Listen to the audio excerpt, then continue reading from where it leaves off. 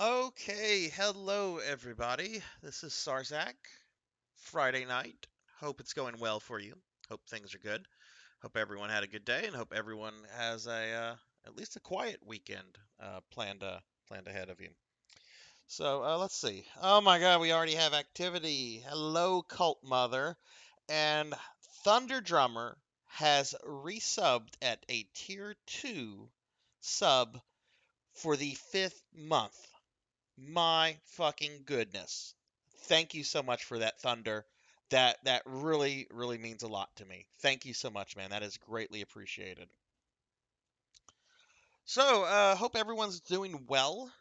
I have a very strange game I'm going to be streaming tonight. This should be the only night that I stream this game. It's actually like 8 little mini games in one package.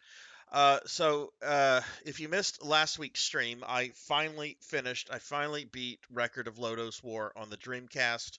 No, I did not 100% it. There are two super bosses that were one-shotting me, despite the fact that I was able to take down the final boss. I don't want to say easily, but when I went to go fight her after doing some grinding and everything, I only fought her once. Not doing that.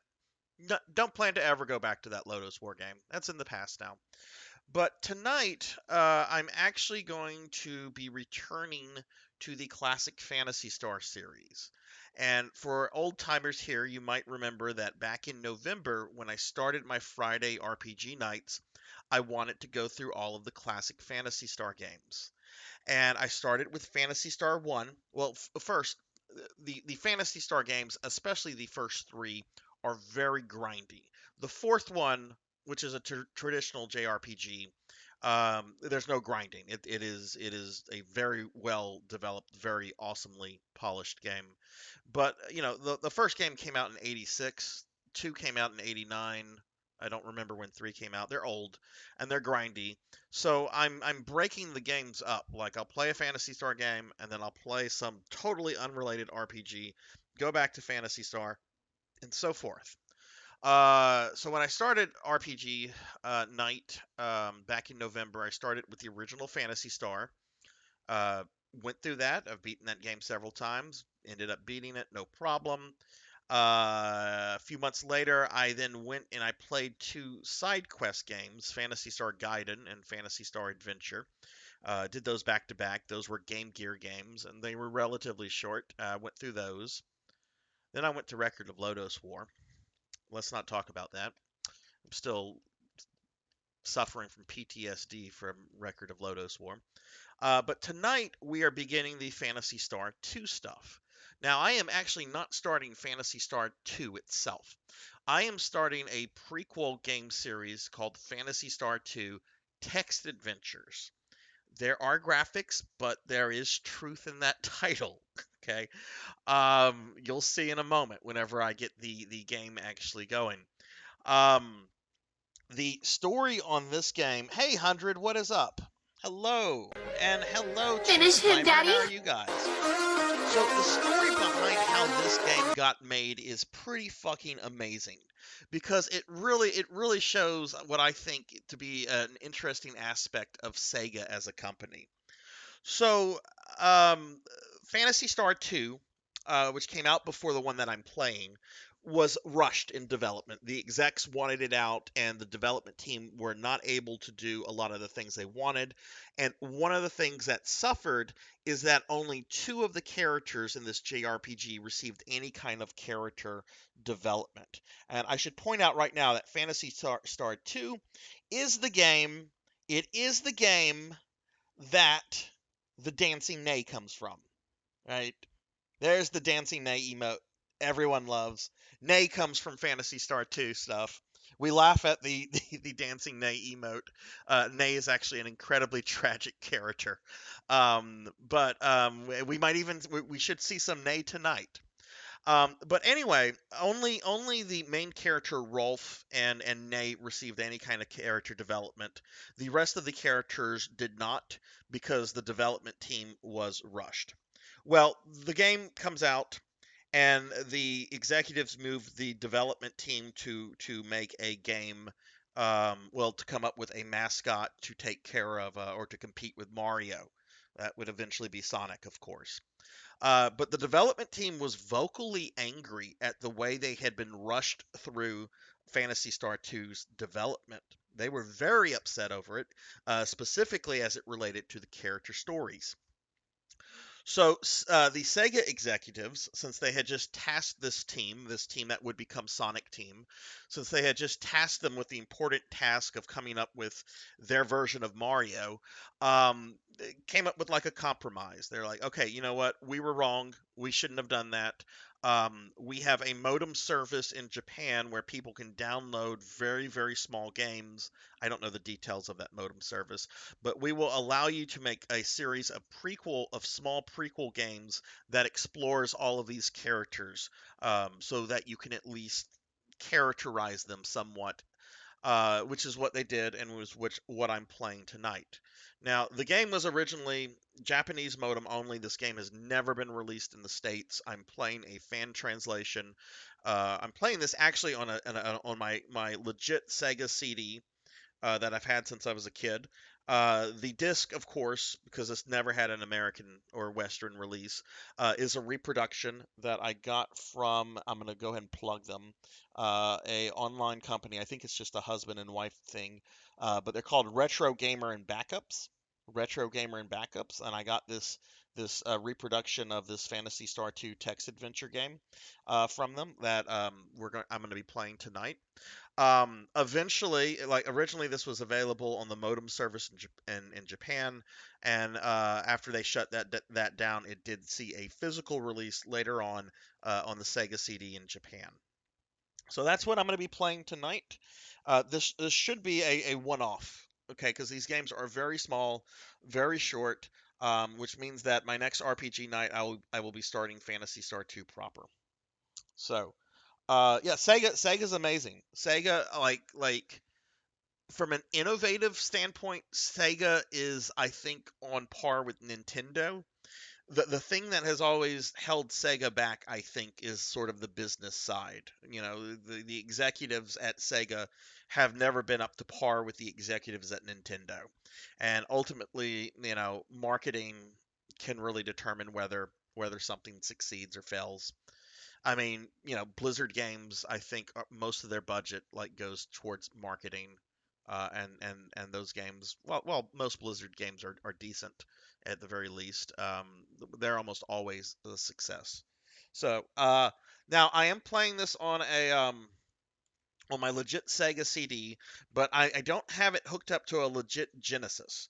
I have it hooked up to and this is a like a modern HD version of the Genesis. It's called um, a Mega SG by Analog, and I'm able to plug my Sega CD into it. But it essentially allows me to play these games on an HD TV at the best graphic um, resolution possible. So that's the strange menu right here. This is the Mega SG's menu. I'm going to tell it to start, and then we're going to go to the Sega CD boot screen,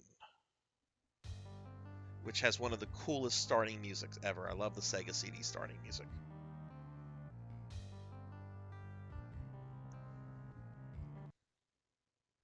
How is everyone tonight? How are you, 100? How are you, Chief? How are you, Thunder and Cult? How is everyone? Sonic CD is awesome. I love Sonic CD. Like, I have it on Sega CD. I have it on PS3. Sonic CD is awesome. If you've never played Sonic CD, if you like Sonic games, play them. Okay, so this is a two disc game collection. It's got these games. I don't know what the fuck these are. We're not going to be looking at these. These right here are the Phantasy Star mini games. Okay. Um, Now you'll notice that there's only four. There's a total of 8 of these. The other four are on the second disc. Okay.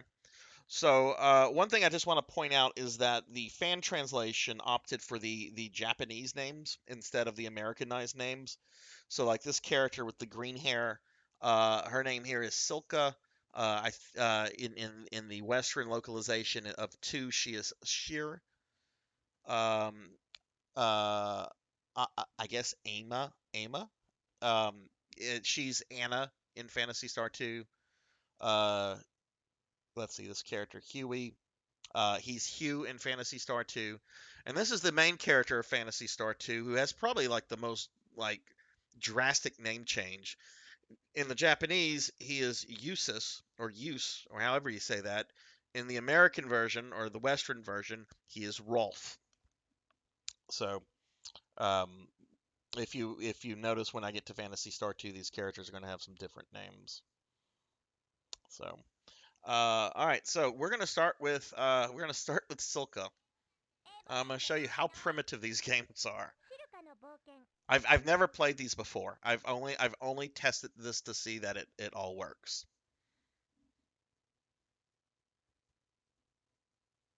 We're from the moon. We do what we want. Thank you for the bits. Thank you so much for those bits, Chief Flamer.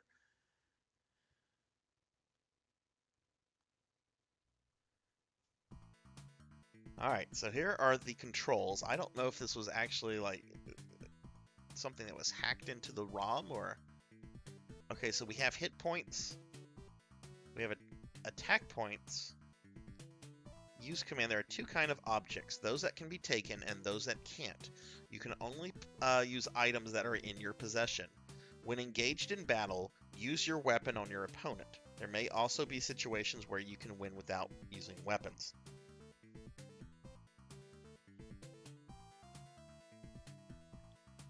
Okay, so this is the game. I'm not kidding when this is called Phantasy Star 2 Text Adventures. We do have some graphics up in the little portrait where Silka's portrait is, and it will change. This is essentially the game. Room 1457 of the Peso Imperio Hotel. A woman gazed at the nighttime view of Peso through the window of her room. Her name was Silka. As the daughter of one of Peso's wealthiest families, she grew up wanting for nothing, and so began to crave the thrill of stealing. From world-renowned gemstones to cans of food from the supermarket. What? From world-renowned gemstones to cans of food from the supermarket. So she's stealing anything from like famous gems to fucking Campbell's soup? She stole it all. I wouldn't call this person like a professional thief. This is a kleptomaniac. I am Melon Lord! Her latest target was on display inside the art gallery on the 10th floor of the building next door. Her prize was to be the Opa Opa, an oil painting by the artistic genius Eli Osel, which was valued at 10 million pesetas. Silka could feel her heart throbbing within her chest. This was to be her first big score in a long time. Well, I guess she hasn't been to the fucking supermarket since she apparently steals fucking Campbell's soup. Coco G! Hello, Coco G! Welcome to the exciting world of Phantasy Star 2 Text Adventures. This is going to be a one-time only stream because these games are short and they are mainly, they're text-based. Room 1457. Lovely even view of Peso City is visible through the window of Silka's hotel room. The exit is to the north. Okay, let's look at the local area. That's the same thing that it just told me. Look out at Peso. Motavia's first city is still growing even today, and this is a 100 million meseta view of it. Can I take anything? Can I use anything? Can I draw? I can't do anything. So let's move. We'll move north. Well, Coco G, we actually get more characterization for most of these characters in the text adventure games I'm playing tonight than we do in actual Phantasy Star 2. Which I told a funny story earlier. I'll tell it a little bit later. I have a feeling I'm going to be telling that story a lot tonight.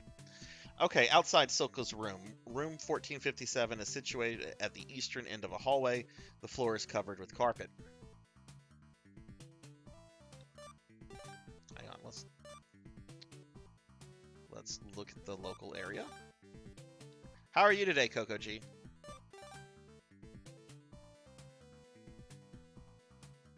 Oh, this is funny, guys. Coco G and I had a fun little chat early this morning. Thick carpeting lies along the corridor. It is made of high-quality wool from the Sopa region. So I think I've said on stream before that I've commissioned a VTube avatar that's going to be like should be available like by the end of the month, early next month. The artist, who is incredible, contacted me this morning with a couple drafts. I sent these to Coco G, and he had a good laugh at it. And they all looked great except for one thing with each of the thing. I'm getting like a main costume and 2 alternate costumes for it. They all had boobs. I forgot to tell her that the thing is male. And she just assumed that it was female. So I'm just like, looks great. It's a dude, no boobs. I mean, I love boobs, but no boobs on the VTube avatar. None of that. Anyway, all right. So let's look at the floor. Thick carpeting lies along the corridor. Is made of high quality wool from the Sopa region. All right. So we came from the south. Let's go west. 14th floor. The hallway continues east and west, interrupted by an elevator to the north.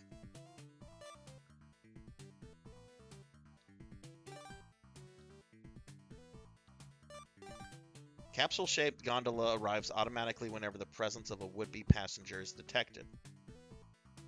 Alter Beast was an awesome game. Oh, okay. All right. Yeah, thanks for the alert, Coco G. And I do hope you come back later, so we can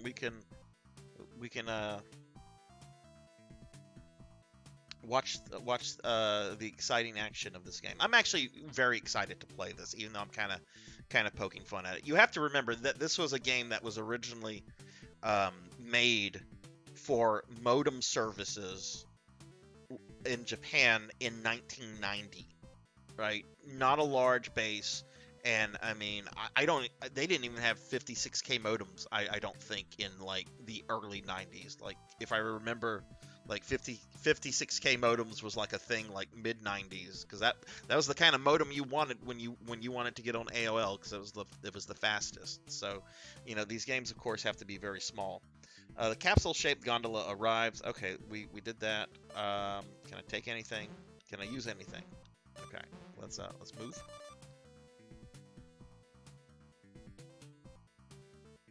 Let's go west. Emergency exit. A sign marks this door as an emergency exit. It leads outside to the fireplace.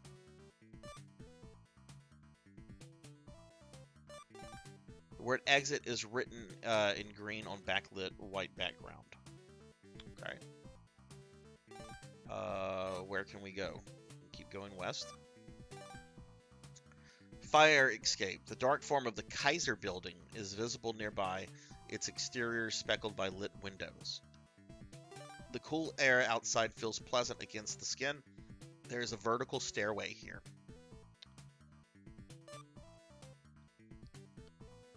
Let's look at the stairway. Spiral staircase is enclosed by fencing to keep people from falling. It looks like a birdcage from the outside. Owned by Altima Kaiser and other businessmen of Paseo City, of Peso, this multi-purpose building serves as an office, hotel, art gallery, and much more. Tonight they are commemorating its 5th anniversary with a party, so the security is especially tight. Okay, so our kleptomaniac is apparently planning to steal from these people. Alright, let's move. I guess we can go up the stairs. The fire escape ends at the roof of the hotel.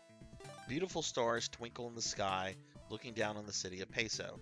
The rooftop of the adjacent building is also visible from here. Okay.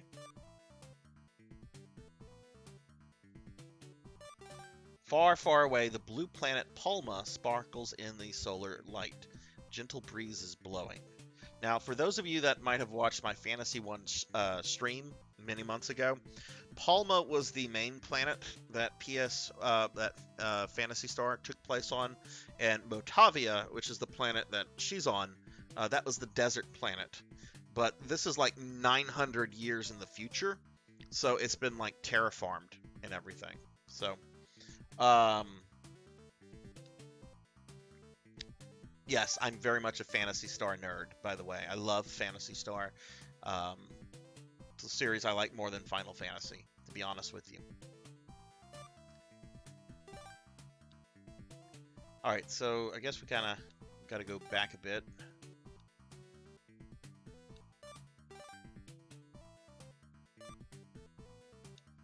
Alright, so I guess we're going to take the elevator. The elevator is on the 14th floor. It's glass shell overlooking the nocturnal city.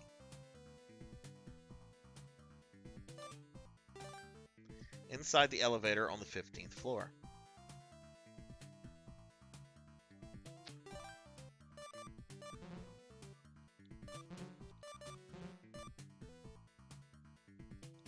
Oh, we're on the 15th floor. Okay, so we want to leave the elevator. North of here lies the elevator. The entrance to the Sky Restaurant can be seen to the west.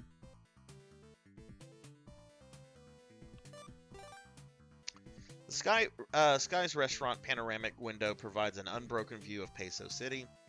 Many customers are seated here. Let's look at them. The hotel guests are engaged in conversations while eating their meals. Sound like Chewbacca taking a shit, that's why!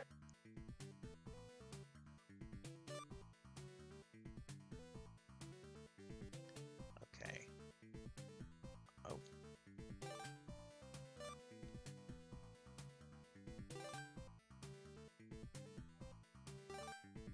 We can't do anything here.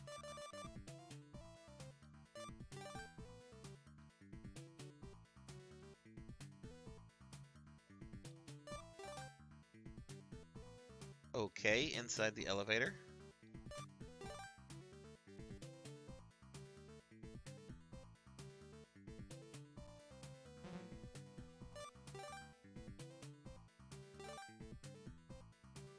Okay. Alright, let's get back in the elevator. Gonna go south. Wait, no. I see what I'm doing. I'm dumb. South moves you out of the elevator, but down moves you to the floor below. That was absolutely the Tourette's guy. People think that's like Chewbacca, like they're gonna hear like the Chewbacca. But I love the Tourette's guy. Tourette's guy makes me laugh. He still does videos. Like, he might do, like, one video, like, once every 2 or 3 years, but he still gets videos out. I don't know if that's awesome or not. Well, I think it's awesome, but...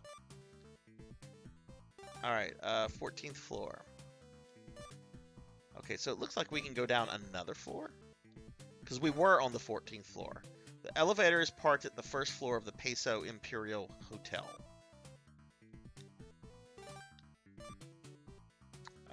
South, yes? Chandelier is bathing in the spacious lobby in dazzling light. Yes, Colt, he still does videos. Like, I think his last video that came out was, like, December of 2020. Like, so he doesn't do them often, but, like, every couple of years, he'll do, like, a new video. It was like a Christmas themed video, obviously, right? But yeah, he has a YouTube. He's got everything on his YouTube channel, and he's still making videos like 15 years after he appeared. Gotta love him. Okay. The elevator is back to the north, and the hotel front desk is to the east. There's also a shop dealing in sporting goods to the west. Why don't we go to see what's at the shop? Welcome, what can I do for you? Asked the clerk as he approached. Hey, we have a person. A hang glider is available for purchase. There's a sand surfboard for sale. Okay. Can't take anything. No belongings.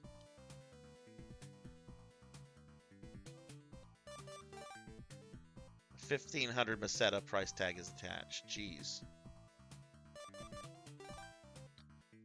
Okay, that's 800. He's Silka's type. Tall, dark, and handsome. Okay. I can't take anything.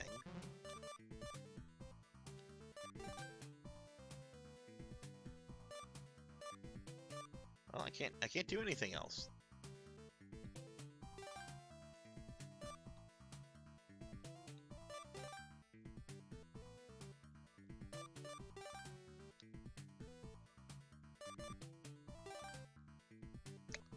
Oh, okay. Okay, so that's how you bring up the menu.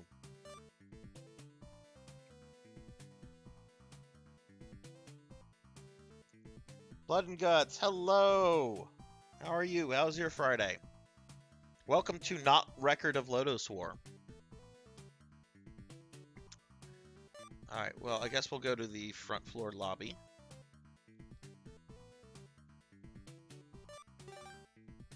There's a woman standing behind the counter.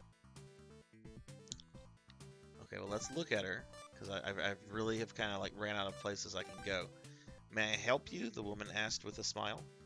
You can use this credit card to pay for things in the hotel. The balance will be due when you check out.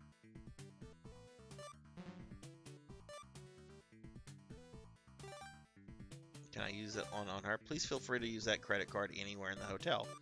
Well, guess where we're going? We're going back to that shop.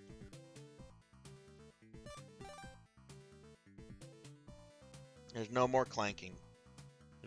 Maybe when I'm bored after my upcoming trip, I'll rip the sound effects or do something and work it into the stream. But you'll never see that Lodos War game on my stream again. Like I like last week I thought, I'm like, you know, maybe I could come back a few months from now and like try to deal with the super bosses. I don't want to do that. I don't want to do that. Generally, I like dealing with super bosses. I don't want to do that. Okay, we're gonna use the credit card. Give me the hang glider. Silk bought the hang glider. Thank you very much for your purchase. The wings of the red hang glider have been folded into a small, convenient bundle. Okay.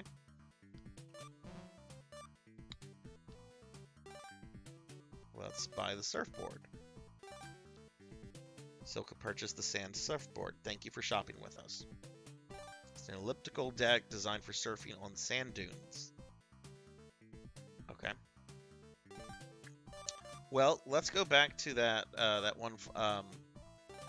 Let's go back to the 15th floor.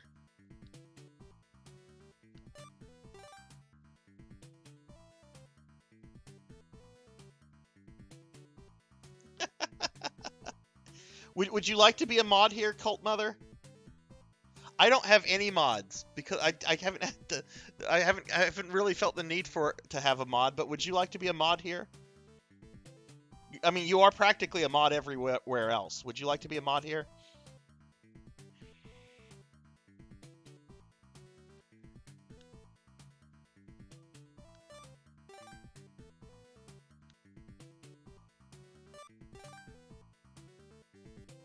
Alright, I'm going to make you a mod then. We're going to have our very first mod, Cult Mother. Which, guys, by the way, if Cult Mother is a really fun streamer. She does a lot of JRPG stuff, especially Persona games. So, you know, give her a follow if you haven't yet. Really cool person.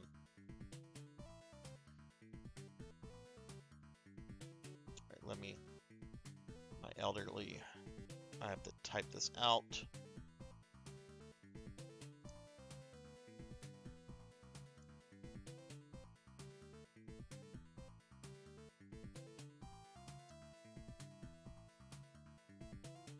Okay, you now have mod power, my friend. Okay, inside the elevator on the 15th floor. I wonder if I can die in these. Like, I know this was like months ago, but the last Phantasy Star game I played, Phantasy Star Adventure, it was impossible to die in that game. Silka wasn't hungry, but she bought a chocolate parfait anyway. Oh, so something just actually happened, and I guess I need to go to the 14th floor. So let's get back in the elevator.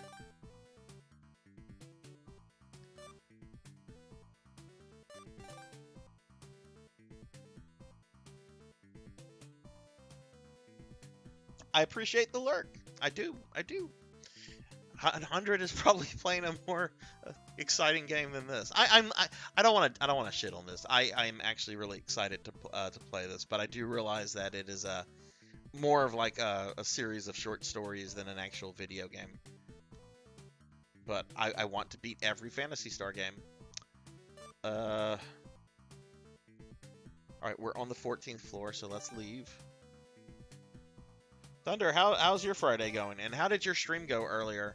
I wasn't able. I was in there lurking, but I'm trying to get ready for this D&D trip, and I finally had some time to sit down and to start painting some miniatures that I need to get ready for this trip, because we leave, I think, on Thursday, and I have like 7 miniatures to paint, and that's a lot of miniatures to paint in like a week. Like I take my time with painting. All right, let's try the hang glider. Let's see. Put it on the surfboard? Sure. What am I doing? Let's use it on the sky. Oh, look at that! We got a new image. We got a new JPEG.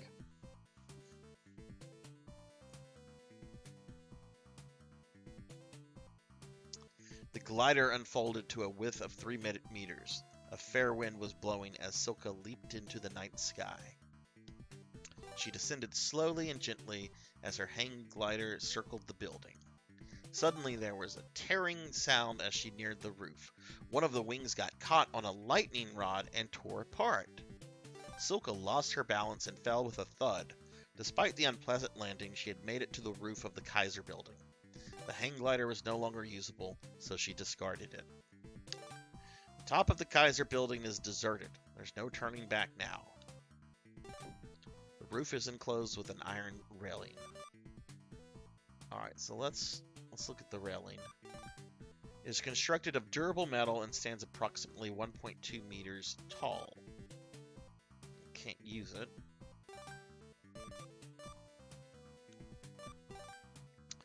There is an open metal door at the western corner of the rooftop. It would be possible to reach the... Really, they're gonna bring the logo back? Okay.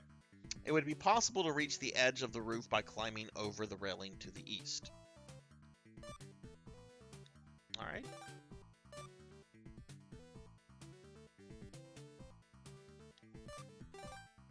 Silka is standing at the edge of the roof behind the railing.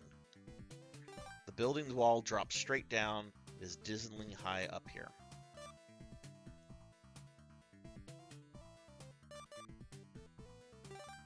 Outer wall is made of smooth marble. It is not visible from here, but floors 3 through 5 are covered in glass.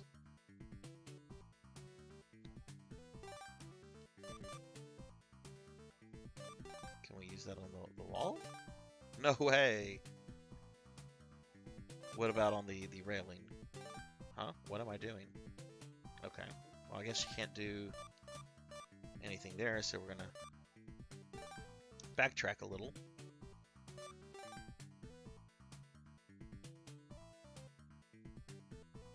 I think you're thinking of someone else, Blood and Guts.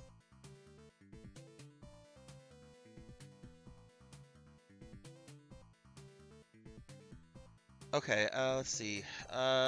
Corridor. Dark, narrow corridor leads to the south, while a staircase to the east ascends to the roof.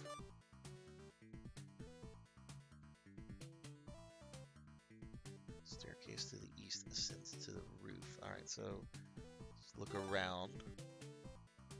Gonna go south, I guess. She's awesome, though. She's very awesome. What Cult Mother, what JRPG are you on right now? Are you still on one of the Personas, or have you moved on to something else?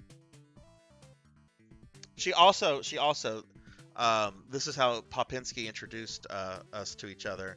She also likes the Castlevanias on the Nintendo 64, which, yes, even though I played through Legacy and got quite angry with it, I still like that game. It's got its problems, but it is a underrated game.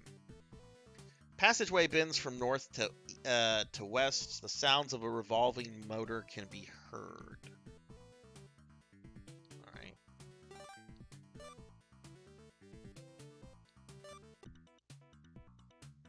Oh fuck! Robot guard. Eastern elevator is just ahead. A robotic security guard is standing there. This area is off limits.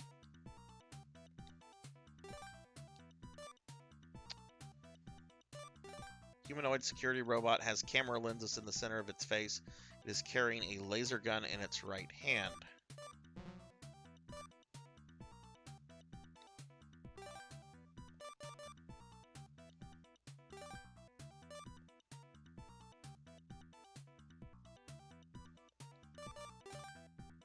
This is a passenger sensing elevator. In contrast to the Imperial Hotel, the elevators here all have a simple box-shaped gondola. Can we use the surfboard on the robot? Silka swung the surfboard. Oh fuck, I just got into combat with the robot.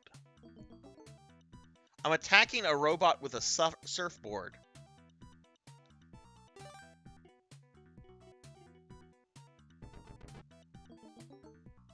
I guess you can die in this game.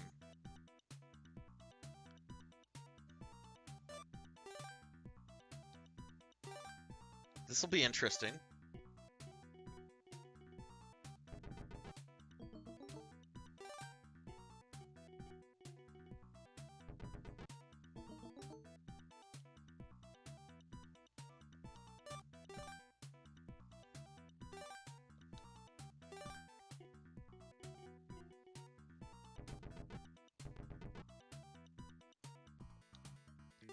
The robot guard collapsed as its head caved in. The laser gun it was carrying fell to the floor. I just killed a like RoboCop-esque guard with a laser gun with a fucking surfboard. I'm gonna take that laser gun. Is the weapon that the robot guard was using no larger than a pistol? It is still quite powerful.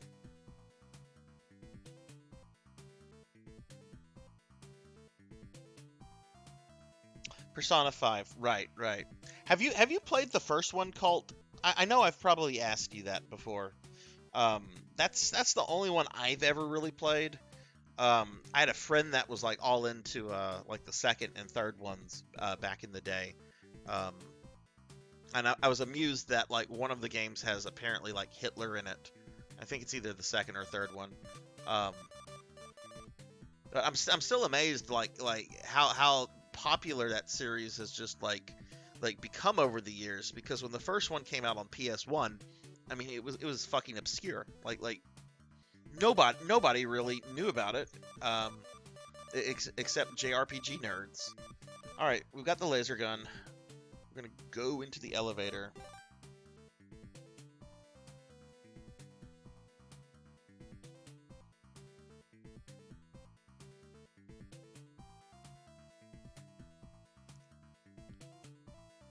Okay, inside the elevator, the 12th floor indicator light is on.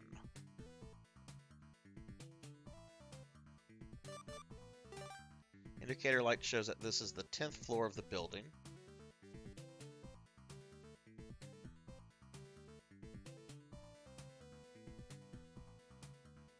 Well, let's explore this floor.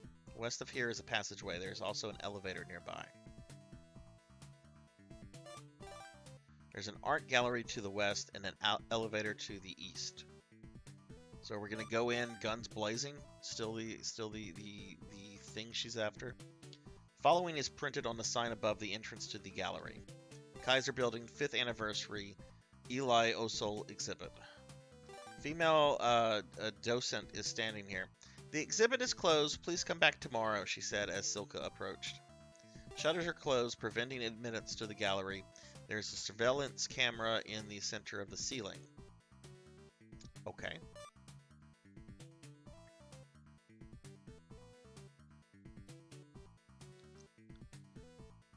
Oh wow, there's a lot going on here. Okay, it's actually an android which is sophisticated enough to be mistaken for a human female. I want to use my laser gun. Let's shoot that camera. No way. Okay. Well, the android hasn't really done anything to offend me, so I guess I can't shoot her.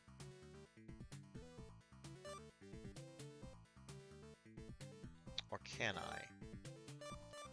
Can't use my laser gun. Can I use my surfboard though? Because I did just beat up a robot. Oh, we can't use that on this lady, which is probably a good thing. Can I use it on the camera? Nope.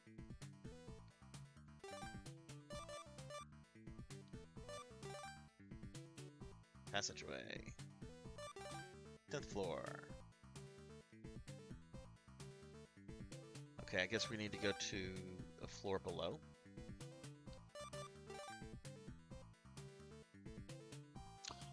Persona 5 was my first Persona. Although I like it, I feel that there's too much hand-holding. Oh, that kind of sucks. But I mean, so many games, modern games, I just feel do a little too much of that. Unless it's like, you know, one of these game series that is just like marketed to just be brutal, like the Soul games and that kind of stuff. Elevator is currently on the 6th floor. All right, well let's get out here. East side elevator is located here. Eastern passage leads to a cloakroom, and beyond it is the sound of voices can be heard from the ballroom. There's also a corridor to the west and a restroom to the south. Oh my goodness, we have all sorts of things we can go here. Let's go to the restroom. This is the restroom for the 6th floor. To the left, as one enters, the entire wall is covered by a mirror. A trio of sinks is nearby. The room was empty, so Silka rested a while. I got my HP back. The fucking corporate restroom is the equivalent of an inn in this game.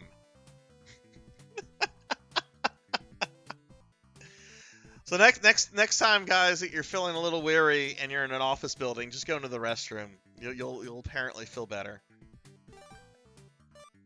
A hand mirror was left near one of the basins. Okay, well let's take that. Silka took the hand mirror, a circular mirror approximately 20 centimeters in diameter. Someone must have forgotten it. Can we look at anything else here?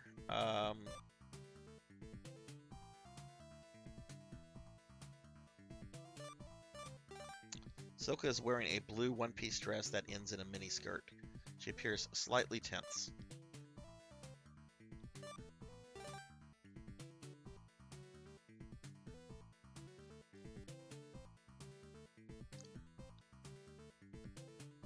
Alright, let's go east. I don't remember what's east. Cloakroom. An attendant is present.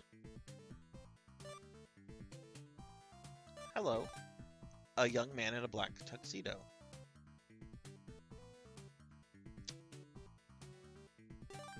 Can I go past him? Nope. Can I use him?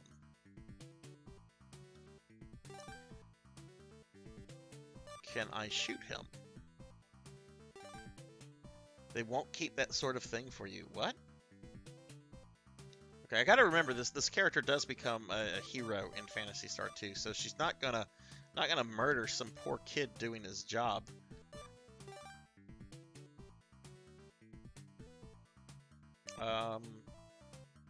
Maybe I can use...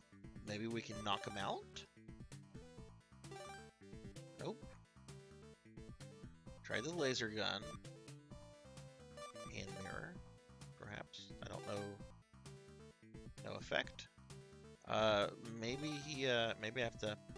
Okay. Nothing happened. I can't do anything with the attendant yet. All right. Wait, hang on. Let me go back that way. This is the room with the attendant, right? Okay.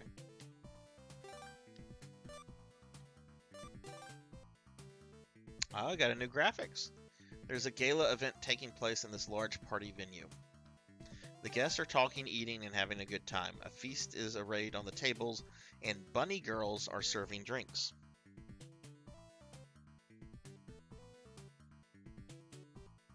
I guess I don't have shout-outs set up. I need I need to do that. Uh, I normally just like shout it out like vocally, but I guess I should set that up now. Guests are talking. Okay, let's see. We've got bunny girls. Let's look at the bunny girls.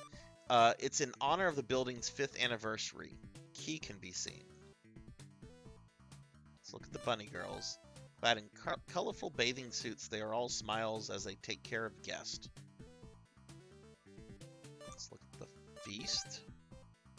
Lobster roast mammoth. I don't know about you guys. It's been a while since I've had some roast mammoth. We looked at the bunny girls. We looked at the feast. Can I take anything? Let's take the key. Silka took the key. It's the key to a coin locker. Number 5 is engraved on it. Okay.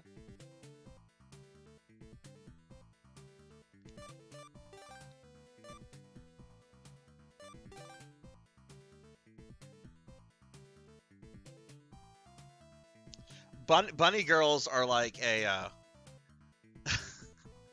they are very much a thing in the Phantasy Star online games. So much so I think there's like 15 to like 16 different bunny girl outfits you can get. And whenever the new bunny girl outfits come out, everyone wants to get the bunny girl outfits, and everybody's running around for about a week in the bunny girl outfits. It's kind of funny. I've never personally been to a party where there were bunny girls. I know my life is not complete until I do that. All right, we've not been west yet. There are elevators both to the east and west. Oh wait, there's another elevator here? There is nothing here except the central elevator shaft. Back east is the corridor. Inside the elevator on the 6th floor.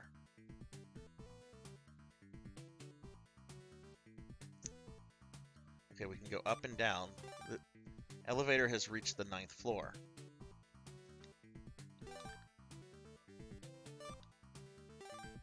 I still have yet to play any Persona games, and I own 2 of them, and the 2 Shin Megami games I played, but only just started them. Really want to get back into them, but the backlog is real.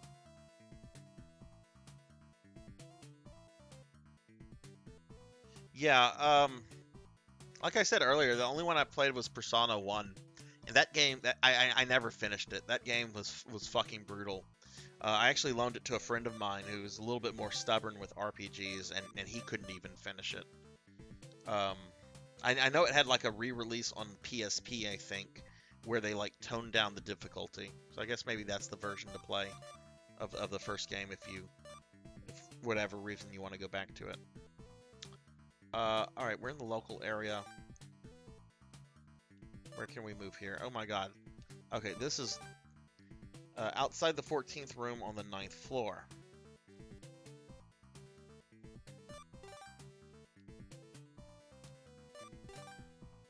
There's a door leading to the 9th floor, 15th room. Okay. Can we use the door?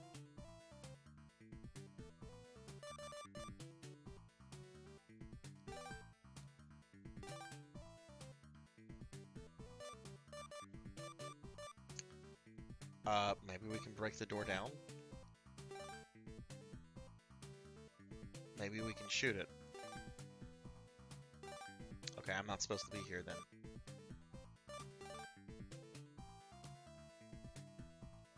Alright, that should bring me back to the elevator. Yeah.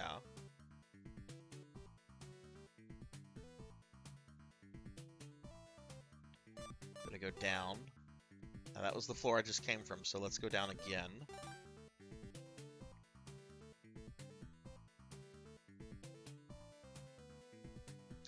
The elevator has stopped at the 3rd floor. Okay. Step out. North leads to this floor's central elevator, while east brings one to the restroom. First thing one notices upon entering this restroom is the wall to the front. There are also 4 doors on the right side, one of which is shut, apparently occupied. Silka took a short break. Key can be seen. Silka took the key. It is a key for a coin locker. Number 8 is engraved on it. Okay.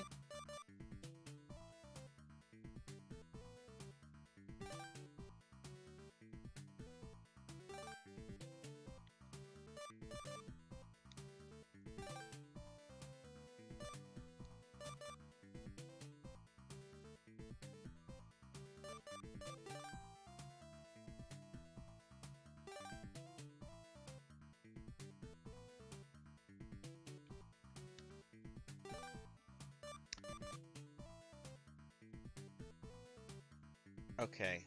I guess that's all that's on this floor. I'm gonna go back into the elevator. Okay, this takes me back to the 6th floor. I'm gonna get out. That's the west elevator.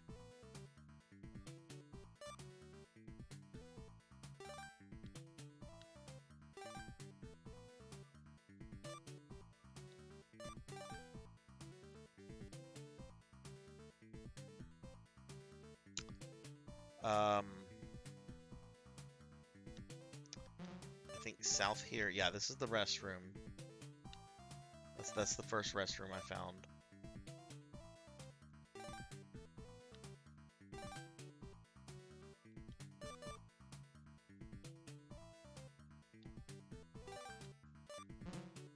Okay. I think if I go east here, that takes me back to the gala. So let's not go there. Actually, hang on. Cloakroom. This is where the attendant is, right? Yeah. Can I use anything on him?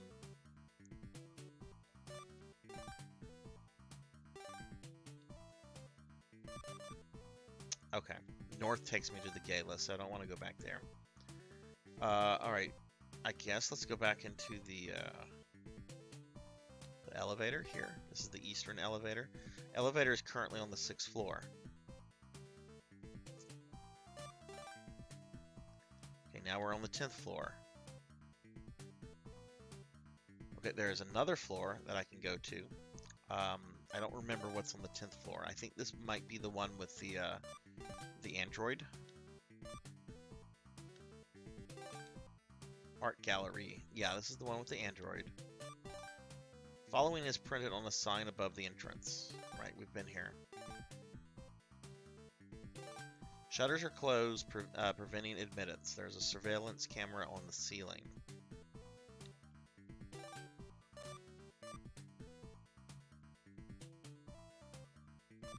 Yeah, I mean, all I've gotten since the last time I was here were these 2 keys, which that's clearly not going to do anything. So, move back. Go back into the elevator. And we'll go up. 12th floor.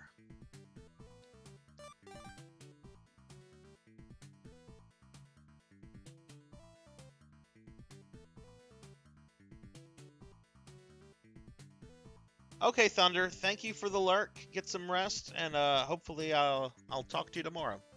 Have a good one. Okay, so let's see. Corner.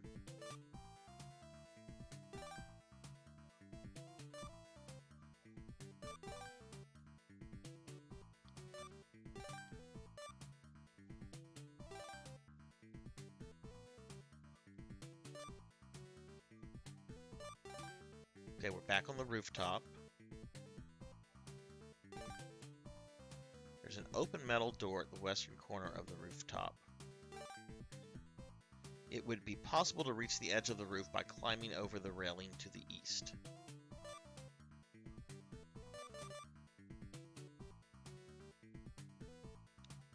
I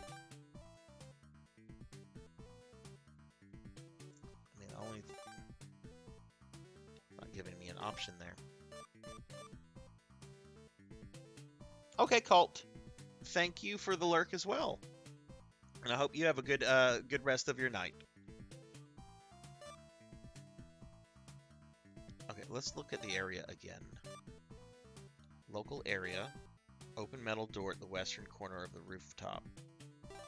Okay, let's go east. Edge of roof.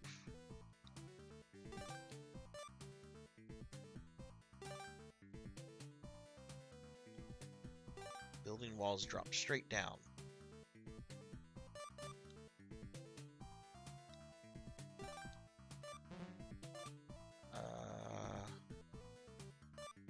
Surfboard? I know I tried this earlier.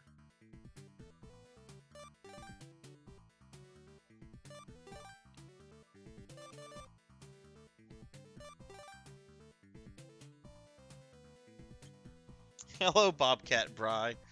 No, this is not character customization. This is the game, my friend. We are trying to steal art. This is a text adventure game. You have to be able to read.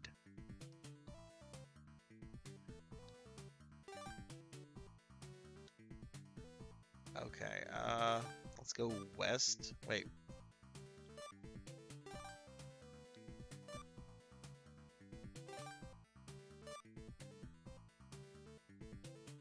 Oh, we had gone west. Well, let's go south. Top of the Kaiser building is deserted. There's no turning back now.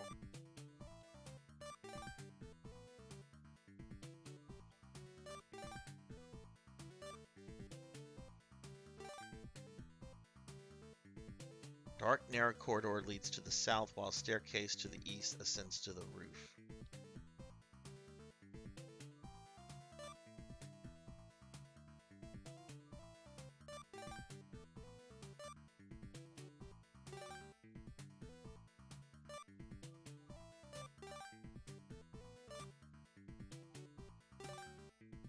Eastern elevator is just ahead.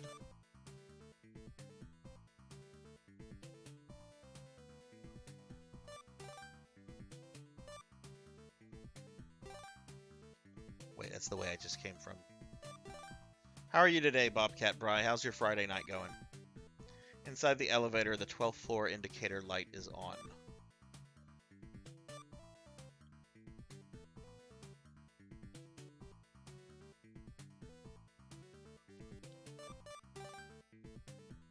Tenth floor. That is where we've come before. I want to search the rooftop a little bit more.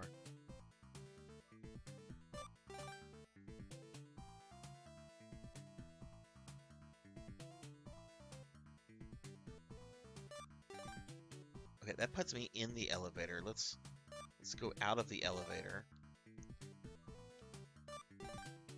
Corner. Okay, I'm on the 12th floor.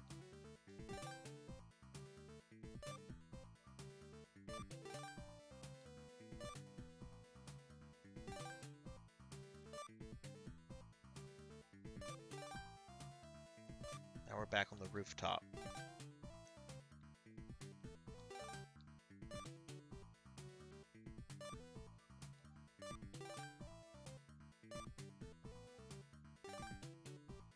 Yeah, that's where I came in at.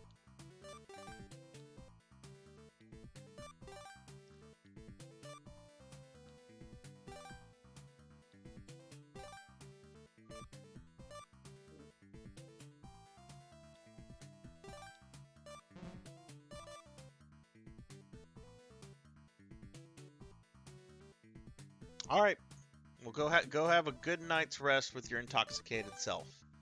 I hope Stranger Things is going well. I have not watched any of that since the first season. No reason, just haven't gotten to it. Dark, narrow corridor leads to the south. Okay, so there's really nothing else on the roof.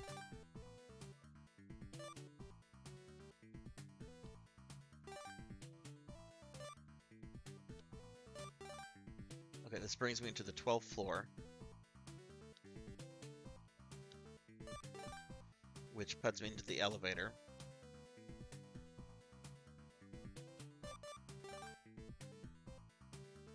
Brings me to the 10th floor.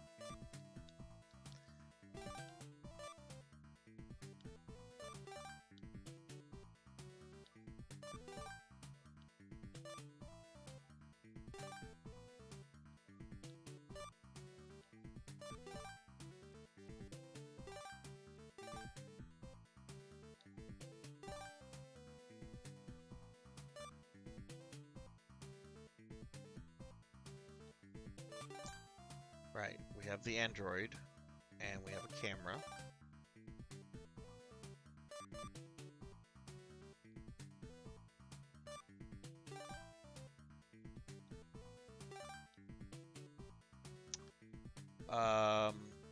Maybe use this on the android? Okay, I can't do anything there yet.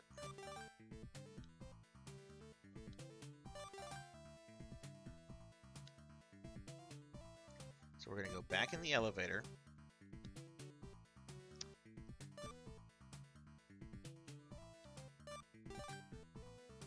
Now we're on the 6th floor. Get out of the elevator. South takes me to the restroom. Let's go back this way. Okay, that's the cloakroom. That's the one with the attendant. Here's the gala.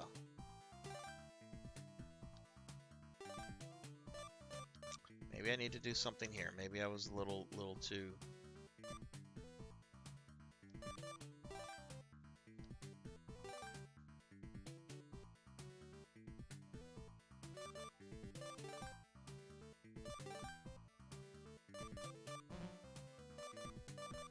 This is where I got one of the keys.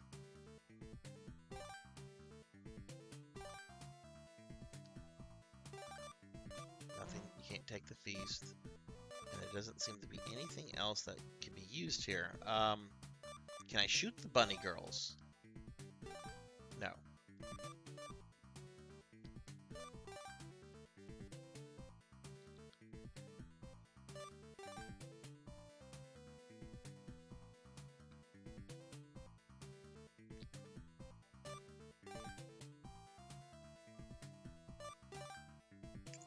Now, this takes me to the western elevator. Let's go down. Stopped on the 3rd floor, which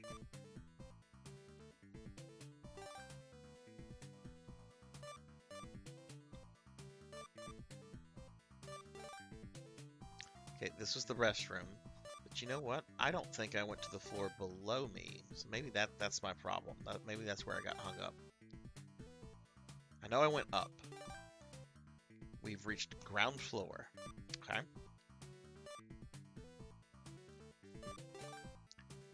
This floor central elevator is located here.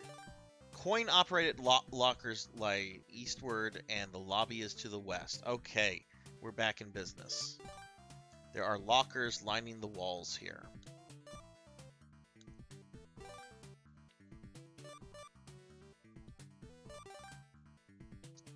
Alright, well, let's use key number 5.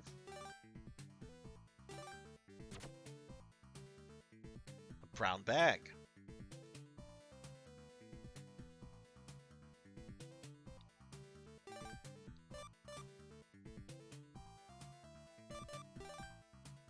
There was a contact microphone inside. Okay.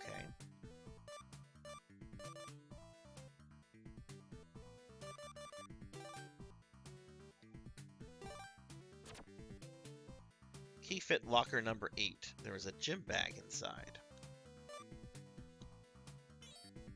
Silka took the contact mic. This covert listening device is an older model, but still highly effective. Similar to a stethoscope, it is used by placing the diaphragm disc against a surface adjacent to a location one wishes to eavesdrop on. Okay. What's the other thing I just got?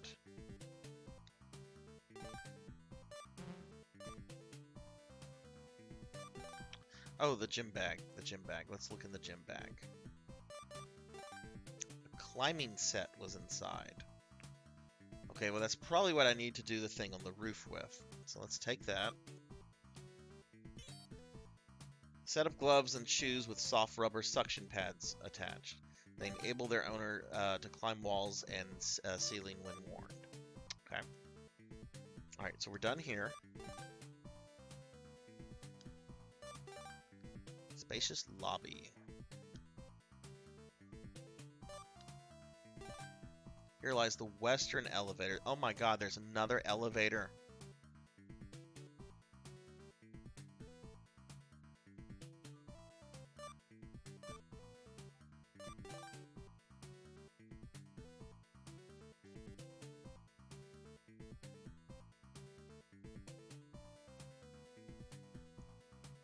It's reached ground floor, so how can we go down? Oh, there's a basement. End of the line for this elevator is floor B1. This is an entryway to the floor's west elevator. To the east is a kitchen, and to the west entrance is the building's power substation. Let's go to the kitchen. Motavian cooks are discussing something while preparing the cuisine. There's a key hanging beside the doorway.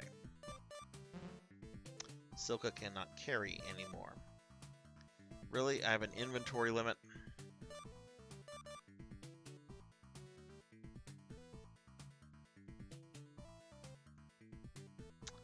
Okay, well we know there's a key there. Let's look at some stuff. Let's look at the... There seems to be food for the party. That's nice. Look at the cooks. They have not noticed Silka.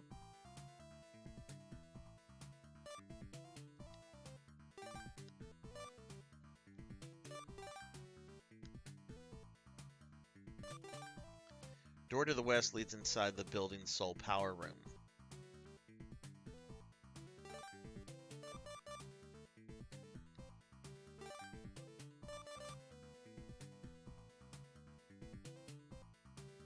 Can I not go that way? Maybe I have to use a key? I thought I had a key. I know there was a key that I didn't pick up just now.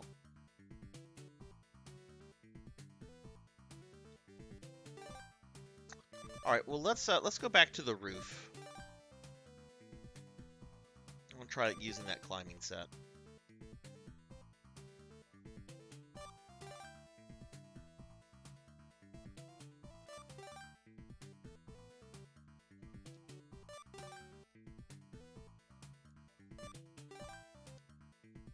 We're gonna go north to the elevator. We're gonna go up. Gonna go up. Gonna go up.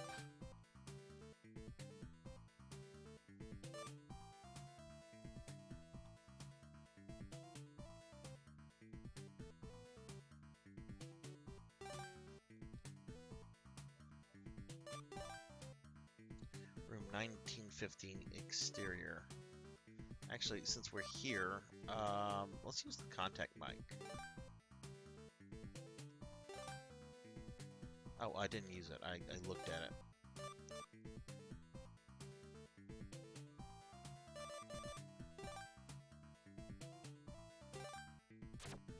As she applied the device to her ears, Silka's face rapidly turned red, and she removed the headphones. Oh, people getting it on. She heard sexy noises.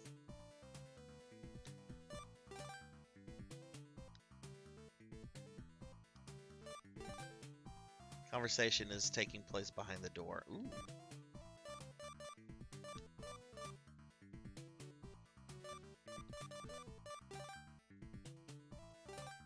Man's voice was heard. The surveillance cameras can be disabled. This is the password to the security system on the 5th floor. Excellent. Excellent. How did you get it? Actually, Shh! There's someone outside. It appears that Silka has been discovered. Whoosh! The door opened and a man appeared. That's strange. I thought there was someone out here. There's nothing to be afraid of, brother. Silka barely managed to escape by hiding behind the elevator.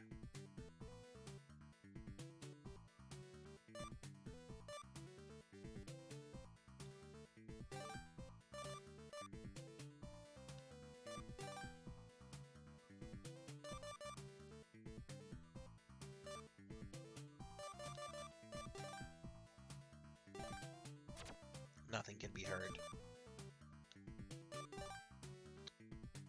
Okay, let's see. That's the sexy room.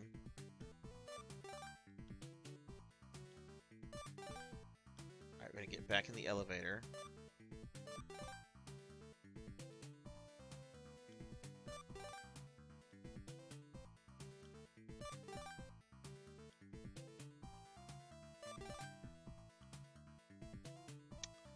Okay, I think this is an elevator. Yes. Okay, we're gonna take this to the 12th floor now.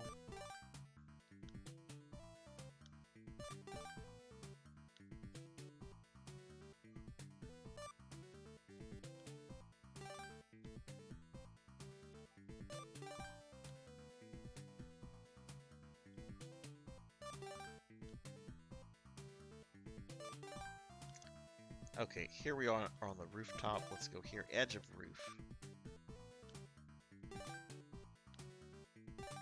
Okay, let's use climbing set on the railing. Nope, let's use it on the wall then. Silka put on her climbing gear and clung to the side of the building. Outside the 10th floor window, there is no place to enter the building.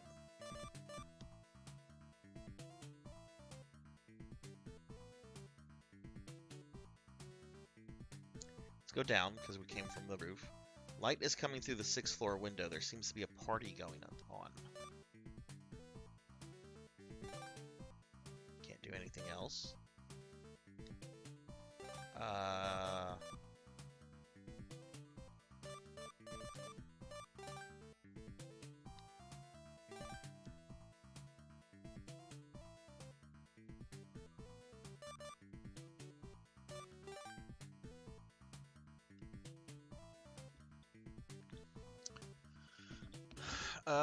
Huh. Surfboard? Nope.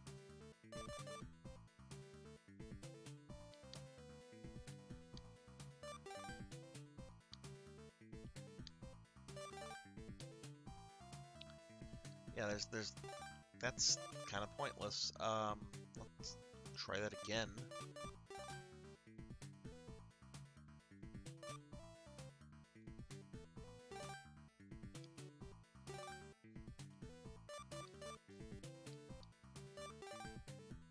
Yeah, there's the party going on.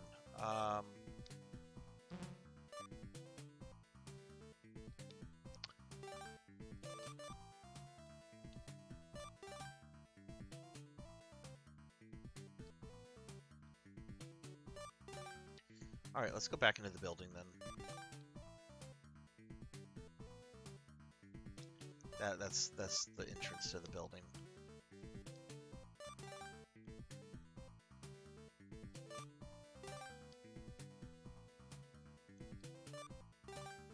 Okay, we're on the elevator. Let's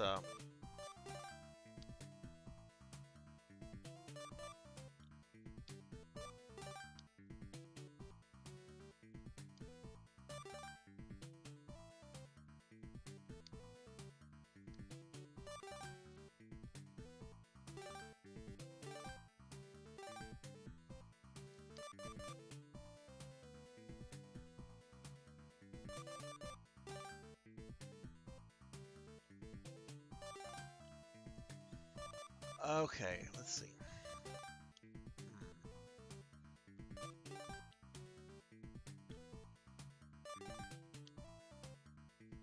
Alright, we are going to go... What, are we going to go down or are we going to go south? Let's go down. Leave the elevator.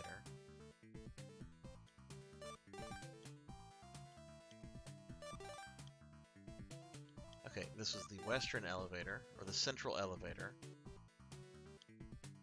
We're going to go up here. 9th floor.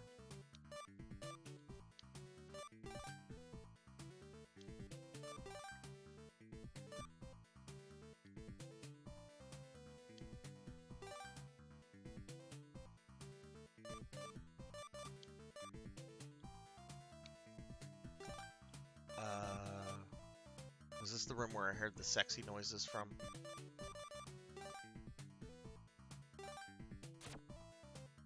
Yeah, they're still getting it on, which is fine.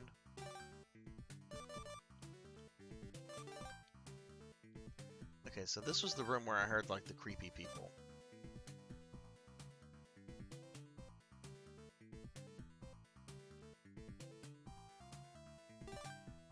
Area is now completely silent. Thick wooden door made from Matovian oak.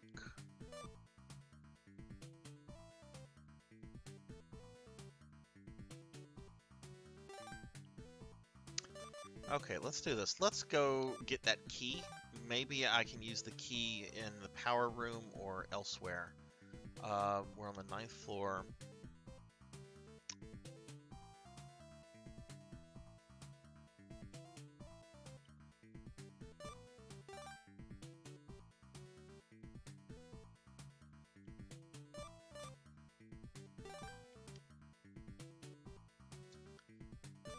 Let's leave here. I'm gonna have to drop something though.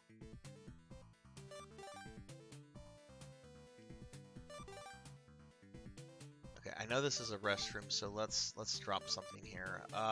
What do we want to drop? I'm gonna drop the credit card.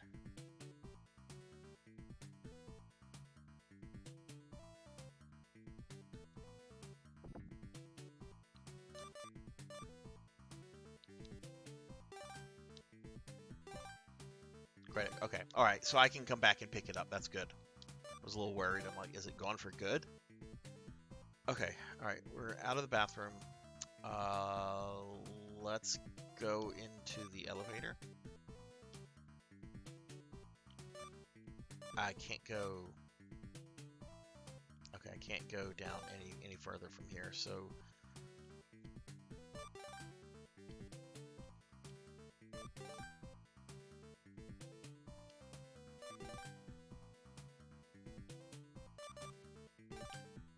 Third floor. Have I looked around the 3rd floor? Oh, I think this is just the bathroom.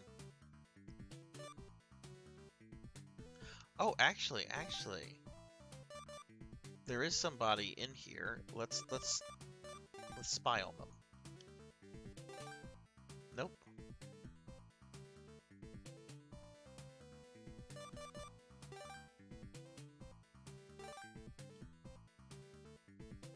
Can we climb over it? Silka started to climb the bathroom wall, but soon gave up, feeling ridiculous.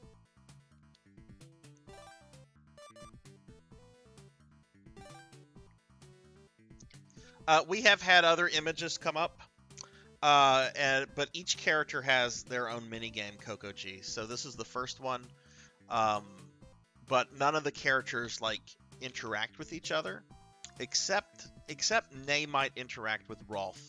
But I think Nay is the last game that is to be played. So right now, Silka is just trying to steal something. First thing one notices upon it is the wall to the front. There are also 4 doors on the right side, one of which is shut, apparently occupied. Took a break. Okay, well let's get back down below.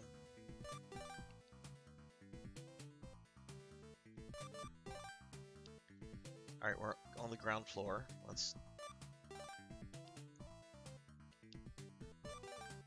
We're in the lobby. Let's go into this elevator. Go down into the basement. Get out. A map would be very, very helpful. There's a key hanging besides the doorway. We're going to take that. Silka took the key. The purpose of this key is not readily apparent. Let's look at it. Okay. Alright, there's a room on this floor where I might be able to use it. Okay, we're in the power substation. Let's use the key on this door.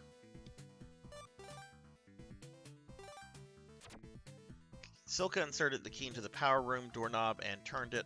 Click! The door is now open.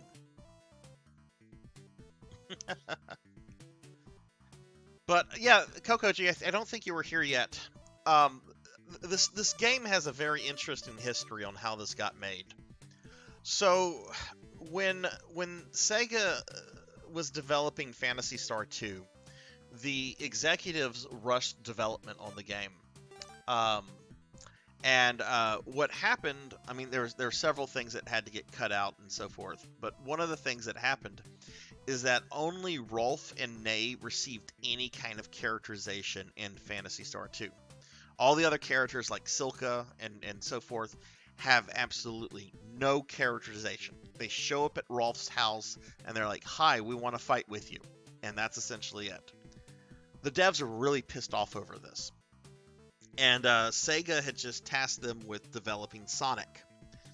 This would become Sonic Team, but they were vocally annoyed over what happened with this. And apparently, in order to keep them happy, so that they would stay focused on developing Sonic, they're like, "Look, we have this modem service. We'll allow you to make some mini games for the modem service that explores the different characters in more detail. If this will make you happy." And I don't know if it made them happy, but that's how these games got made. This room supplies electricity to the whole building by way of a of a switch panel. Ooh, pliers can be seen. Well, we're gonna take those. Silka took the pliers, a large pair of lineman pliers for cutting wires and the like.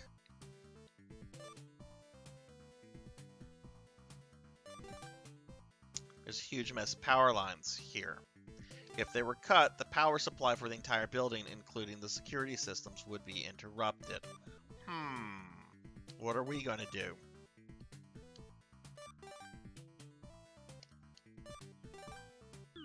As Silka cut the power lines, the light abruptly went out and the entire building was plunged into darkness.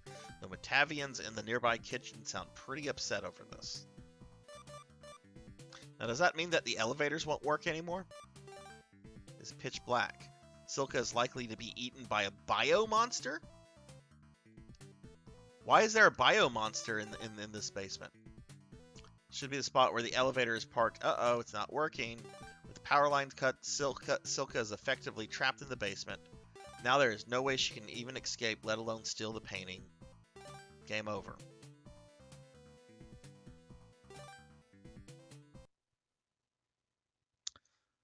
So I wasn't supposed to do that. I don't think I'm going to beat all 8 of these tonight. Alright, so we're starting over. You get her origin story. This is great. She lives on Peso City on the planet Motavia. Room 1457 of the Peso Imperial Hotel. Her name was Silka. As the daughter of one of Peso's wealthiest families, she grew up wanting for nothing, and so began the crave of to crave the thrill of stealing. From old renowned gemstones to cans of food from the supermarket, she stole it all. From world-renowned gemstones to supermarket canned food. I think she's a kleptomaniac. Alright, anyway, she's after this one thing. We kind of went through this, so I'm going to kind of go through quickly to get back where we were.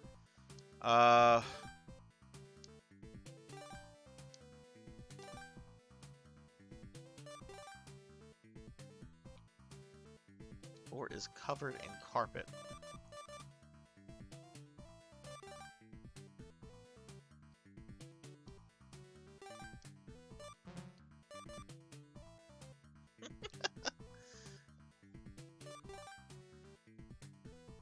Interrupted by an elevator. We're gonna get on the elevator.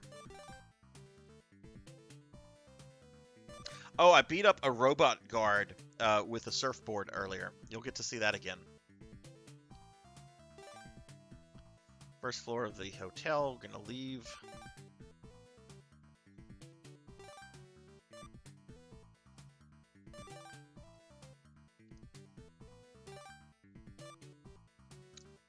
Gonna go to the east. Okay, there's a lady at the front desk. And she gives me a credit card.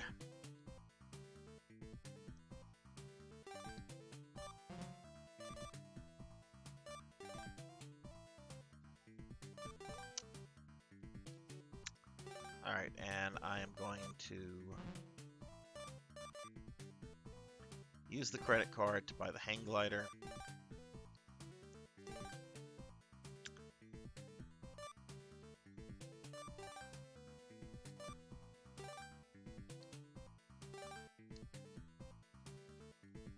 Okay, so I got this. This is I'm in one building. I'm trying to get to another building. So let's see. We're gonna go back into the elevator. Gonna go up. I think we want to go up more.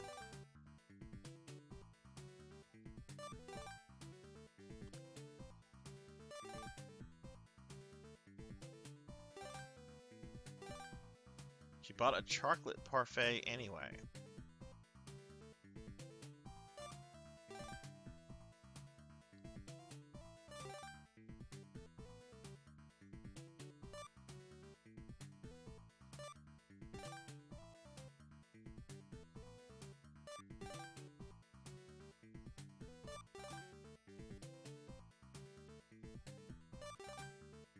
Okay, here we go. There's a vertical stairway here. We're gonna go up on the rooftop. All right.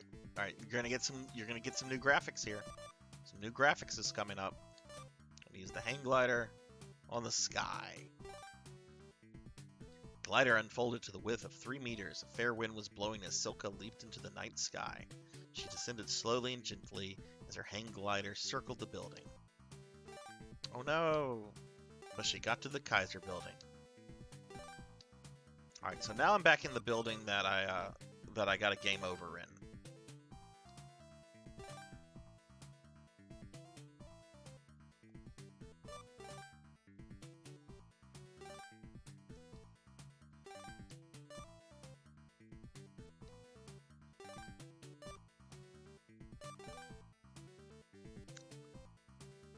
Let's go this way.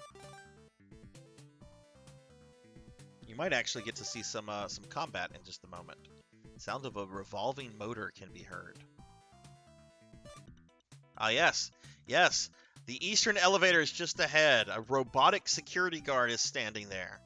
So RoboCop 9000 is blocking my way. Area is off limits. So what are we going to do? Why, we're going to attack RoboCop 5000 with a surfboard.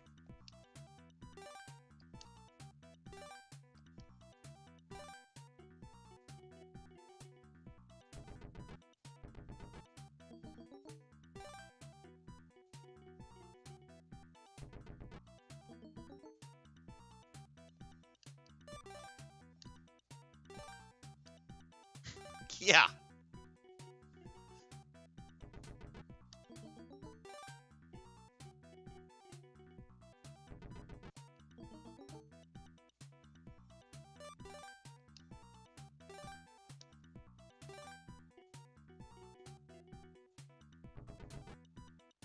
And we defeated the RoboGuard. We're going to take his laser gun. So I just beat up RoboCop 9000 with a surfboard.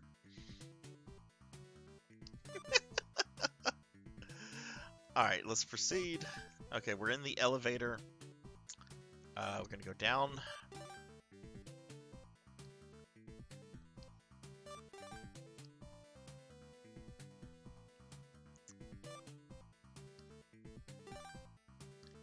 Okay, this is the art gallery. This is where I'm trying to get. Kaiser Building 5th Anniversary Eli Osel exhibit. Please come back tomorrow. there's a camera. Okay, that's where I'm trying to figure out how to get into. So let's go back here. We're going to go back into the elevator.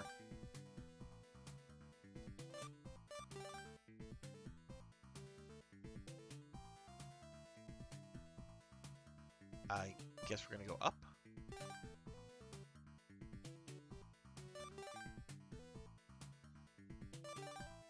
Oh wait, this is okay. I had a dumb moment. I've been that way. I'm gonna go down. Get out here. I'm gonna go into the restroom, which restrooms, by the way, are essentially the ends in this game. You see that I got my health restored for going into the restroom in this corporate building. Tire wall is covered by a mirror. Their trio is synced nearby. Hand mirror was left in one of the basins. We're going to take that.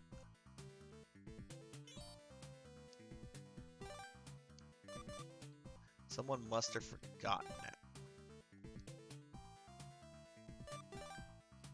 Okay, I wonder, let's use there's an attendant here. Let's use this on the attendant.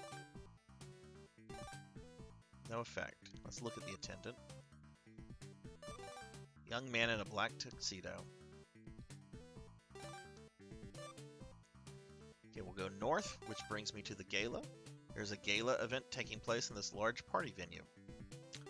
Feast is arrayed on tables, and bunny girls are serving drinks. A key can be seen. Let's look at the bunny girls.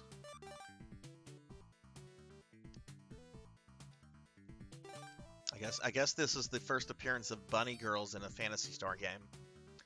It's the key to a coin locker. Okay, got that.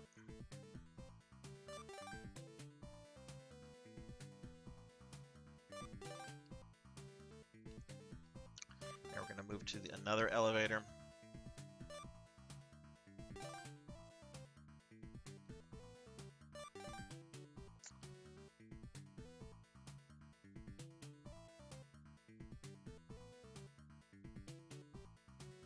Should be another key that I should find. Maybe it's down a little bit further. Let's go down more. Oh,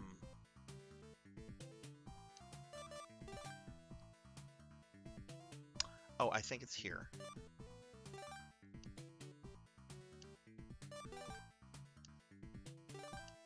Okay, yeah, here's another restroom with another key.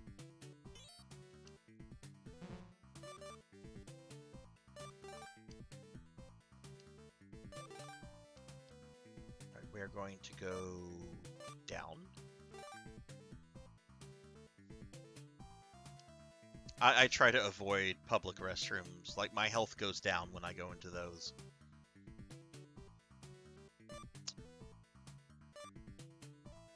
Okay, we're going to go back up. Going to leave this elevator. Wait, what? Oh, this is the floor with only a restroom on it. Nothing else, just the restroom.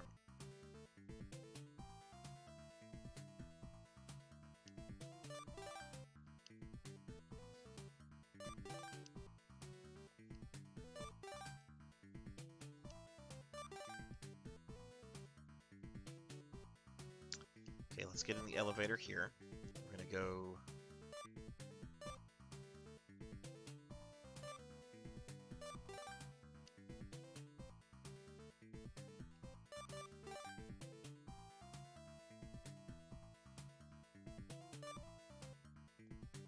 Wait a second.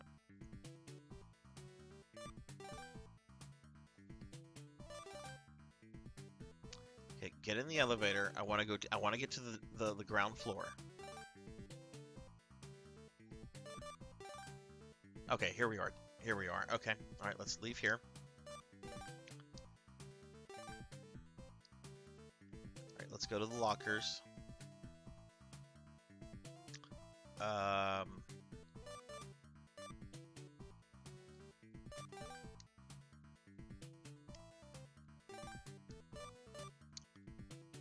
Let's use key number 5. brown bag.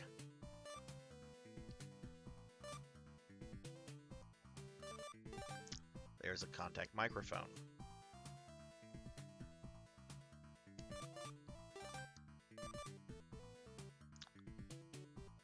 Use key number 8.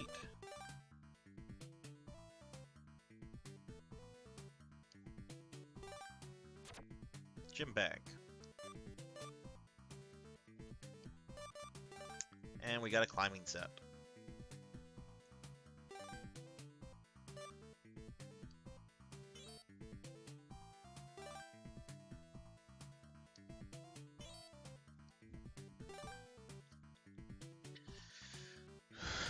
Okay, so we've got those. They enable their owner to climb walls. It's okay.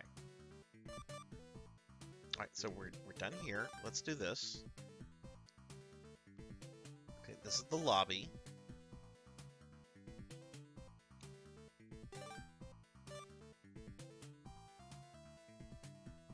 Alright, I'm gonna drop the credit card here. Oh, it's only for the Imperial Hotel. I don't need the credit card. I'm in the Kaiser building. I'm not in the hotel. Let's go this way. I'm gonna go in this elevator. This will take me back down to the basement. Gonna get out.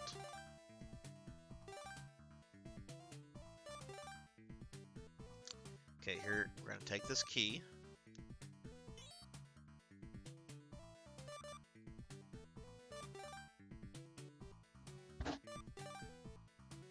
Alright, we're going to use this key on the power substation entrance. This is going to let us in.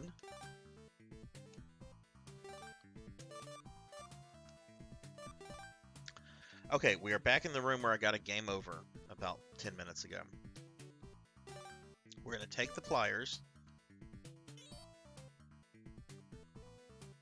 We are going to look at the switch panel. Power lines. But we are not going to cut it because that's how we got our game over.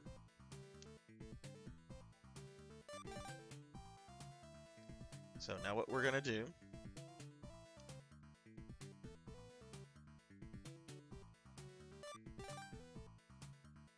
wait, wrong thing.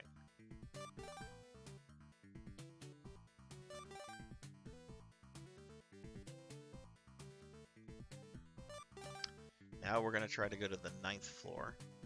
So let's get back to the other elevator.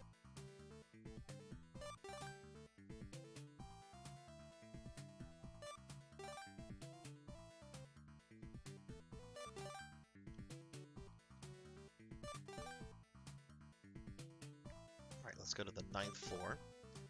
Elevator has reached the 9th floor. We're going to get out here.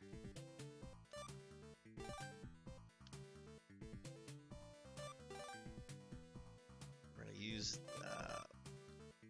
stethoscope or whatever, the contact mic. As she applied the device to her ears, Silka's face rapidly turned red and she removed the headphones because she's hearing people having sex. Okay, so this is where something important happened last time. Outside the 14th room on the 9th floor, a conversation is taking place between the door. We are going to use the contact mic on the door.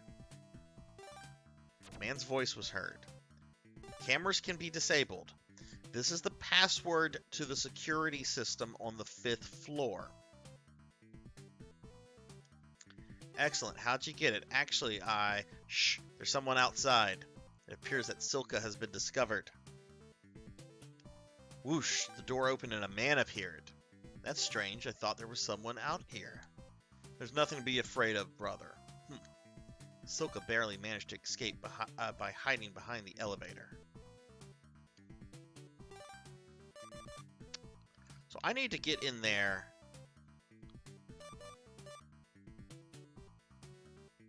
Oh, I don't have the key anymore.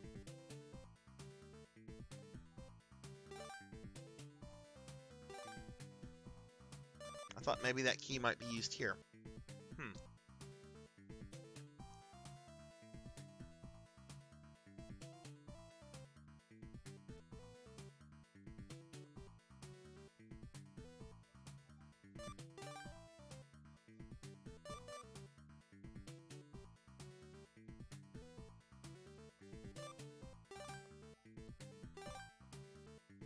You can't blast the door open.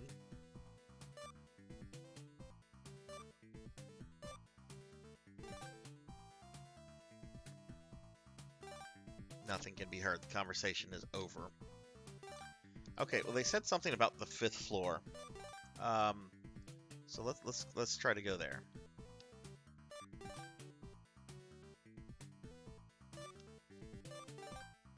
It's the 6th floor. 3rd floor. Okay, let's go back up.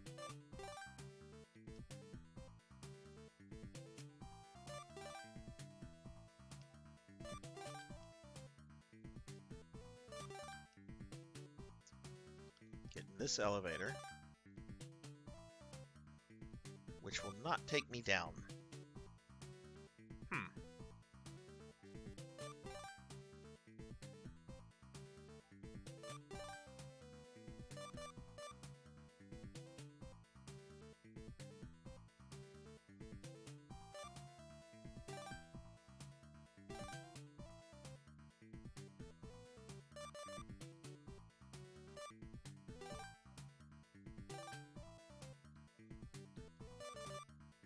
Okay, let's do this. Let's go back to the rooftop.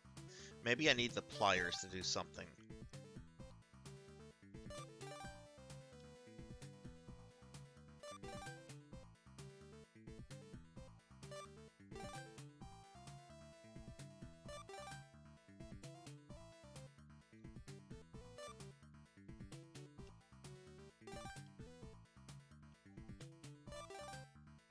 Alright, we're on the rooftop. Edge of roof. We are going to use the climbing set on the wall. We're going to go down. Seems to be a party going on.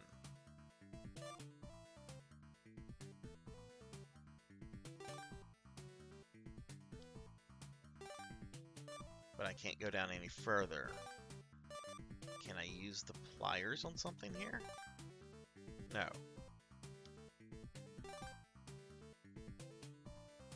Can I use the surfboard? No. Can I use the laser gun? No. Can I use the hand mirror?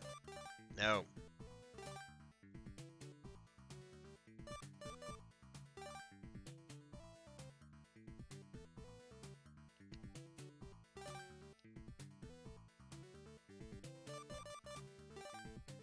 Okay, I can't do anything here, and it only takes me down to the 6th floor, not the 5th floor.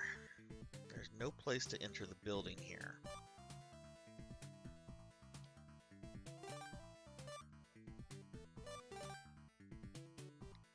Seems to be a party going on.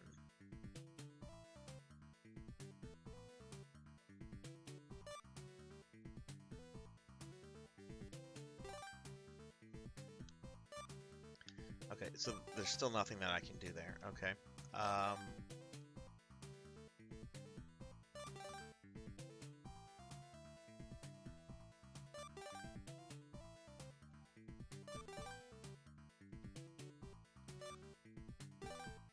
Alright, let's get in the elevator.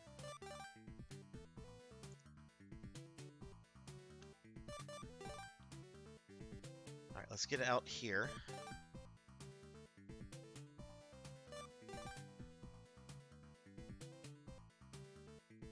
Well, thank you for the lurk, it's your boy Ninja. Hope you're having a good Friday.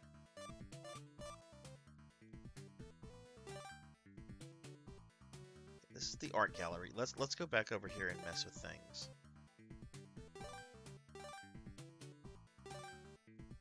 Maybe I can use the pliers on the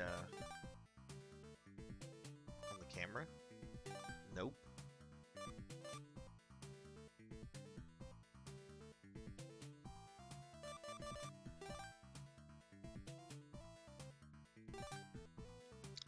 there's nothing I can use here.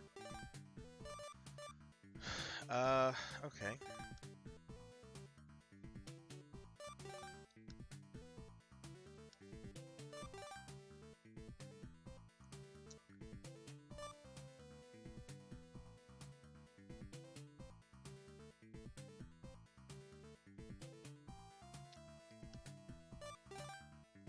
All right, we're on the 6th floor.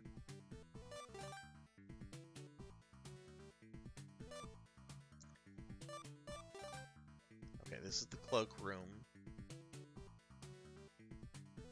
An attendant is present. Young man in a black tuxedo. Can we knock him out? Can we murder him? Can I stab his eyes out with pliers?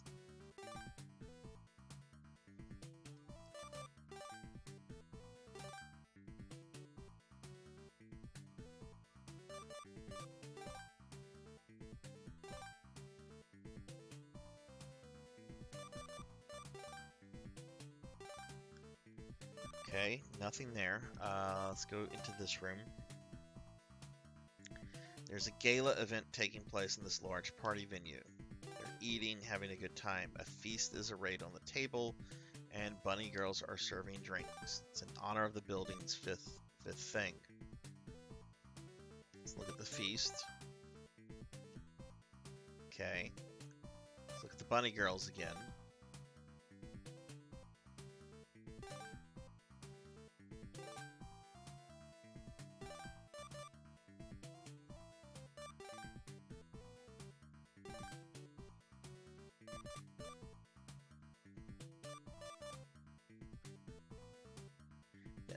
None of this. This is all like spy gear that I have. None of this would be used in this on Feast or on Bunny Girls.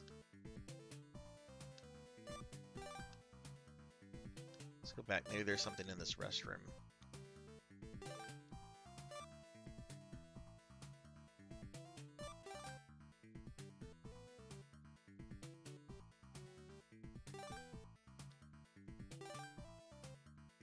Trio of sinks is nearby. The room was empty, so she rested a while. Wonder.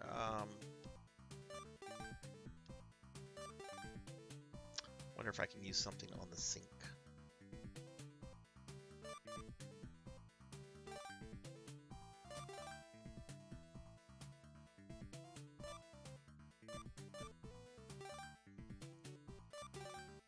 Well, can I use the sink? No, you can't use the sink.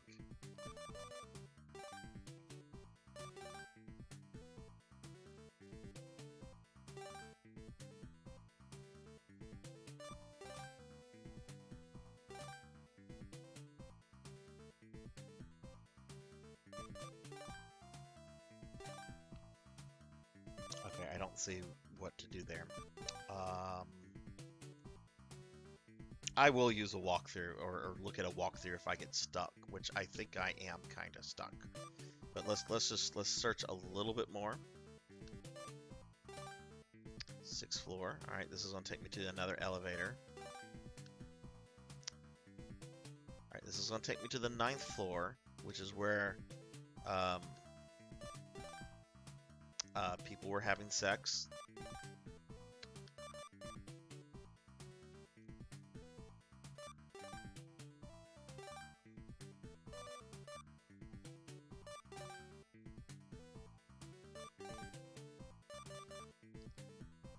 Can I use pliers on this door? Nope.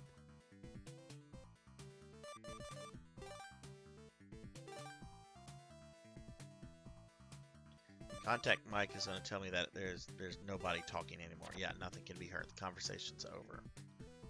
Can I blow my way through the door? Nope. Alright, we're going to go back into the elevator. I'm pretty sure I have to get into that room in order to get the password. But then I also have to figure out a way to get to the 5th floor. Okay, so let's see. We're going to go down. Going to go down again. Okay, this is just a restroom, but let's go check it out again.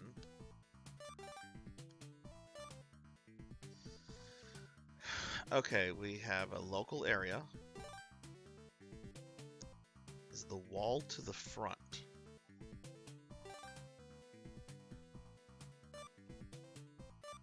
Let's look at the wall. The wall is made of beige panels. It is smooth to touch.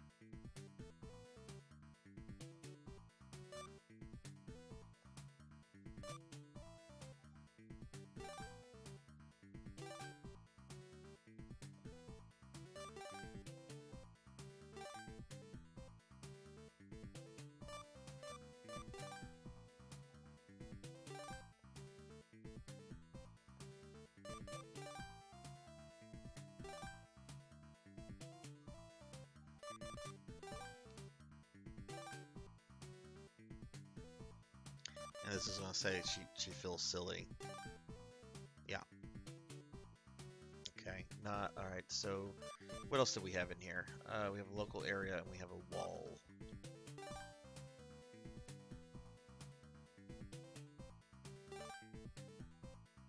Four doors on the right side, one of which is shut, apparently occupied.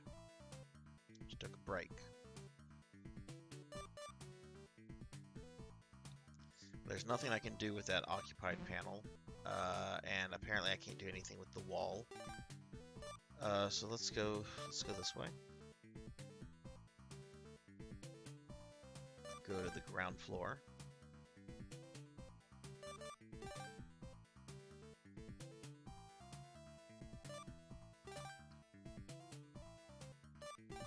Okay, we're back in the locker room.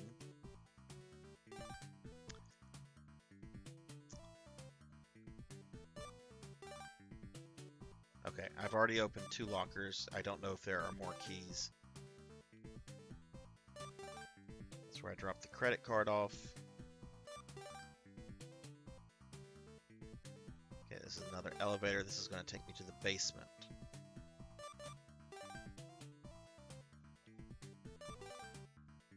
Let's go this way. Alright, we've got the kitchen with the Motavian. Let's see. Look at the local area. Motavian cooks are discussing something while preparing the cuisine. Food for the party. Smells good. Totally engrossed in their conversation, the cooks have not noticed this, Silka yet. Can I use the contact mic? Well.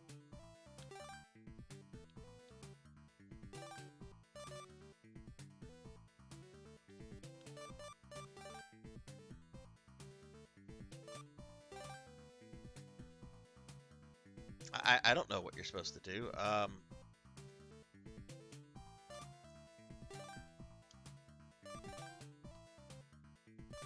Nothing that can be taken here.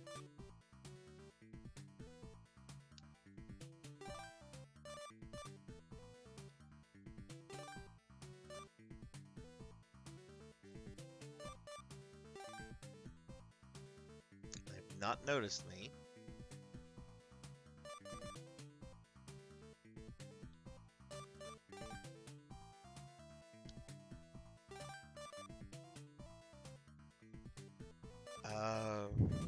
Hand mirror, I guess?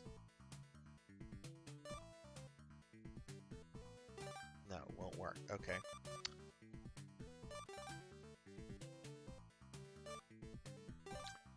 Alright, this is the power substation entrance. Sole power room.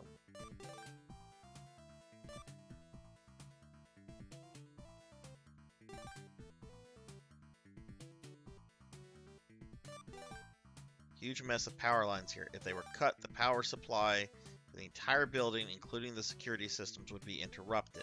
However, if I cut them with the pliers, I get a game over.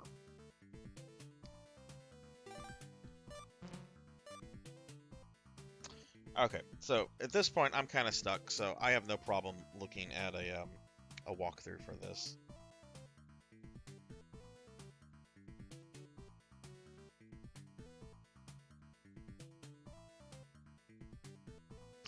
So just a moment, please.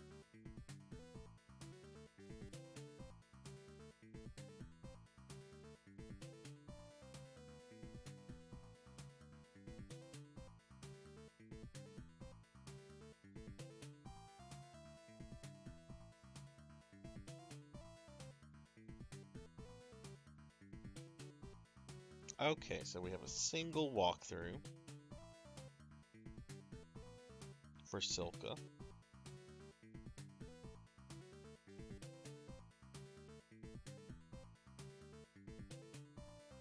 Alright, so let's see what we have. 6th floor.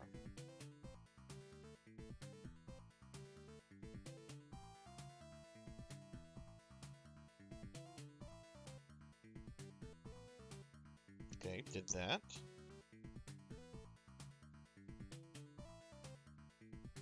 Alright, did the 9th floor where she listened to the stuff. She went, then they go to the ground floor. You could go down to the first basement, but it is unnecessary, though you can experience your first game over there.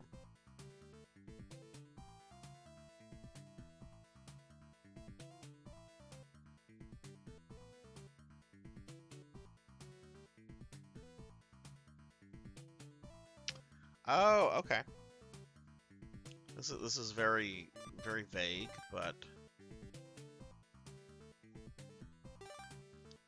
all right. So we're gonna leave here. We're gonna go back to the elevator.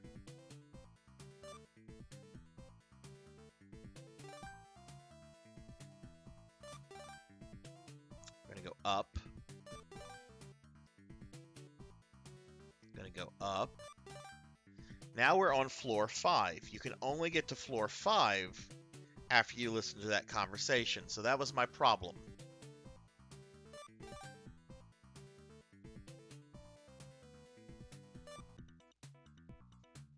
Uh-oh, we got another robot guard. Passageway continues to the west while the east leads back to the elevator. A robotic security guard is standing here. This area is off limit. Well, guess what? I got a laser gun. I'm gonna shoot you.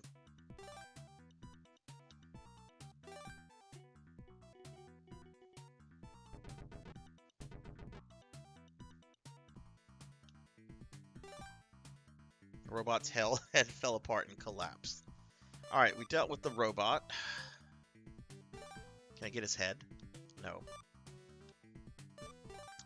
3 security cameras are mounted on a wall. Moving to the north will definitely trigger an alarm.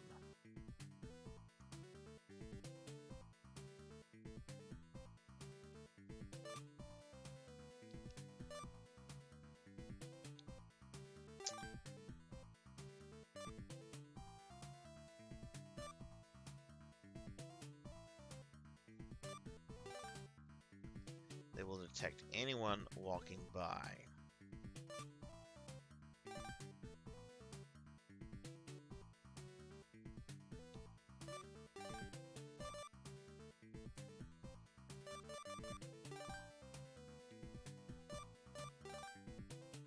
Silka put on the equipment and climbed the wall. She made it to the other side without being detected by maneuvering across the ceiling.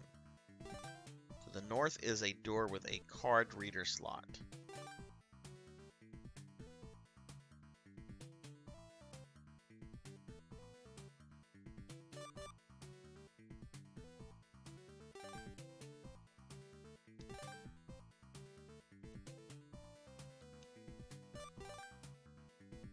Door opens when you insert an authorized identification card.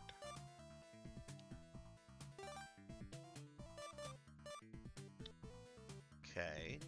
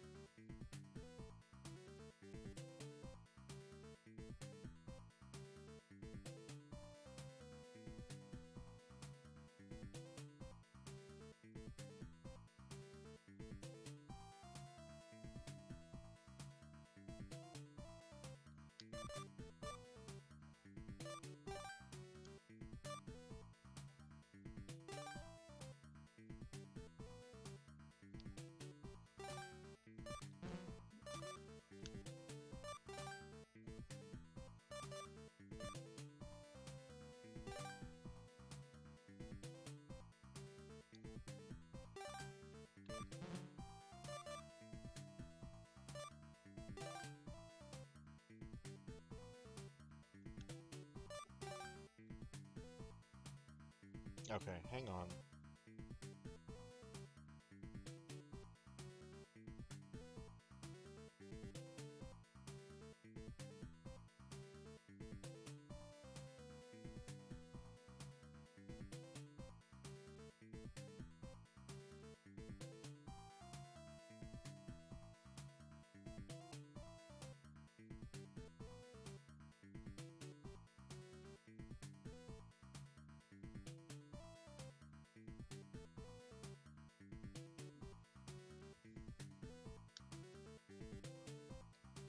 I really don't like how certain floors just become available, like, after you've done certain things.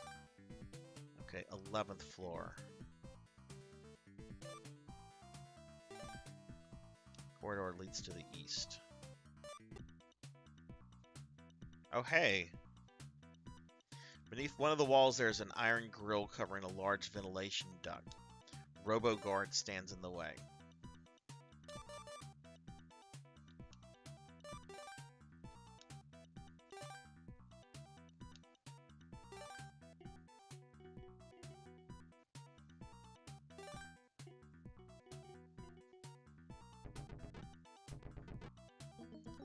Oh my god.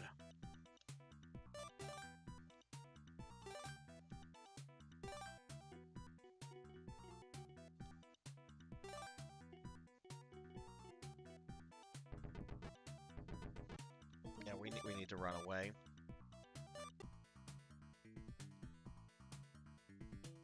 And I need to go find a restroom.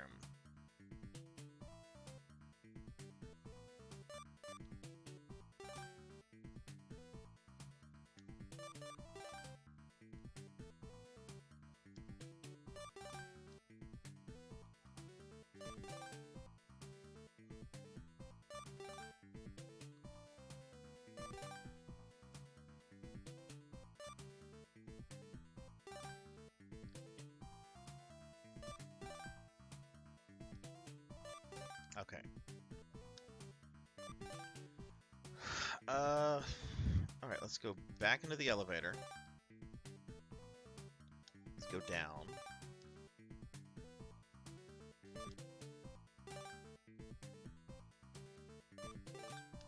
So I guess I gotta do something with that big Ed 209 robot, but I guess I'm not supposed to fight him.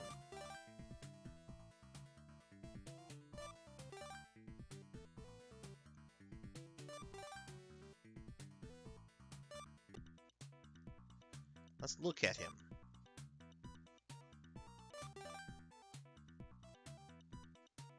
Yeah, we don't want to fight Ed 209.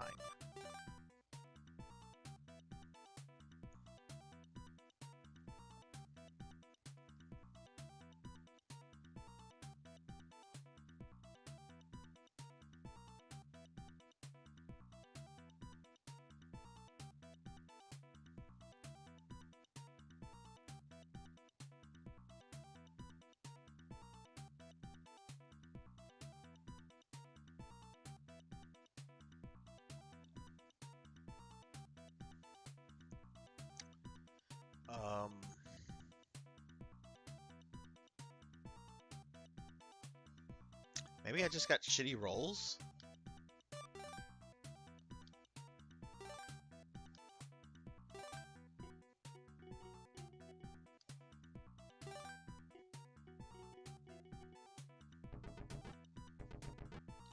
Oh my god, he could kill me in my next... I don't think I'm... Okay, there's gotta be something. Maybe I can, like... But let's go back to the fucking toilet.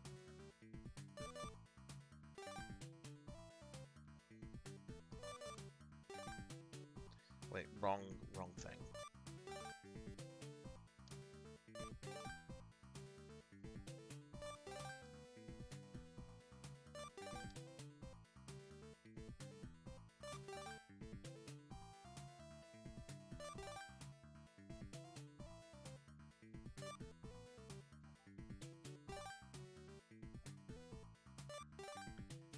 Okay.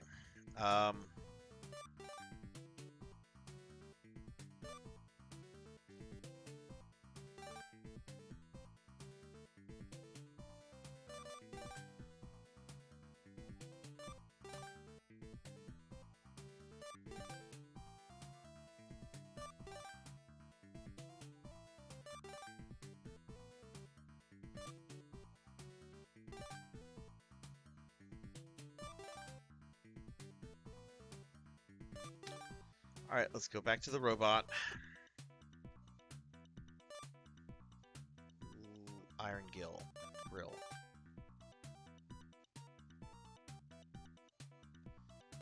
Can I use the pliers on that?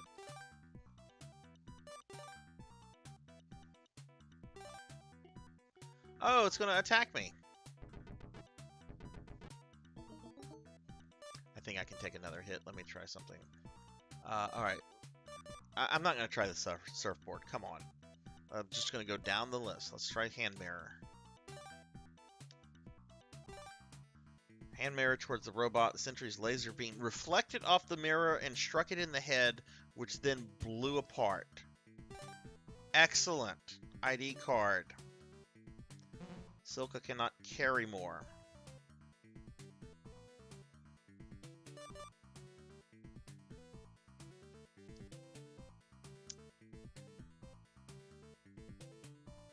I'm gonna leave the surfboard here.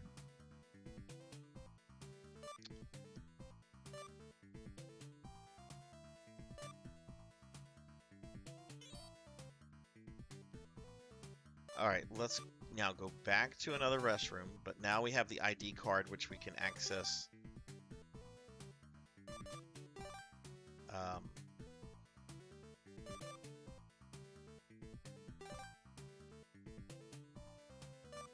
on the 5th floor.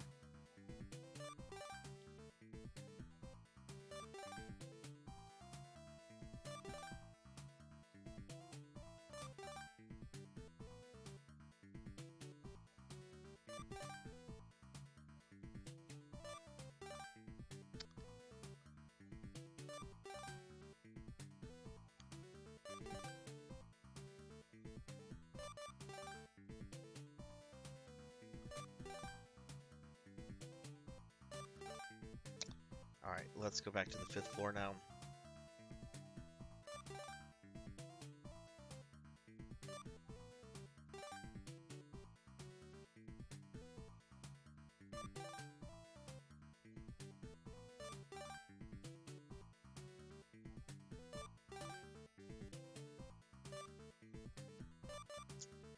Okay, we are going to use the climbing set on the wall.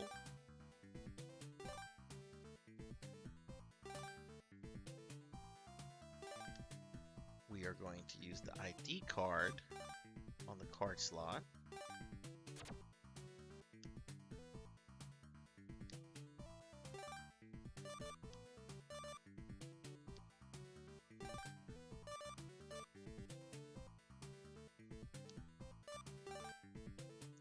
Building security systems are controlled here.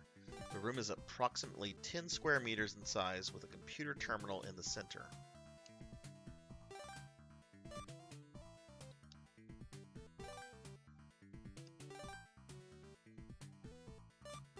Password is required.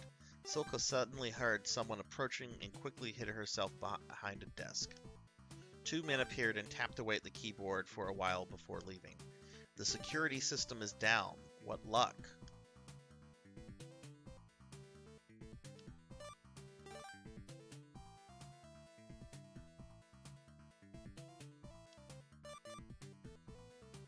Okay.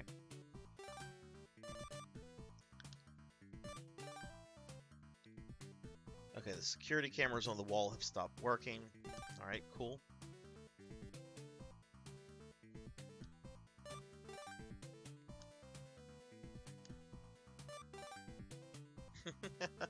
Alright, let's go back then.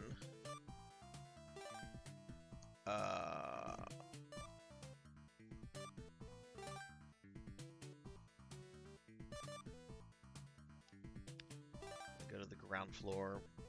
Oh my god, there's so much memorization here.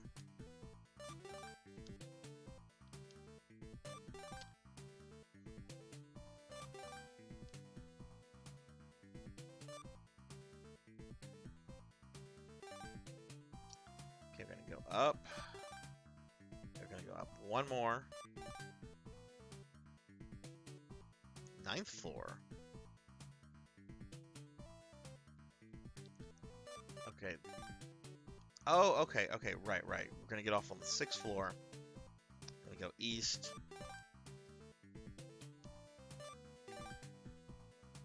Gonna go north here.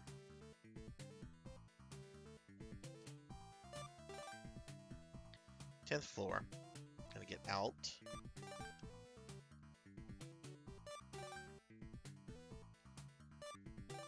Two thieves are attempting to force open the entrance. Better stay away from them. Silka watched them work for a while, but it didn't seem to be going very well. She'll have to find another way in.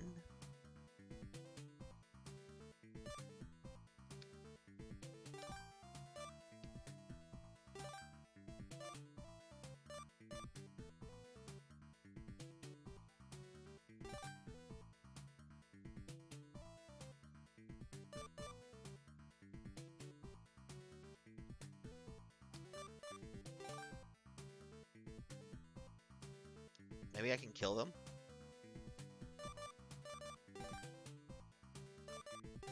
No way. Okay. So let's see. Let's think.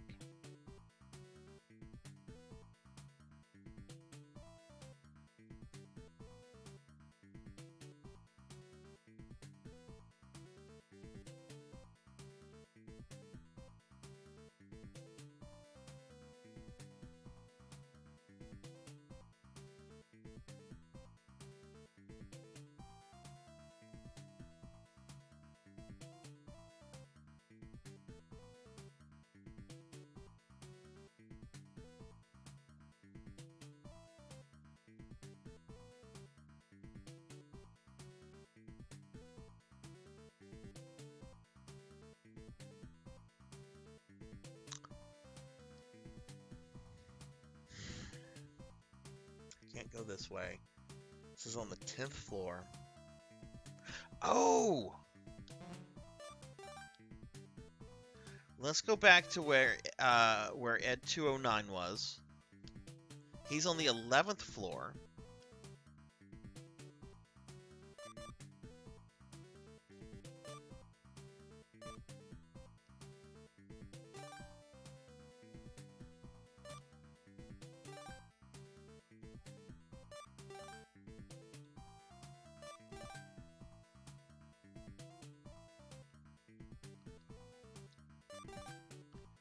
Inside the elevator, we're going to go down 3rd floor. Down one more time. That's a toilet floor. Gonna get off here. Hello, Aki. How are you? How's your Friday going? I am playing Phantasy Star 2 Text Adventures, and this is harder than I thought. Alright, we're gonna go up. We're gonna get to that 11th floor. 5th floor, 11th floor. Gonna get out of the elevator. Okay, this is the room where I fought Ed 209. We've got this iron grill. Art gallery is directly below. Let's use the pliers. Knew that wouldn't work. Use the climbing set. No effect. Contact mic, perhaps?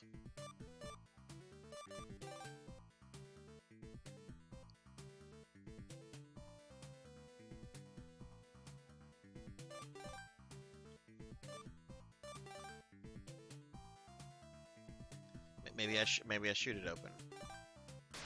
Oh, that's what you do. You just fucking shoot it.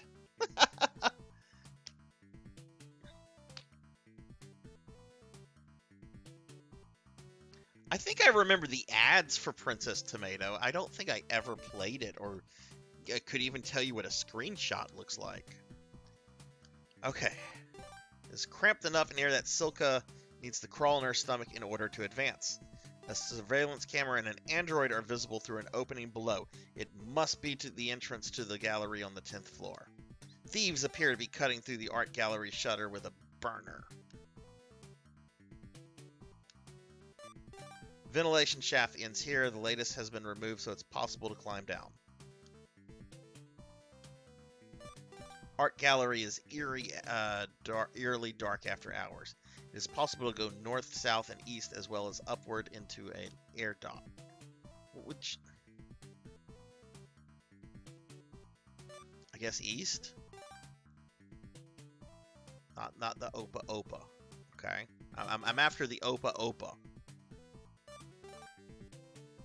This is a special expedition room. The Opa Opa masterpiece is here. There are many paintings hanging on the wall. I'm taking that fucking Opa Opa. Silka took the masterpiece. At that moment, the silence was abruptly shattered by the piercing sound of an alarm. Oh no. Apparently the security system wasn't completely disabled. There's nothing here that can be taken. Let's get the fuck out.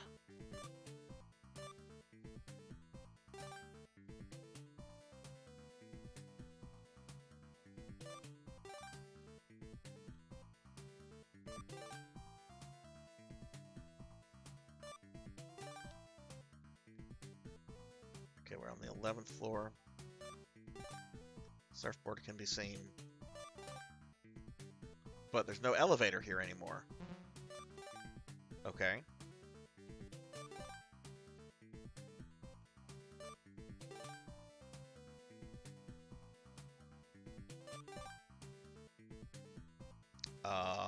East.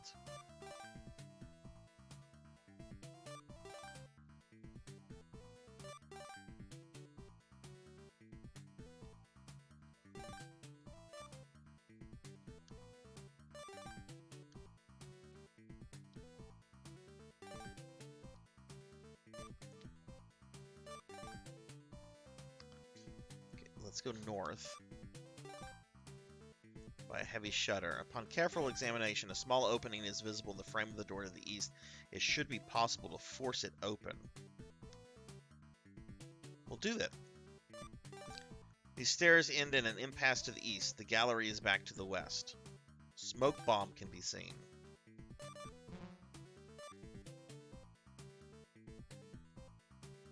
Yes, and hello, Aki, and thank you for the lurk. Greatly appreciated.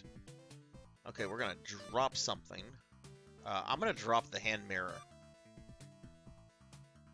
Or maybe I should drop the contact mic. Let's drop the hand mirror. We're gonna take that smoke bomb.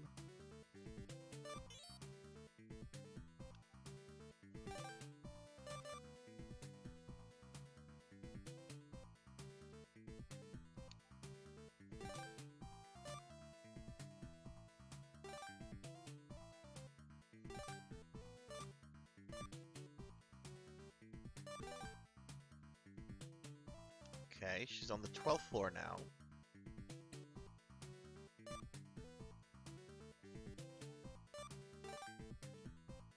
Corner, let's go north. Corridor. We're on the rooftop.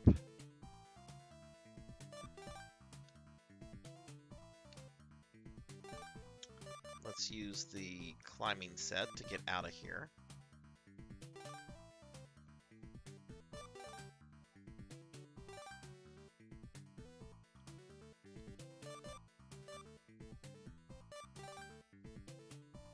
Murmuring partygoers can be heard from somewhere. Floors 3 through 5 of the building are covered by transparent glass, so further descent without risking detection is impossible. The rear window of the cloakroom is open. There's a skimpy outfit on a coat hanger. I'm gonna have to drop something else.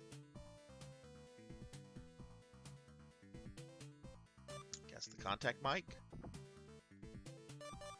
Okay, we're going to take the skimpy outfit. Okay, she is now a bunny girl. Changed clothes.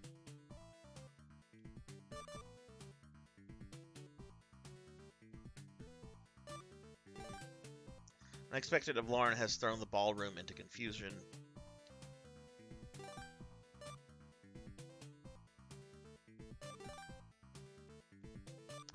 People are upset.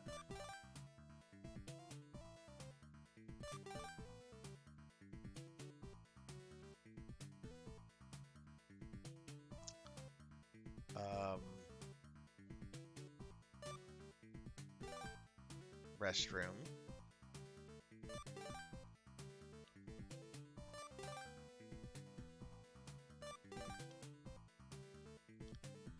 Okay, I cannot use... The elevators are no longer accessible here. Let's go in the restroom, I guess.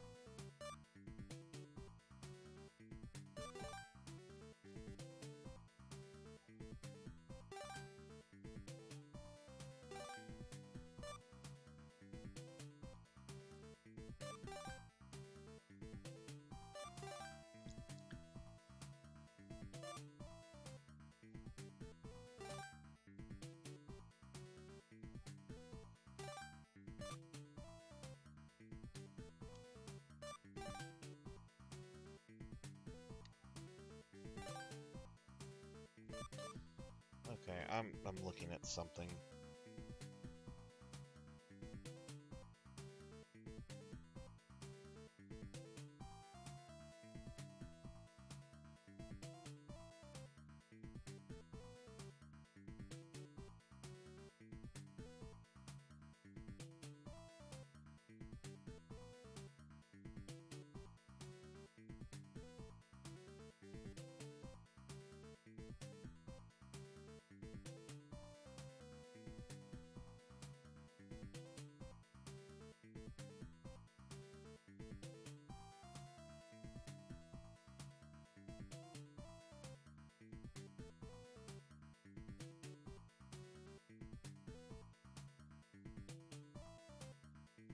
Oh god, I'm literally at the end.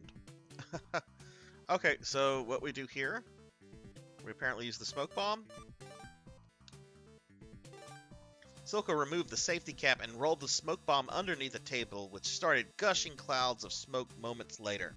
It's a fire! Everybody run! Fire! She shouted at the top of her lungs. One of the already nervous guests started screaming, and the entire ballroom quickly fell into a state of panic. Taking advantage of the confusion, Silka feigned innocence and entered the emergency evacuation shelter. The fire engine has already arrived by the time she reached the ground. The whole area was in an uproar, so Silka easily managed to blend in with the escaping guests and vanish into the crowd. Kicking and screaming, the other two thieves were seen being dragged off in handcuffs by the police. The next day's issue for the Motavia Times printed the following story. Eli Osel's masterpiece stolen. The two suspects are in custody, but the painting has not yet been recovered. The alleged criminals deny having committed the robbery. The end.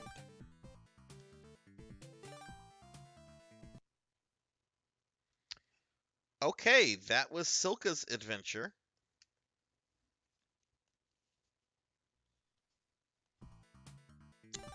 So I guess... Hang on. Well, we'll just do a soft reset like that.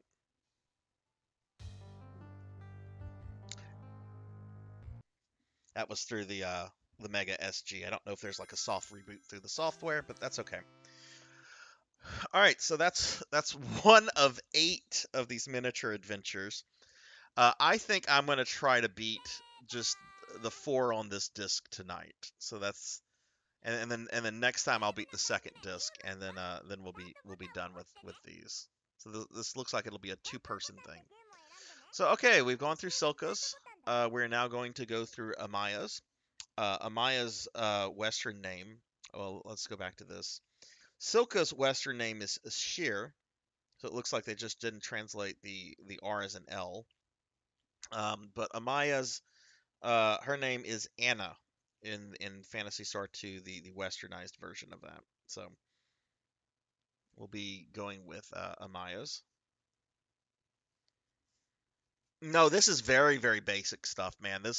They literally just took the games that were available on the service, which you had to buy each game individually on the modem service, but they just ported the game or just put the games on this CD collection with this cute little anime girl on the right.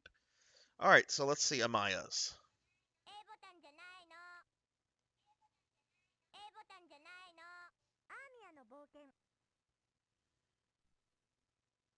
Phantasy Star 2, Amaya's Adventure.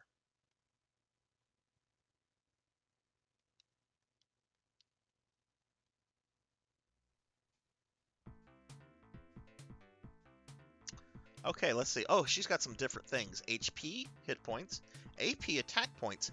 Arrest, criminals bagged. When engaged in combat. Okay. Alright, so this is a Maya. She's got made 15 arrests. Okay.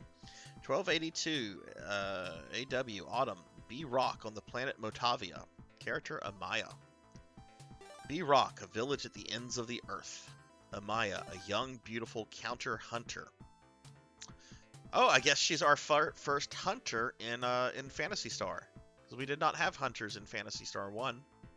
Or the Gaiden game, so I guess she's our first hunter character. Which, I play hunters in all the PSO games. So, I like hunters.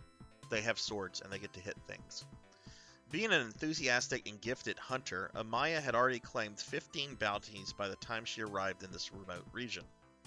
An agent commander had been assigned to B-Rock, and it was open season on a group of Motavian thieves holed up in town.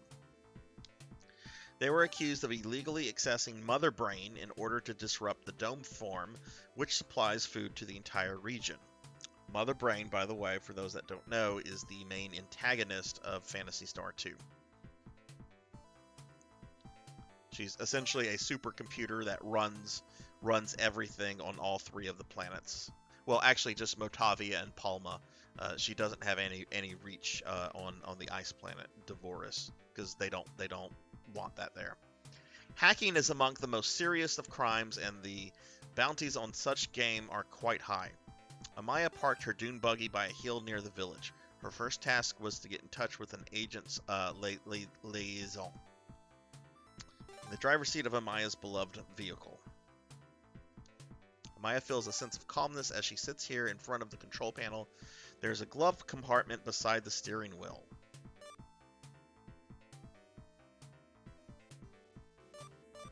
There's a knife inside. We're going to take that.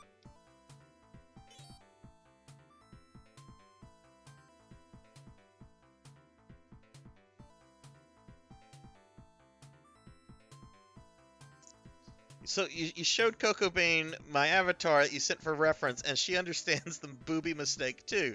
She thought this avatar was a female as well. Oh my goodness. Okay.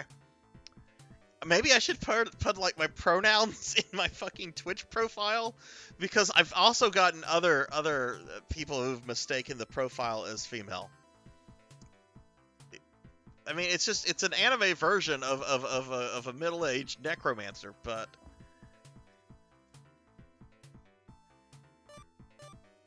Alright, anyway, that's funny. And I saved the boob draft of those things. That was just, that was too funny. I felt bad for the artist. She's really good, but she's not, like, really well known. Though she does have some, she does have some clients that have, like, become, like big VTubers. Anyway, she put like an hour or so into the work on the on those drafts she sent me, and I went back and I looked at the log, and at nowhere did I say like he was actually male character. So I ended up just sending her $25 to like make up for the time that she spent on the draft, because I do kind of feel that that's my mistake for not clarifying it. She told me it was not necessary, but I'm like, nope, I just sent it. You got money, take it. Because I do know that, like, that takes time and that takes effort, and you know, it took an hour or so for her to do that, and it's going to take an hour or so for her to redo it. I should have clarified. I'm considering that my mistake, not hers. All right. Anyway, she took the knife, small weapon of titanium alloy.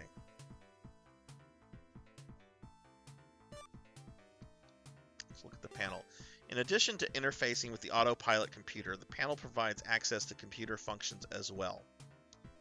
A wanted poster for the leader of the thieves, alias Motavian Hack, has been received from the agents. I guess after this, though, since she's now knowing that the model is supposed to be male, hopefully the VTube models will come out looking more male than the avatar picture that I have, because the avatar picture is only going to be used as my profile picture once the VTube thing is done. Wanted poster for the leader of the thieves, alias Motavian Hack, has been received by agents.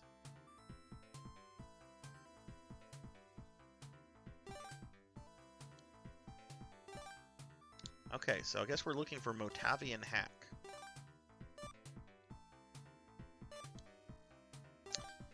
The hill affords a view of B Rock Village and the nearby Dome Farm. Beyond, a mountainous region stretches out as far as the eye can see. Passing by the Dome Farm, the eastbound road proceeds towards the village. Amaya's jet buggy is parked in a thicket beside the road. The road continues east as far as the village and west to a small hill. An endless expanse of inaccessible mountains can be seen to the north. The Dome Farm lies to the south. Ah!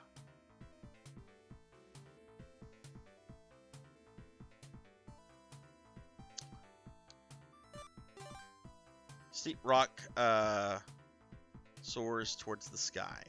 Anyone not an expert at climbing mountains will be unlikely to successfully challenge this one. So, yeah, I thought I wouldn't be able to progress further. Let's go east. Oh, this is the village. A gloomy township. Every home is firmly locked. Only a residence to the south has its door open. There's a plaza to the north. Let's go back. I don't want to deal with the village yet. Let's go south. Seems to be something wrong with the computer system. The dome is full of vegetation being grown for food, the majority of which has already started to wither. There's a storehouse to the south side. The dome control room is to the west. Harvested crops, fertilizers, and the like are kept here.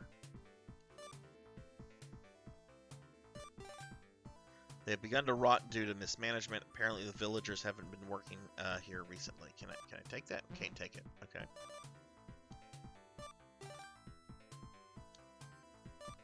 Numerous monitors line the wall. The entire dome is managed by this computer system, which is in turn directly controlled by the mother brain.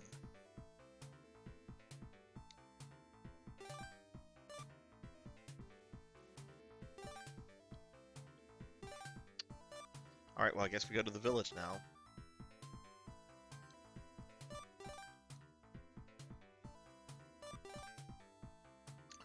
Okay, okay, the plaza's to the north, and there's a residence open to the south. Let's go to this residence.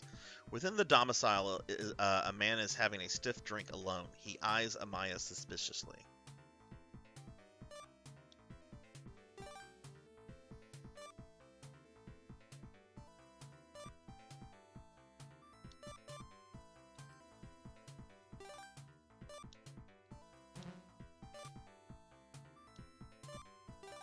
I haven't seen you around here before.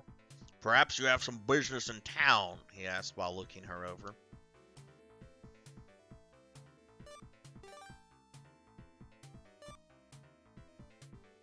Okay, I can't do anything else with him. Can I use him? Nope. Can I take him? Nope. Alright, I guess we're gonna go to the plaza. Several villagers are present. They seem to be what one would call peasants. I like how that's in quotes. They're, quote, peasants. Noticing that he was being examined, a man quit talking and turned to look at Amaya. Behind him, a middle-aged woman followed suit. Ever since those Motavians started intruding, we've been too frightened to even go near the work site. Each day seems to last forever. My husband must go back to the farm soon, or our family won't be able to eat. Please do whatever it takes, she said to Amaya. Okay.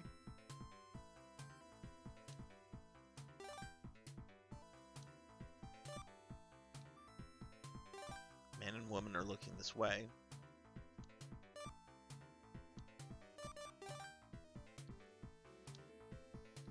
Okay.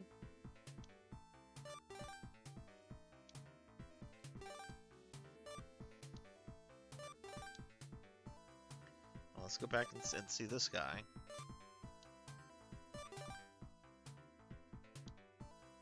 Okay, Okay, I guess not.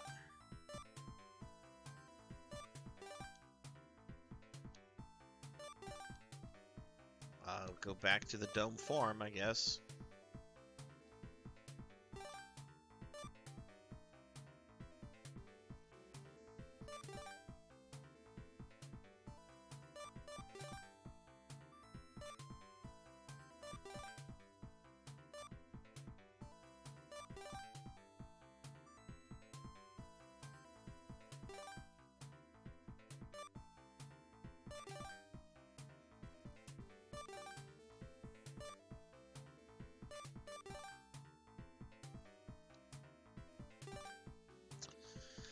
Yeah, okay, so am I already running into a fucking...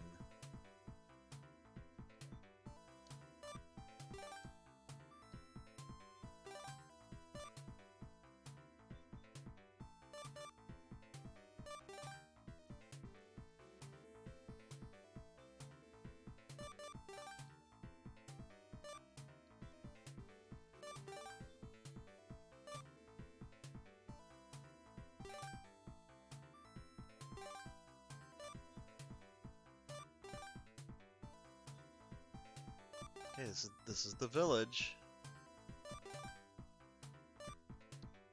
Can I move further? No, I can't. I'm stuck in the plaza with the middle-aged man and woman. That guy doesn't like Motavians, and she wants to go back to the farm, or the family won't be able to eat. Okay.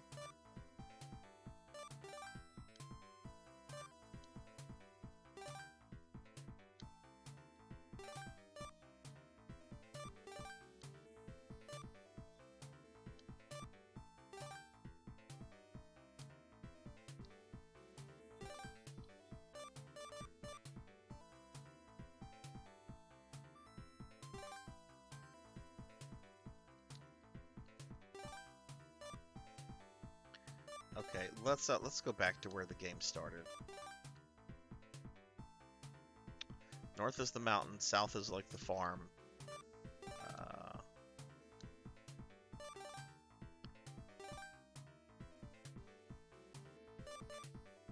Oh, I didn't take the wanted poster. Displayed on the bulletin is the silhouette of a tall, thin Motavian, his face obscured by a cloak. Motavian hack is printed beneath it. Okay, well let's go see these people again and show them the wanted poster. We're gonna start with the one guy and then we'll go to the couple.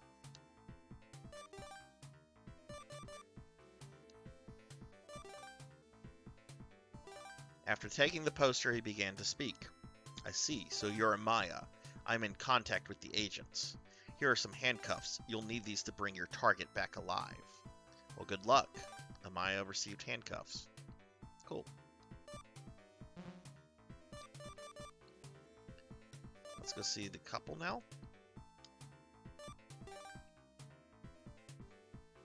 How is everyone's Friday night going, by the way? Anybody had good dinner yet? You should have dinner. It's almost midnight over here. Okay,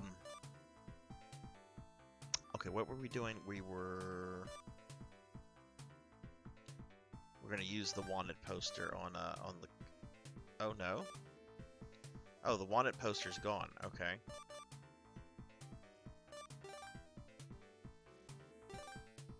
Alright, well, let's go back to the work site then. Maybe something will happen.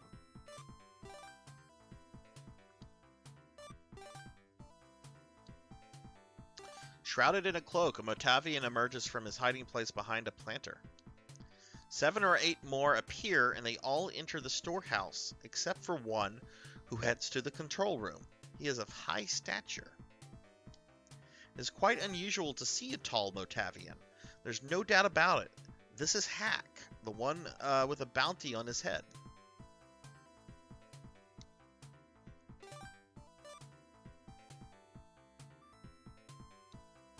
Can I use my handcuffs on him?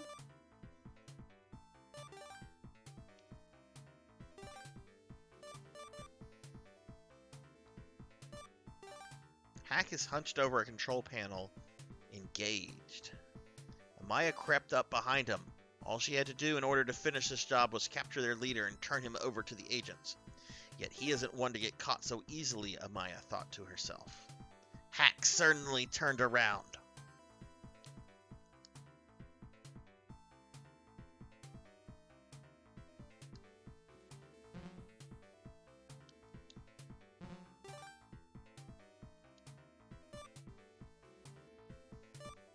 He stares at Amaya, his infrared glass eyes focused intently on her from within his hood.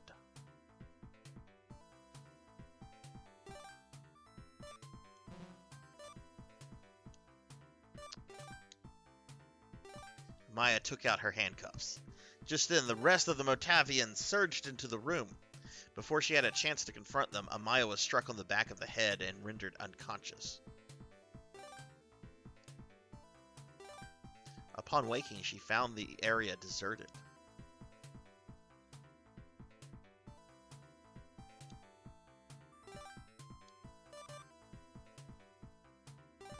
Okay, so we're still in the same room.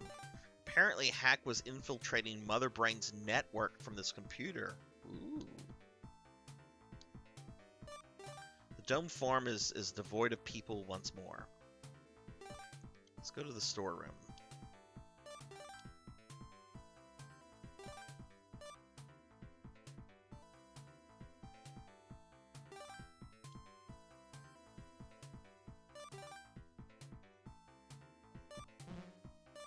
Alright, well then let's go back to the village now.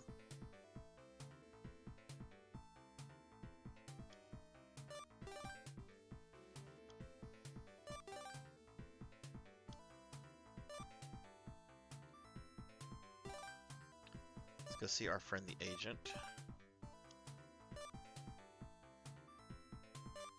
I'm expecting results, he says curtly before returning to his beverage.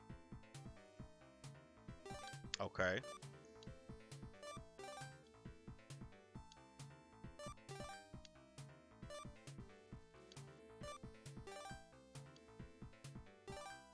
Alright, they're saying the same things. Okay, so nothing new in the village.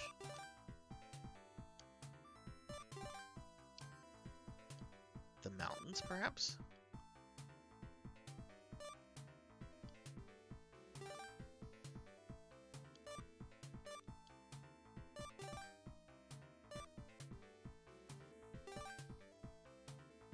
There are Motavian footprints on the ground.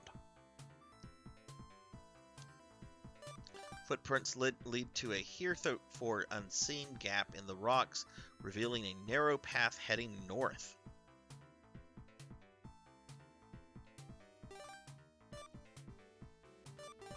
Winding through the rocky terrain, the southerly path diverges east and west at this point.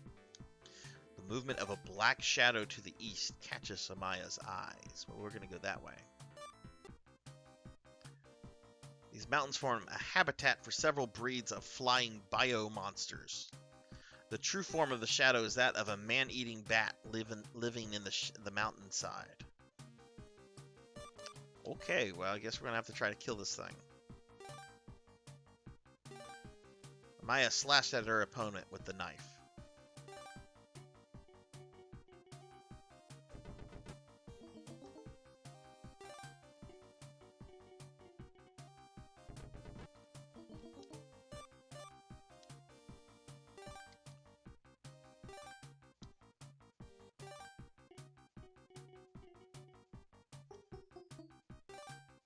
Why didn't this hunter come with like a gun? Or a sword, or anything other than a fucking knife? There we go. It's still alive?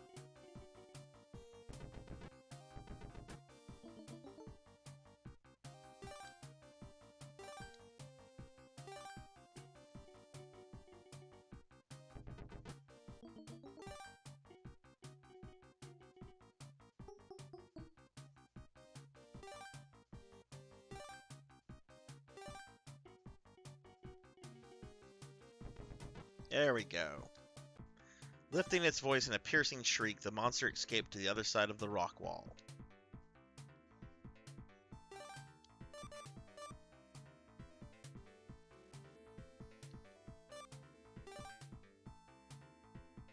Okay, I'm gonna go back to the town. I want to see if there's like if I can rest in that guy's house.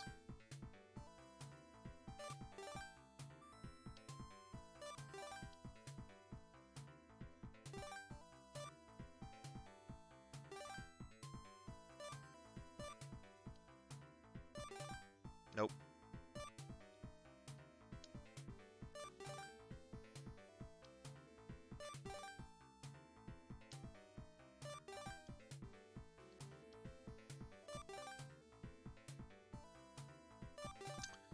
The east-west path ends abruptly at a cliff overlooking a deep valley. A road follows the cliff, ascending to the north and descending to the south. Let's go north. Boulders are scattered about, many with moss growing on them. Walking along the side of the mountain seems doable to the north and east.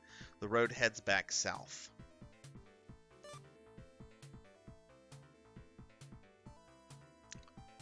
Can we take the moss? Nope, let's look at the moss. Part of the moss growth has been scrapped off, as if something had rubbed against the rock. The trail of damaged moss leads to the east. Okay. This part of the mountain ridge is filled with large rocks. Passage is available east, west, and north.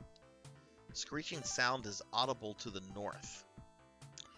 I'm not ready to deal with another one of those things. Stone corridor. Beset on either side by steep walls of rock, this corridor was hewn from the very mountain itself. A large metallic object is lying on the road.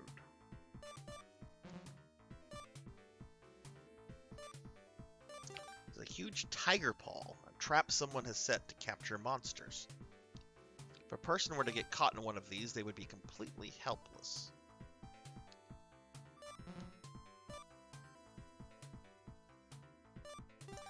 Stone has been scarred by pickaxes. Perhaps the Motavians cleared this path. Okay. And I can't take that.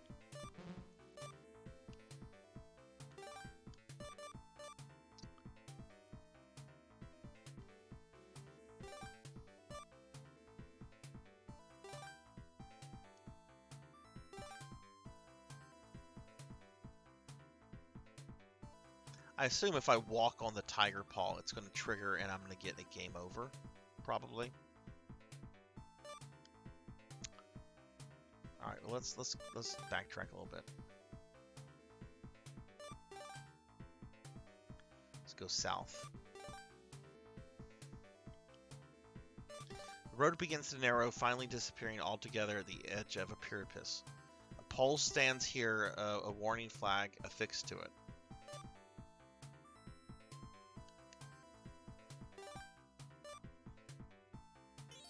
Maya took the pole. There's nothing more than a tree limb with a piece of red cloth attached at the pointed end.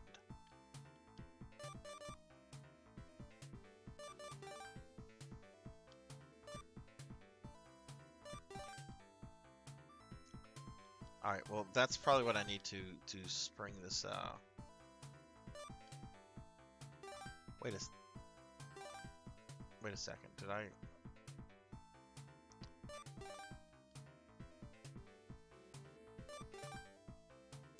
Oh, okay. All right. Well, let's.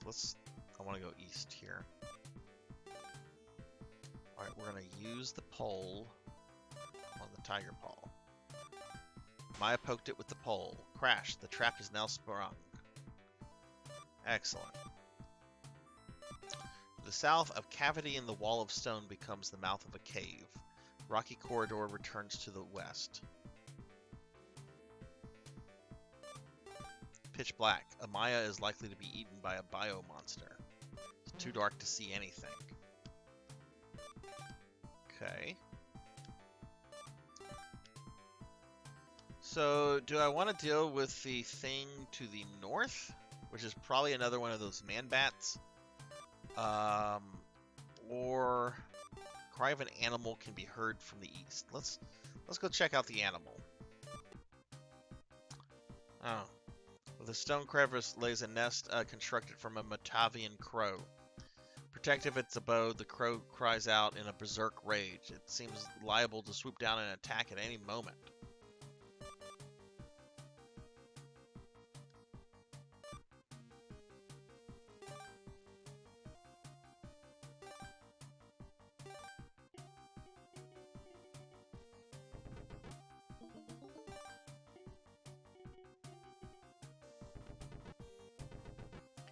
Fuck.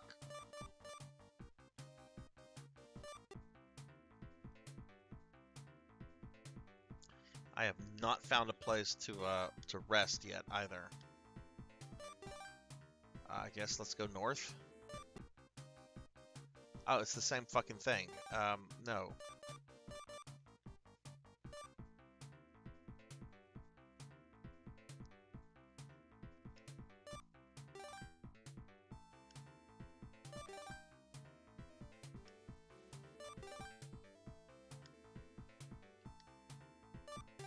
I know, I need a toilet.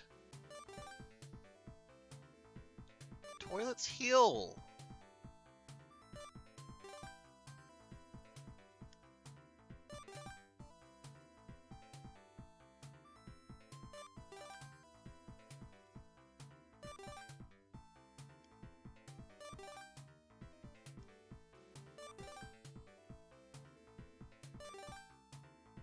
Okay, this is back where.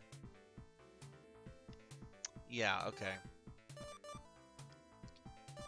I'm literally looking for a place to heal up at.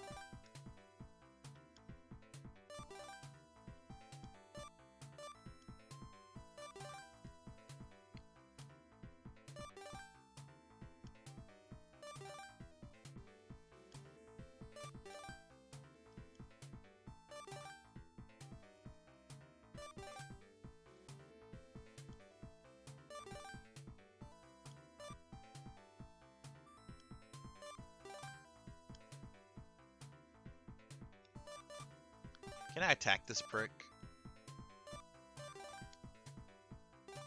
Nope. And I'm pretty sure this middle-aged couple is not going to be helpful.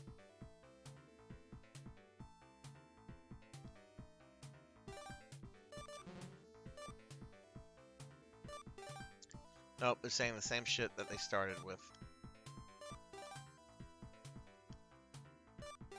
Okay, what items do I have?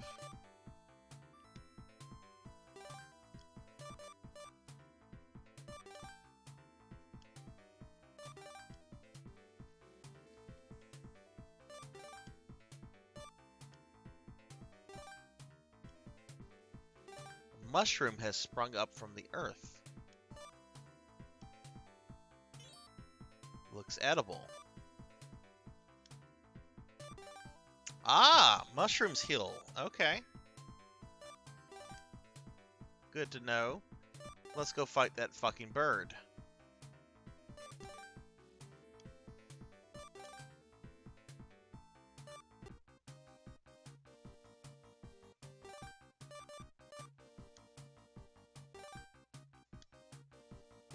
Maya slashed at her opponent with the knife.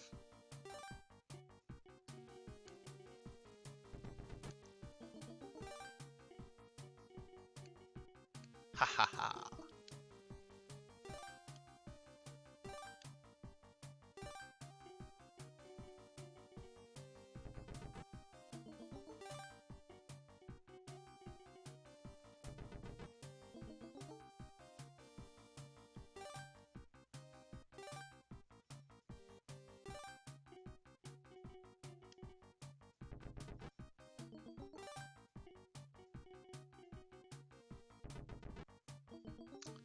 Okay, come on now.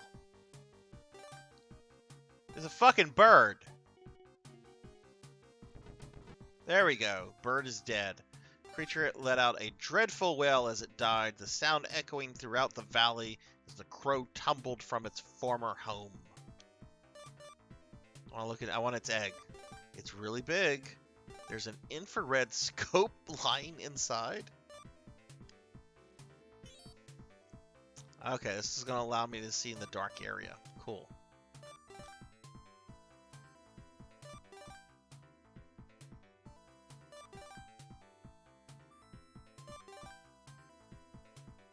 Tunnel leads eastward through the cave. The exit can be reached to the north.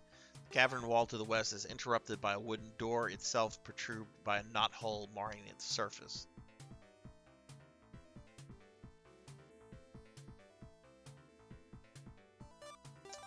This is the end of the tunnel, which returns to the west. Doors lie in every direction. A pleasant aroma is coming from the north.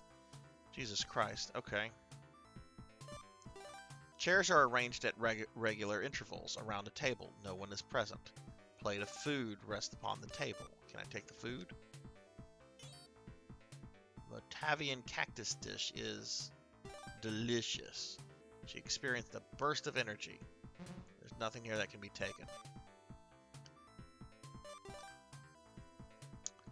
Let's go east. This room is overflowing with all manners of boxes which have been strewn about haphazardly.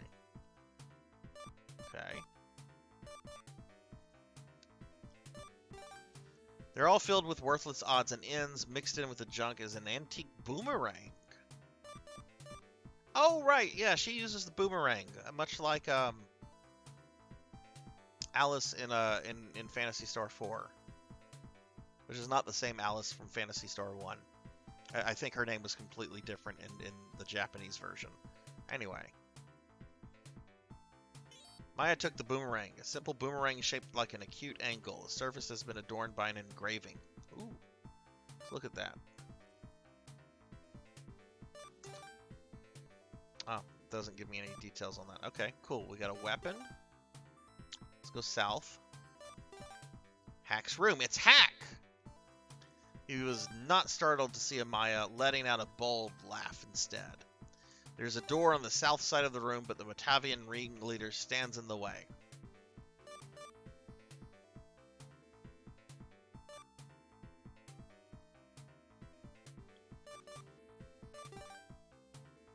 Actually, can we talk to Hack? His manner clearly reflects scorn for Amaya's abilities, since she was so easily defeated at the Dome Farm. Alright, we are going to throw a boomerang at Hack. Amaya threw the boomerang, but Hack nimbly invaded it. Give up, little girl! There's no way you foolish humans can catch me, Hack proclaimed boldly before disappearing to the south. He sure can speak clearly for a Motavian, almost like a man. What's with this subtle racism? The terrain outside the cavern is formed from a slope of scraggy rock. Fixed to the door of the mountain to the north as a wooden door marks an entrance to the cave. Descent seems plausible to the west and south.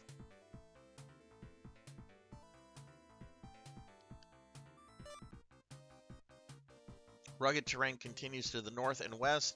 Hack stood across the way, beckoning Amaya as if toying with her. When she approached him, tentacles sprang forth from countless openings in the surface. A whole worm has emerged.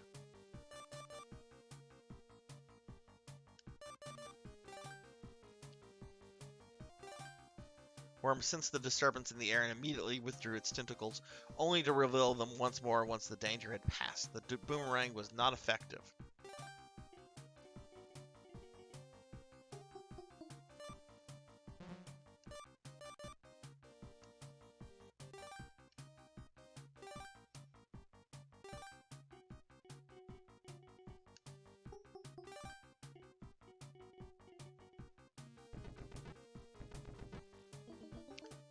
Let's go back.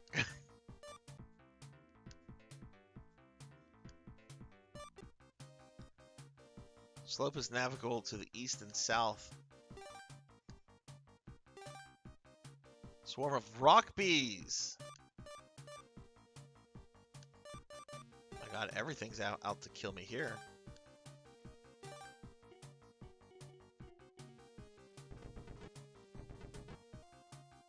Alright, got rid of them. Hello, Stitch Sizes Steve Urkel. How are you? How's your week been? Insects painfully expel grains of stone as they flutter away in the sky. When she glanced in the direction, Amaya found that Hack had disappeared.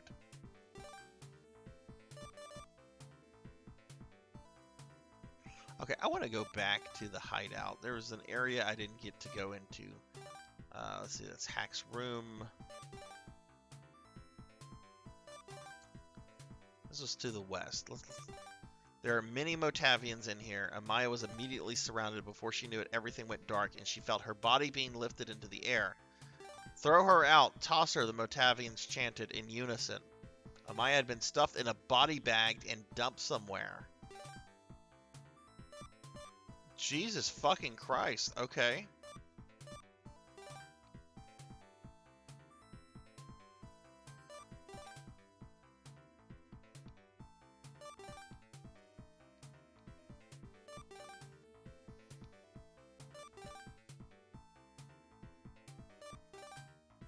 Okay, that's not too far of a reset. I thought that was gonna be like instant game over.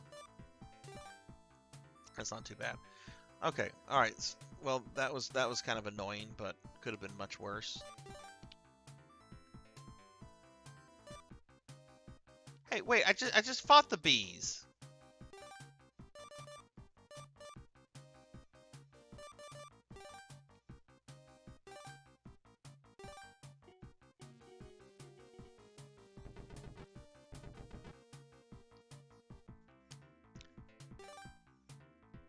Okay, we killed the bees.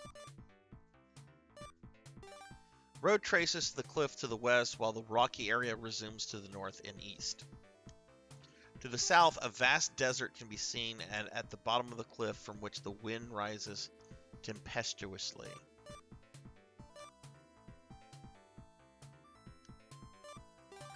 Sand seems to go on forever.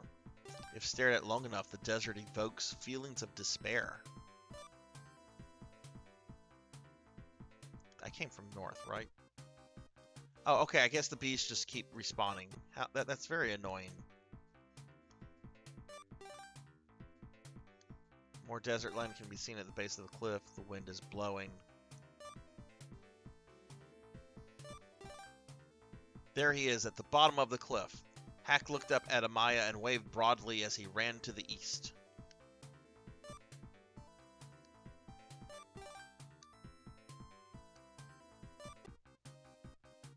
Whole worm has emerged from the ground. I don't want to fight the whole worm.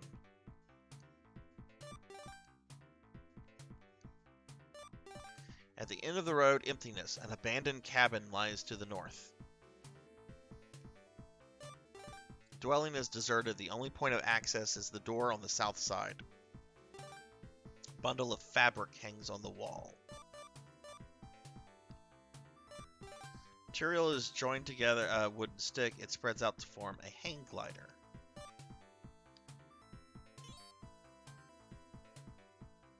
Maya can soar through the air with this. Wonder if that'll let me bypass the worm that keeps trying to kill me.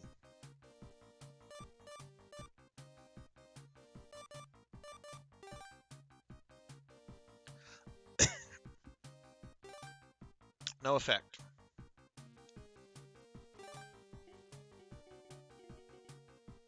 Okay, I guess I'm gonna have to try to kill this thing.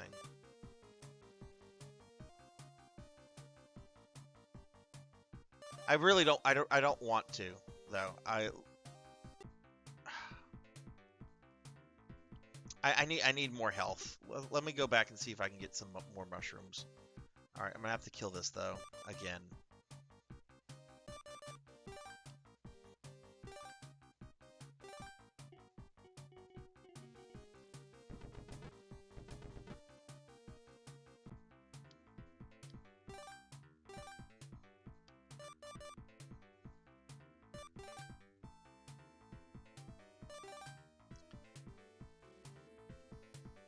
Do you like mushrooms, Coco G?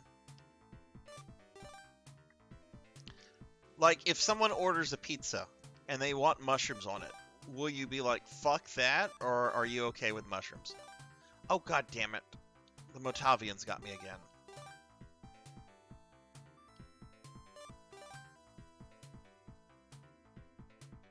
The domed farm entrance. Wait, is... Oh, wow. Oh, they actually did me a favor.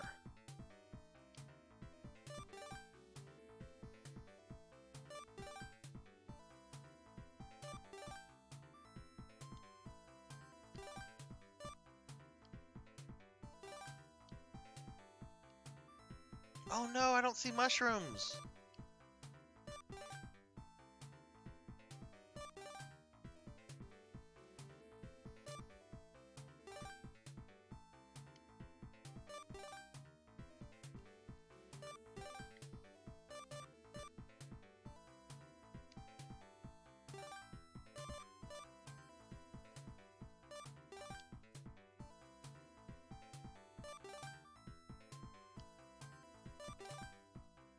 Maybe there's still some food in the storehouse. Oh, I didn't look in these. Did I look in the boxes? Can I take a box? Nope.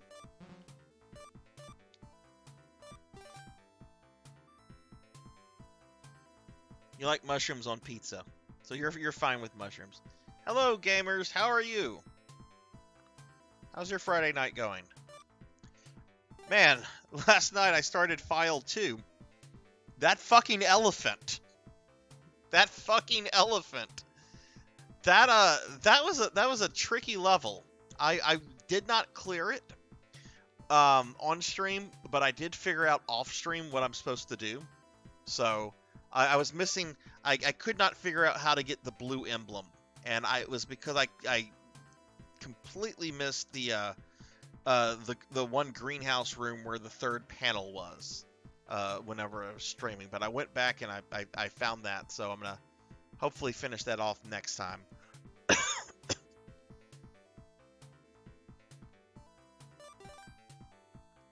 Gebling and apple sitting in a tree. Okay. Is there no food here either? Okay, so I just have to go fight the fucking worm and just hope that everything goes well. This is really irritating. Okay,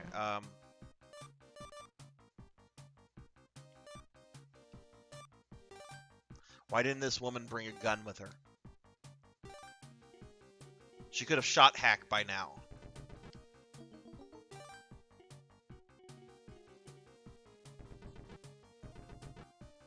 Oh, do that again and I'm dead.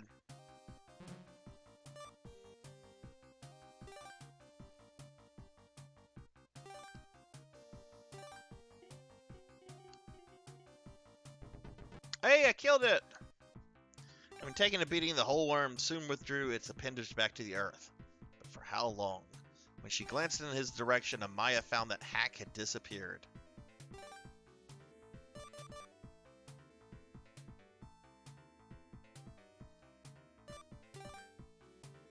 Wait, what the fuck?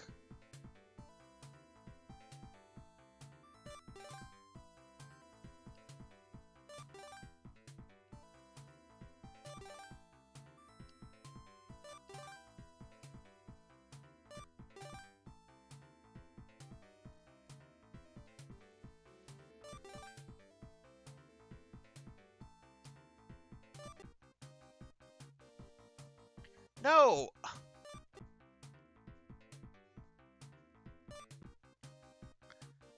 I'd rather deal with the bees.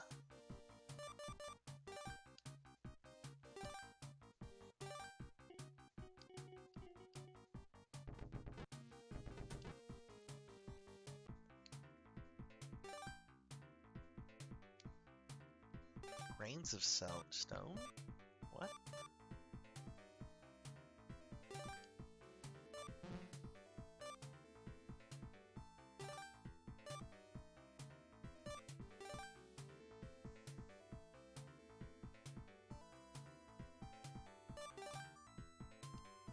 Back in Hack's room. Let's look around in Hack's room. Nope, nothing in Hack's room.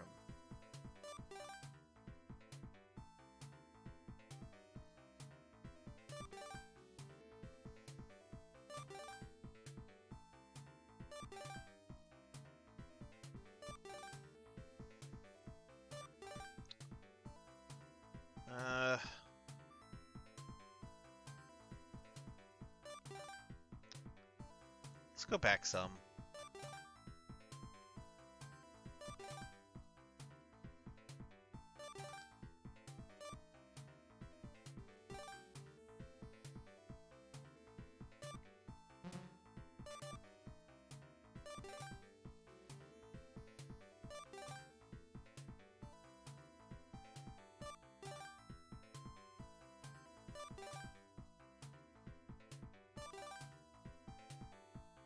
Oh, wait, that's the wrong way. I don't want to go that way.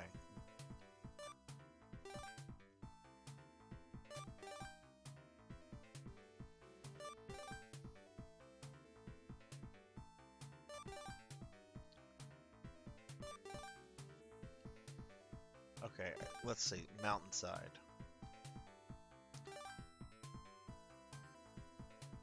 Can I use the hang glider? No, I cannot. If we go this way, yeah, it's the mountain base. I don't want to leave that. We're on a cliff. Let's look around.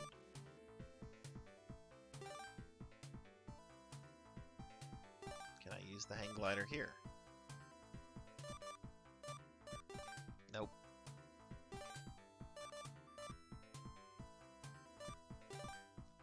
Dead end.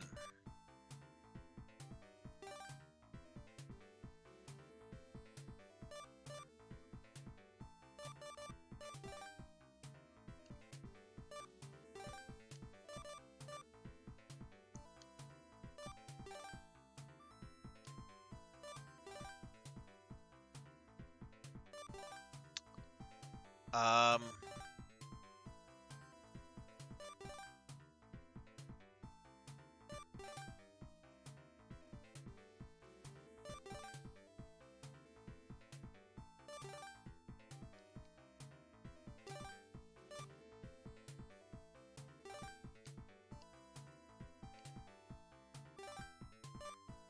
maybe I need to go back to the village?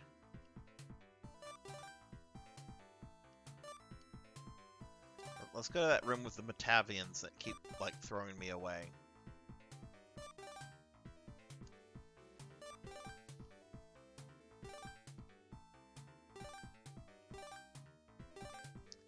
Okay, they did me a favor. Very, alright, we're back in the village.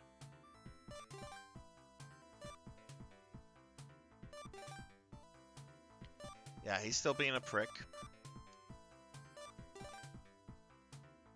About this couple.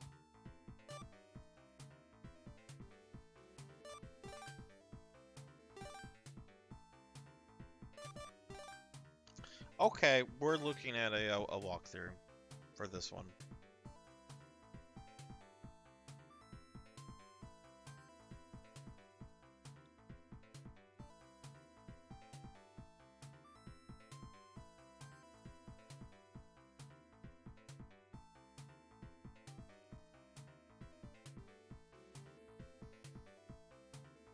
Okay, this is a Maya.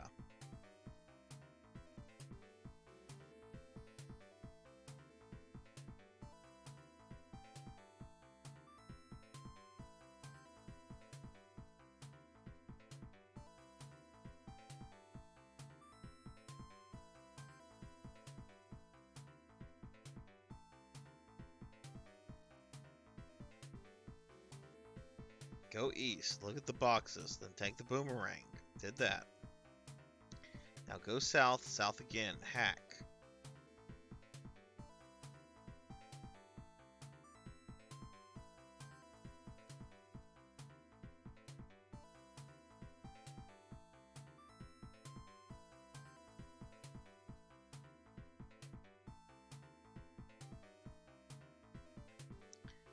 Use the hang glider. Okay, then go back south and east to the cliff and use the hang glider on the wind. Oh my god, I'm actually towards the very end of this one as well. Okay. Alright, well let's go back.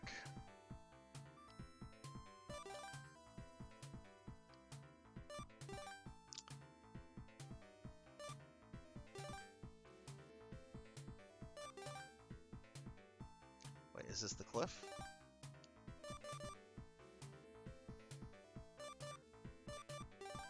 No. I think I'm gonna have to fight the bees again. Which is fine, because I'm pretty much one-shotting them.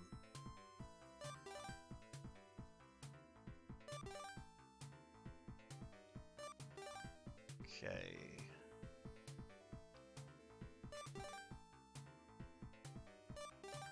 Hack's room. Okay, this is where I'll fight the bees yet again.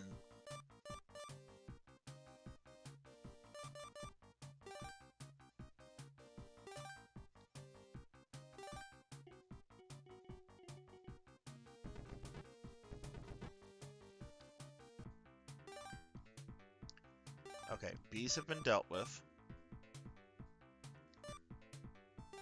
Cliff.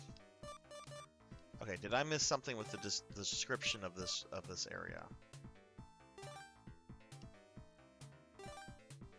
Yes, I did. Okay, I'm dumb.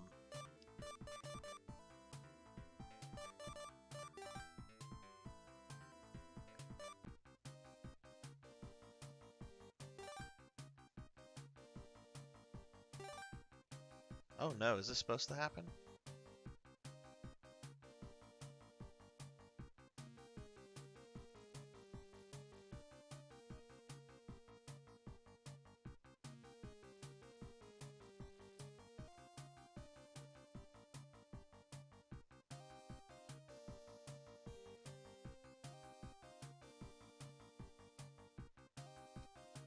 No, apparently this was not right. Can I escape?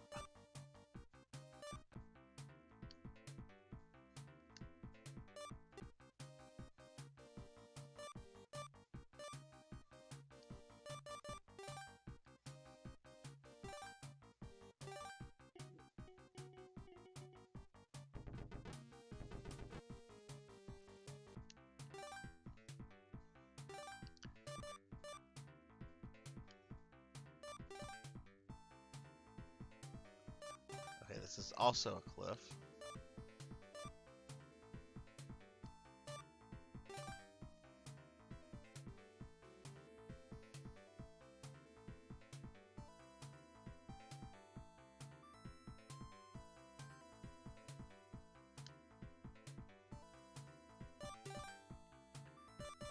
Okay, let's try this one. Hang glider.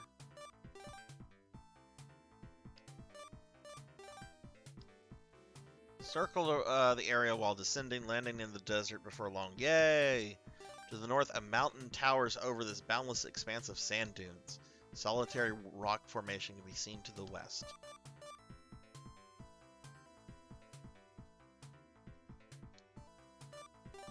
Unusual boulder with flat top stands here. Long slender box has been placed behind it.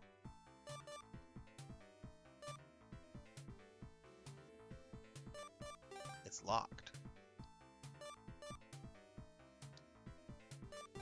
Could this be an ancient relic? No time for sightseeing right now. Can't take anything.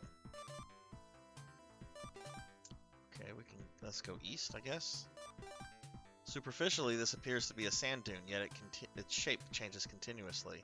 Surging grain billows like an ocean of sand. These treacherous conditions make traversal to the east impossible on foot.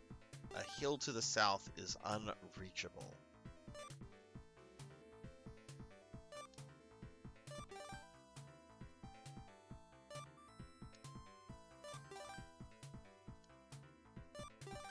Countless stones are mixed in with the sand, severely impeding mobility. On top of that, the areas have been liberally sprinkled with bones. It is creepy. Skeletal remains of a hand appears to be holding something. It's a silver key. Took the silver key. Doesn't look that old.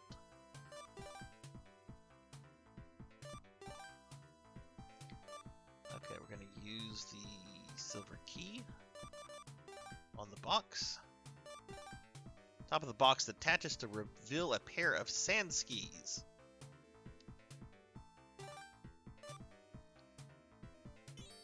Maya took the sand skis, a set of long, thin fiberglass surface designed to be worn on the feet. While donned, such gear allows the wearer to glide across troublesome sands that would otherwise be unpassable.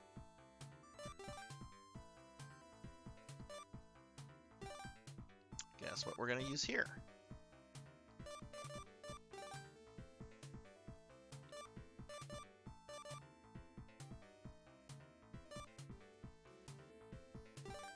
Boulders poke through the sea of quicksand in a manner reminiscent of icebergs. It's too dangerous to keep going east.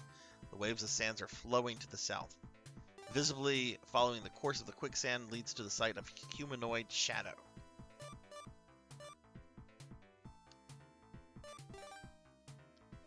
But the shape of the silhouette is definitely Hack's. Hack is here, standing still. Amaya has finally cornered him. Behind him is an enormous quicksand whirlpool, its gaping maw resembling the den of an antlion. Suddenly, a crowd of Motavians appear. Amaya had gotten ambushed somehow and soon found herself driven to the edge of the vortex. Hack approaches threateningly. Oh, I don't know if I'm supposed to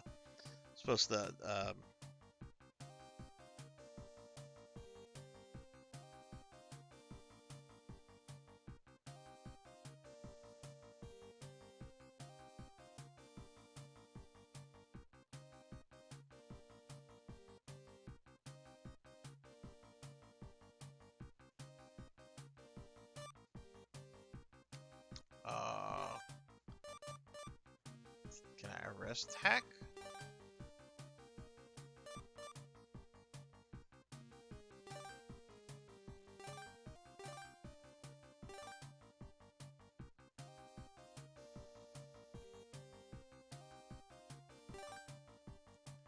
Oh, can we use this? Okay.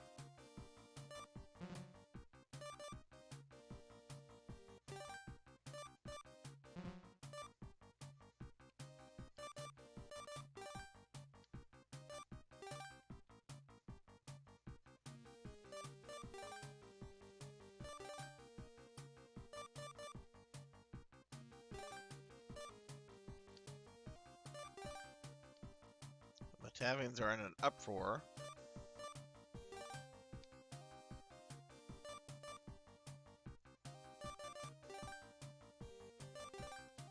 Isn't the time for that?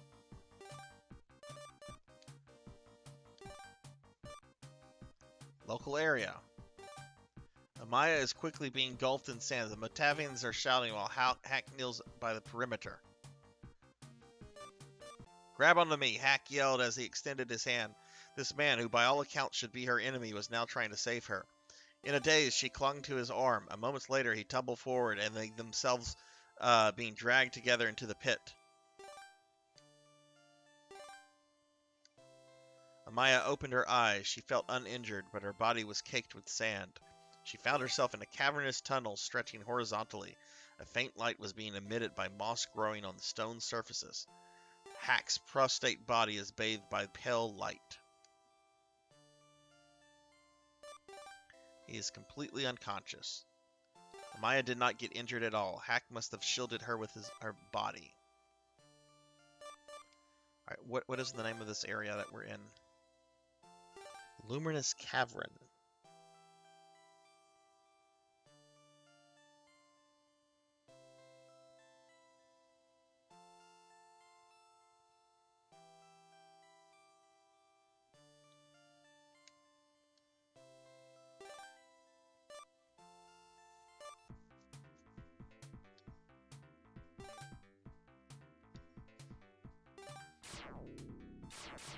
Is it thunder or the roar of a bio monster?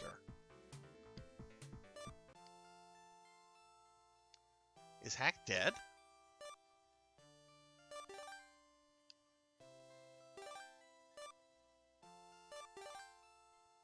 This way is barricaded.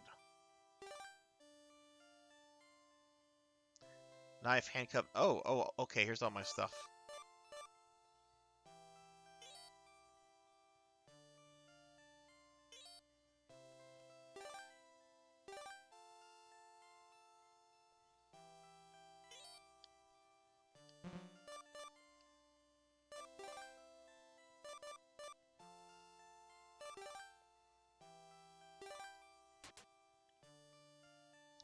Hack opened his eyes the moment Amaya handcuffed him. He glared at her when he noticed the manacle on his wrist.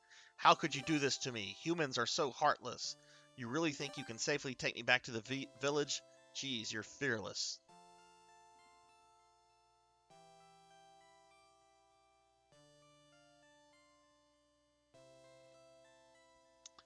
Alright, let's... Hack follows. Let's go north, I guess. Place is overgrown with tall grass. Section of the thicket has been matted down to form some sort of neck. Hack has something to add.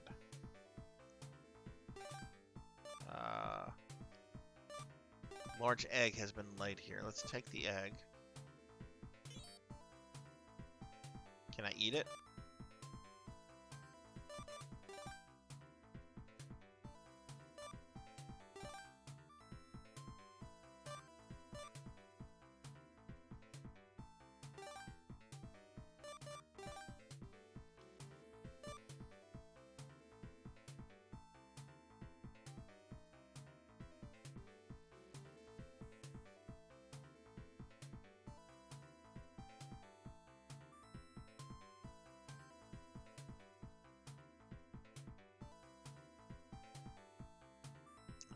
Alright,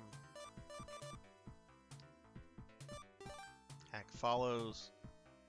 Go west. Place is littered with eggshells. There must be clouds overhead, for it has begun to rain. This doesn't seem to bother the Korgan blocking the way, however. An attempt to intimidate, a Korgan is making a ghastly sound by vibrating its slack throat. Okay, I guess it likes eggs.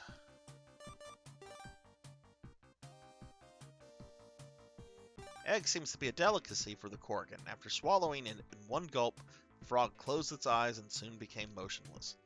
Eventually, they prefer to sleep after a meal. Food coma, I guess. There's little chance of it waking anytime soon. Shrine entrance. The storm is becoming increasingly violent. Freezing rain relentlessly strikes exposed skin. The combination of coldness and fatigue has exhausted Amaya. A bolt of lightning suddenly struck nearby, accompanied by a deafening roar of thunder. Surroundings became as bright as noonday, illuminating a shrine cliff from the rock to the west. Hack is moving closer to Amaya. Hack points to the shrine and yells, "Come on, hurry up and go inside. If you keep hesitating in places like this, we'll both end up dead."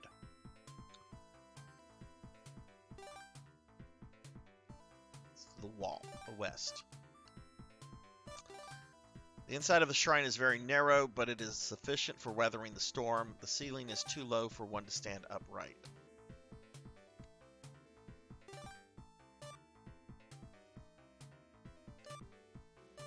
"You need to warm up," said Hack as he detached his clothes and placed it over Amaya's shivering body. With the covering removed, he was unmasked for the first time, revealing not a Motavian, but a strapping young human. An old photograph had fallen to the floor when Hack took off his cloak. Amaya took the photograph. This tattered photo depicts a human couple. He must have been carrying it for a long time.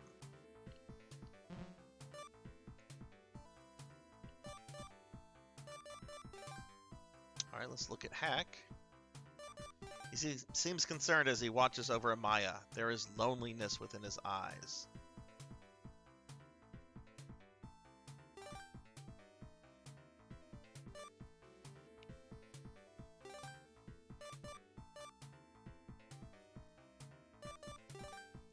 Let's use the photograph on Hack. Amaya returned the picture to Hack. He gazed at it for a while and then began to speak bitterly. "Those are my real parents. They disappeared when I was an infant. Heartless. Humans are all so heartless. Nothing like Motavians. They took me in and raised me with kindness after my family abandoned me." Amaya could sympathize with this loneliness. She had lost her parents at a young age. Hack must have learned to stifle this yearning for his mother and father through his hatred of humanity. Amaya gently consoled him and then explained, "But I still have to bring you in. It's my job." He smiled weakly. They eventually noticed the faint light that had started streaming through a crevice in the wall. Dawn had crept up on them.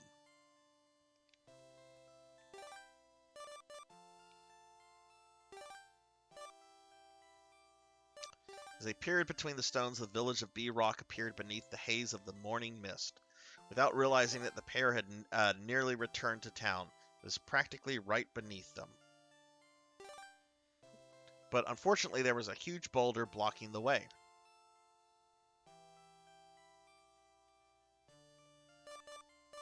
Amaya can't push it out of the way. It's too heavy. Hack gazes at Amaya.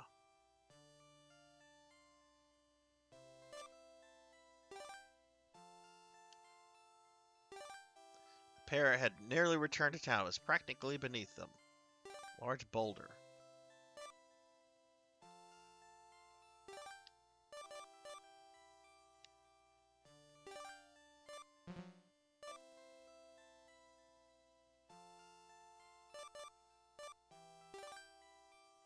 Okay.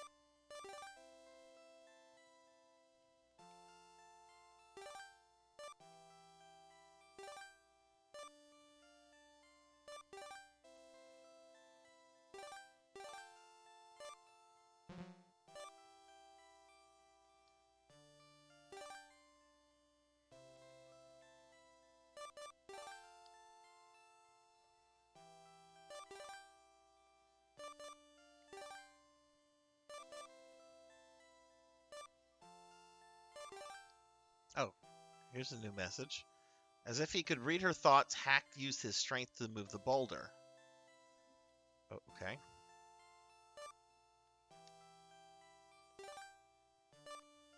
Okay, that was a little strange. The village has fallen silent. Its occupants not yet awake. The light coming from a house to the south floats dimly in a sea of mist.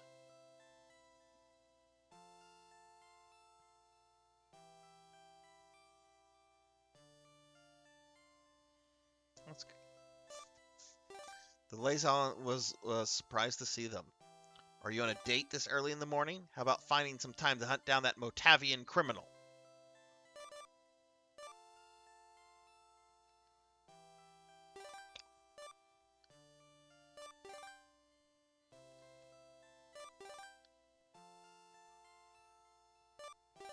The dome farm is as quiet as a graveyard.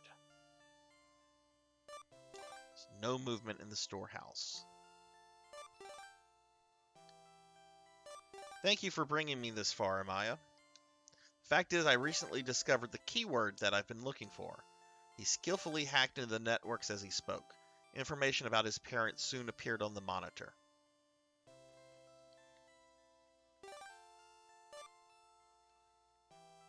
The files indicate that Hack's parents died in a car wreck in B Rock. The date of the accident was 1265 AW, the year he was born. He was found and adopted by Motavians soon after. They died. He turned to Amaya as he spoke, tears forming in his eyes. But I'm glad. This means that I wasn't abandoned. I'm not bitter anymore. Few of my Motavian friends enticed me to steal and do other bad things. I've made some mistakes. Well, you can take me to your boss now. I'm ready to atone for my crimes. But Hack had already suffered enough. Amaya unfastened the handcuffs. Besides, if Hack didn't return home, the Motavians might attack the village. This would preclude that possibility. Goodbye, Hack. I hope we can meet again someday. Maybe then our feelings for each other. What? Amaya returned to her jet buggy and sent a report to the agents. Capture of Motavian Hack unsuccessful. That incident marked the point where Amaya began referring to herself as a counter hunter. It was also the only job thus far where her bounty had gotten away. The end.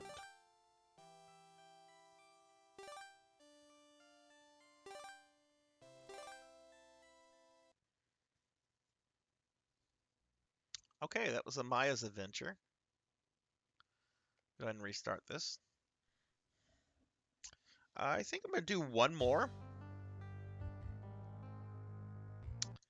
But I am going to walk away for just a moment. I um, need to turn my dryer back on real quick, so this will just take a moment. Let me just get this loaded, and we'll see who is next.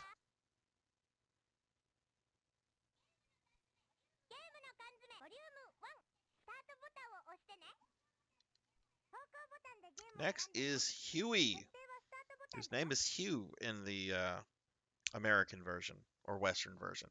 All right, I will be right back. I just have to turn my dryer back on. Like, I will literally be back in less than a minute.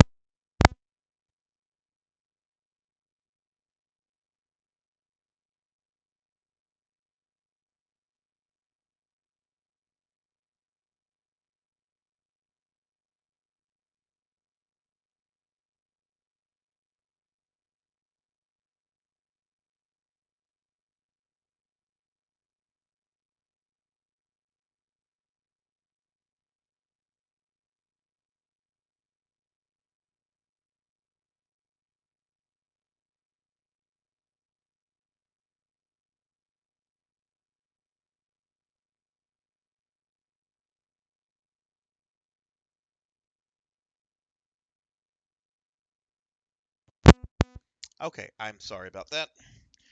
All right, well, we will start Huey's, or yeah, Huey's, which mean that Eustace, or I'm gonna just call him Rolf, because that's he's the main character of Phantasy Star 2.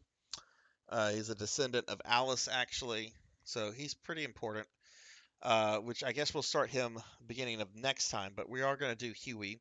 Amaya's was much shorter and easier than Silka's. Silka's was long and, I mean, a little bit trickier. Amaya's was much more straightforward. All right, well, let's start Huey. This will be the last one that I do for the night.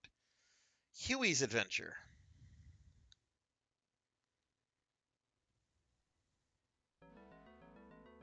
All right, let's see. Huey has Meseta.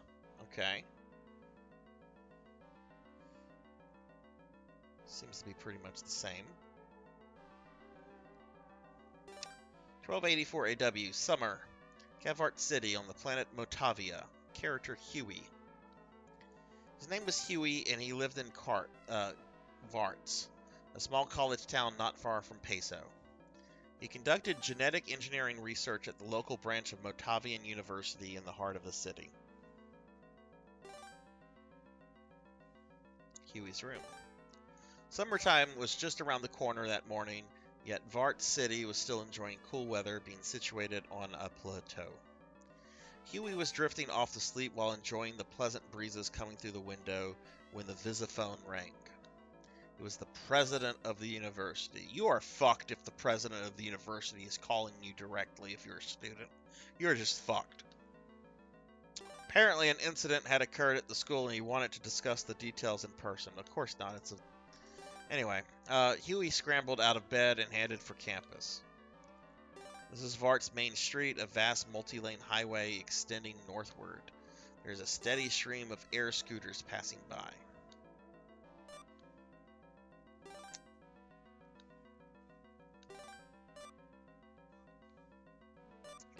Crossroads. This is an intersection of east-west road.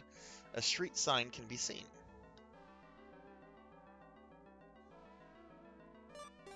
Scary-looking guard is standing in front of a glass door leading to the energy center.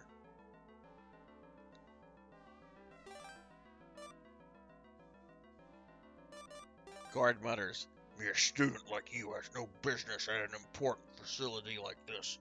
Now run along." Yes, sir.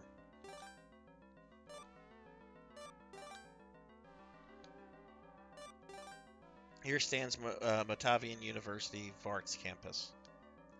Huge gym lies to the south, while the entrance to the campus proper can be found to the north. Students are talking hushedly about by a flower bed. It's teeming with flowers in bloom. These are synthetic plants that Huey cultivated in a lab. 4 or 5 students are discussing the latest rumors. Noises have been heard coming from the gym when no one was inside, and metal ball equipment has seemingly been moving of its own will. Is this place haunted? Ooh!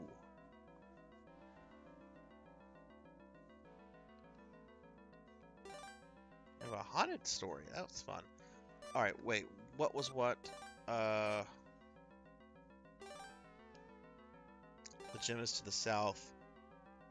Let's go to the gym. Roydy and his gang, who view Huey as an enemy, are loitering by the entrance to the new gym. I'd rather not have to face them, if possible.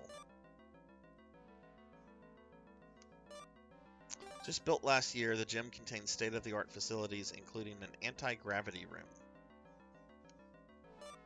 Roydy and his friends are always bullying Huey because they resent the fact that he's on good terms with Rita, the most beautiful girl in school.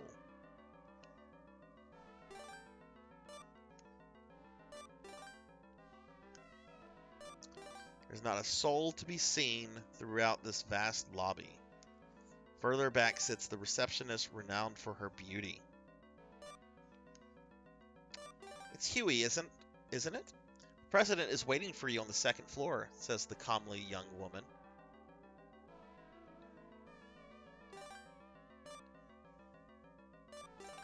University president's office. This is a posh room as would be expected for the president of a major university. Awards, trophies, and other accolades adorn an entire wall. Behind a large desk sits the president himself, serious look about him.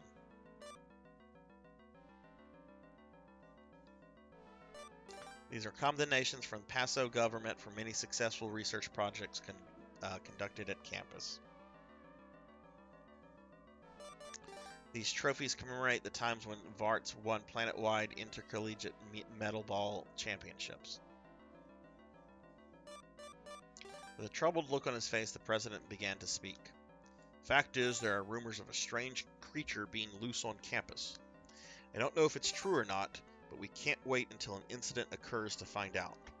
As one of our university's best and brightest, you will concern yourself with the study of this creature. I want you to investigate this matter. Okay.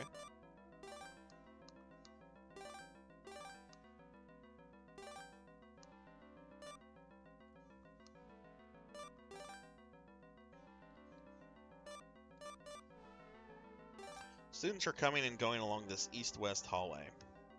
There's a cafeteria to the north and a shop to the south. Let's go to the south.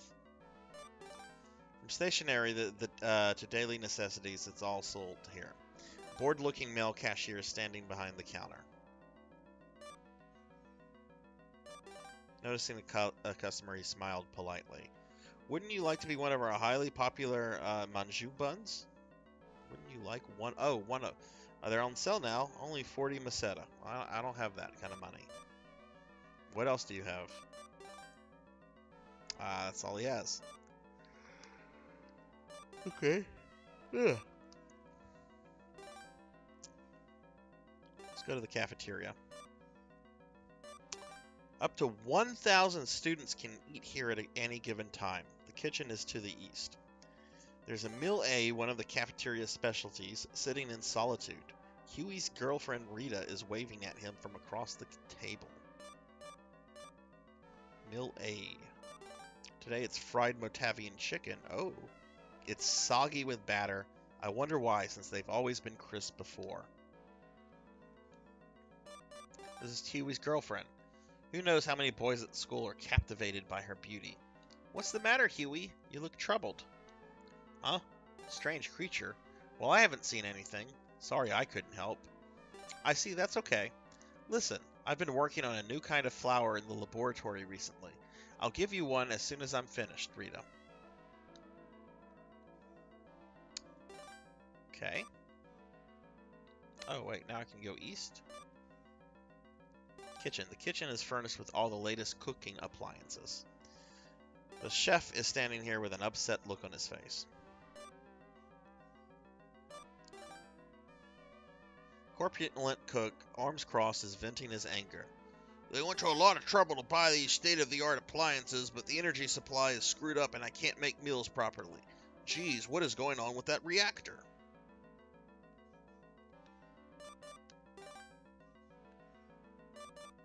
Cutting-edge equipment from the Paseo Home Electronics.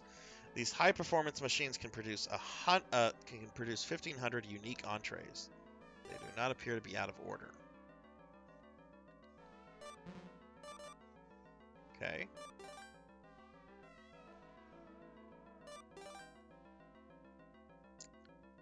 This will continue east. Hallway turns from west to south. There's a classroom to the east. Let's go in the classroom. Lloyd is by himself in the classroom, reading a book. Storage room is to the north. Someone has carelessly left a metal bat here. Huey took the metal bat. Capable of returning pitches at speeds of up to 200 kilometers per hour, it also makes a decent weapon. Lloyd is one of Huey's buddies. A strange creature. Now that you mention it, I did see a small shadow in the gym basement. It sounded like something was rummaging around.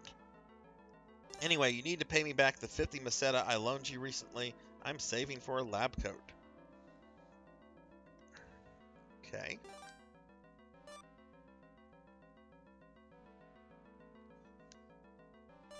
Storage room. All the windows are shut in the small, dim, and dank room.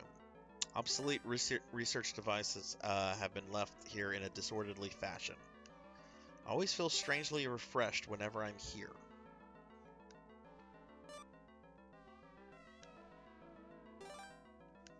I wonder if that's where he comes to get healed?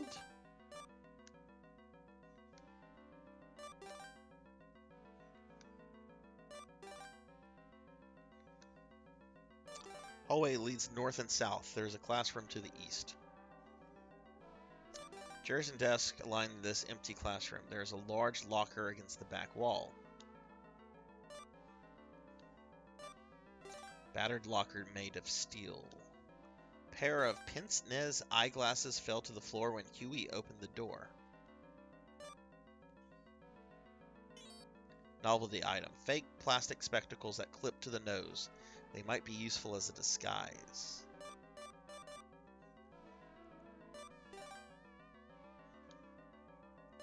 Hallway continues the research areas to the east. Stairway leads down to the power section.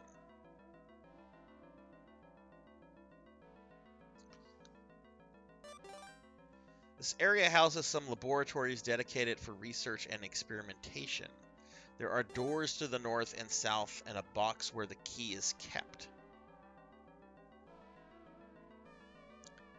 Doors to the north and south and a box where a key is kept. Oops. That's strange. Normally the key to the labs would be in here, but it's empty inside.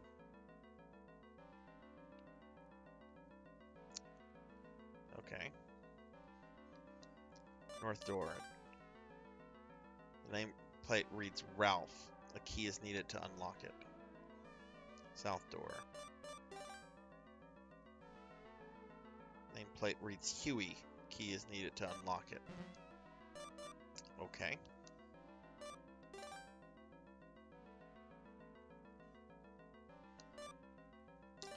Guard is standing in front of the entrance to the south. There are stairs leading back up. Heavily overweight man wearing a dark uniform. Who are you? I've been ordered to let nobody in who ain't cleared. Damn, I left in such a hurry that I forgot my ID card.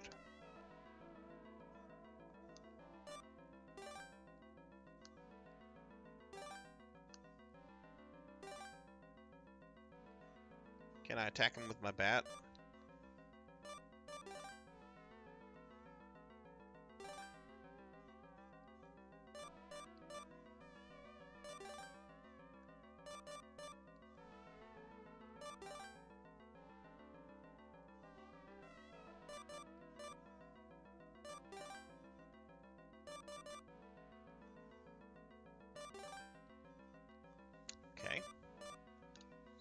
So lots of dead ends here.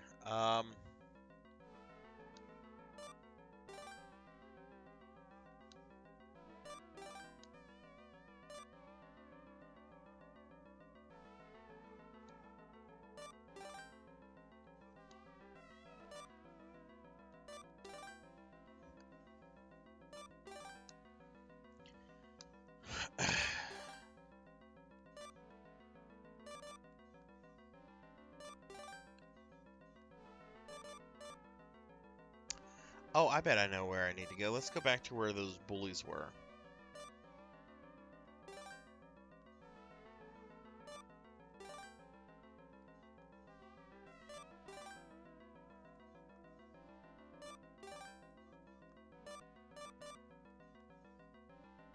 Huey donned the spectacles as he neared Rhodey's gang. Hey, you, where are you up to? Rhodey and company were dumbfounded by this. You boys look like troublemakers. Now scram.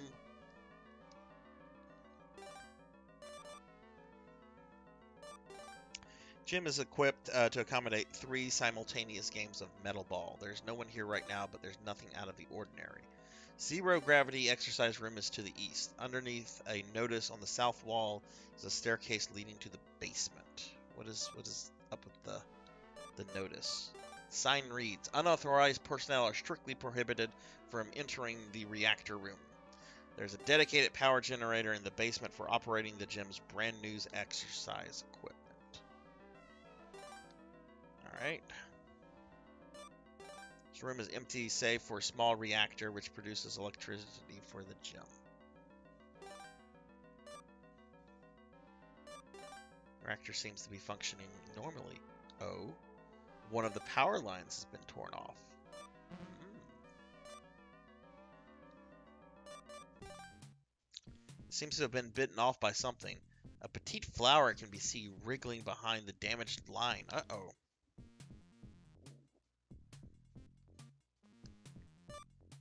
Small plant, approximately 50 centimeters long, nestled between poisonous petals, its sharp fangs gashed violently. Alright, we're gonna hit that with a fucking bat. Huey swung the bat with all his might.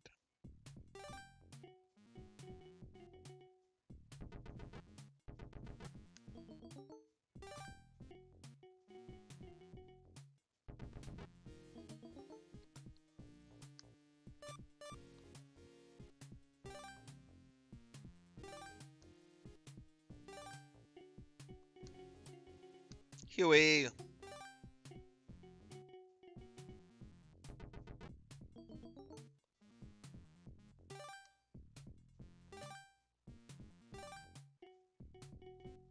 Huey, you suck.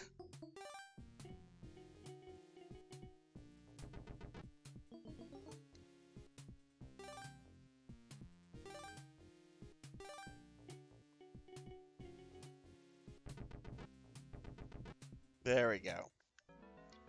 The petite flower quit breathing as green pulp splattered across the room. The key fell out of its inwards and clattered against the floor. Huey took the key. Biology group is inscribed on it. As Huey picked up the key, the body of the petite flower started moving. It vanished into the underground power section by way of a small fissure in the floor. I guess it wasn't really dead.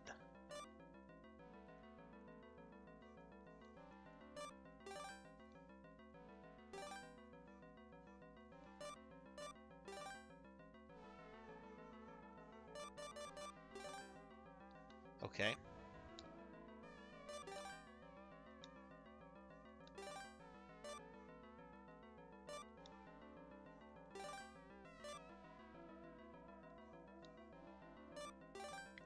Zero G exercise room. The gravity in this room can be freely manipulated for training purposes. There's a control panel here.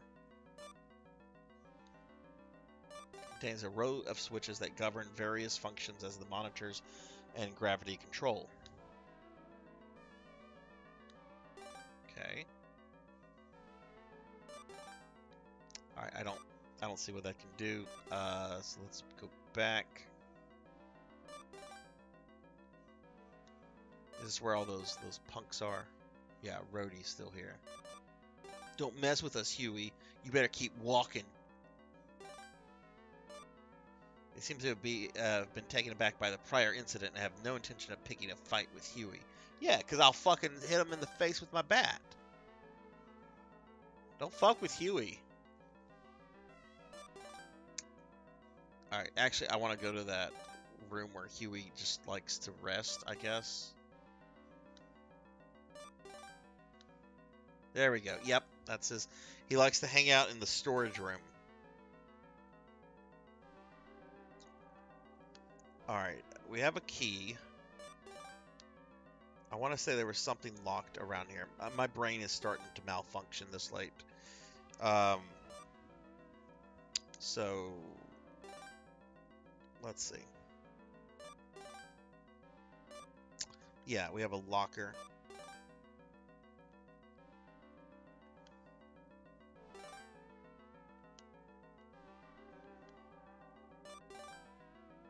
Oh, right, but there's... Okay.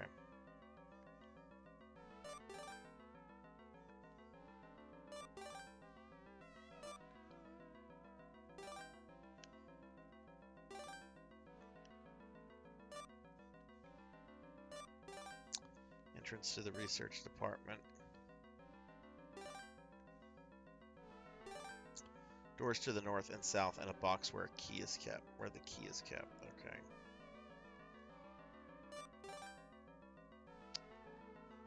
Alright, well, let's use the key. We have this key. Let's use it on the north door. It yielded a creaking sound. So did I open it? I did. Ralph's lab. Ralph is here, absorbed in an experiment involving a gene synthesizer.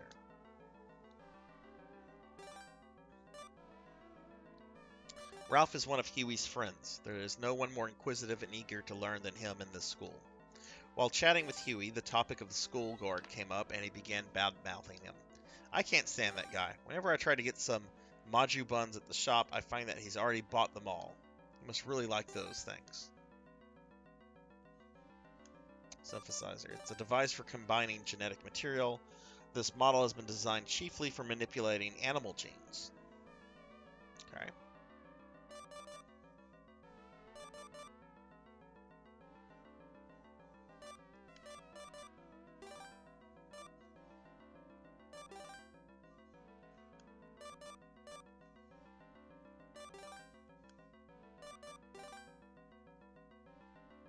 Ah, okay.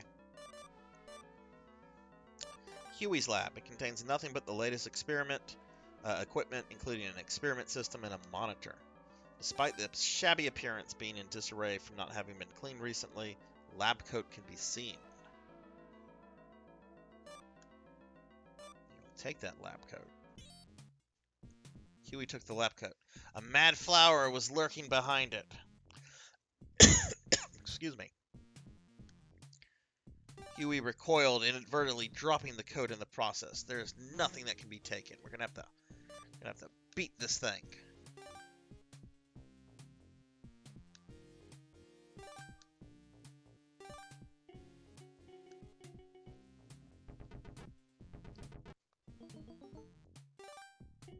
Oh my!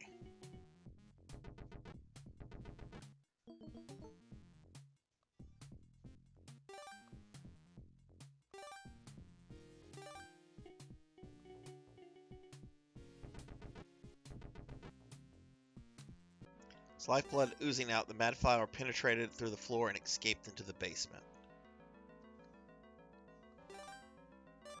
So apparently we're going to have just monsters popping out. Huey took the lab coat. He found 100 Masetta while rummaging through the pockets.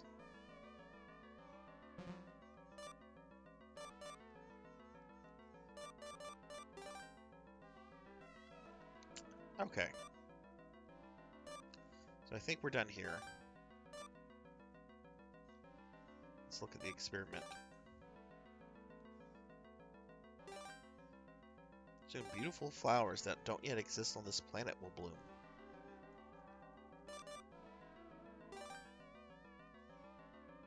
Too much power is being supplied to the system. Guess something's wrong. That's troubling, but my top priority right now is getting rid of that monster. All right, well let's go back and heal.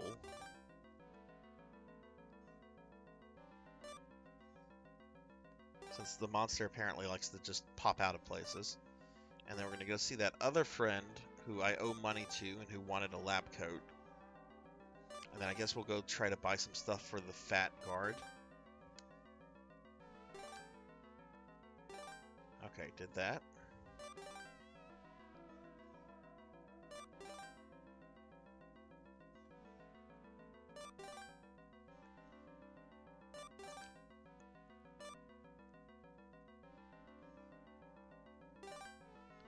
Oh, did I miss the room?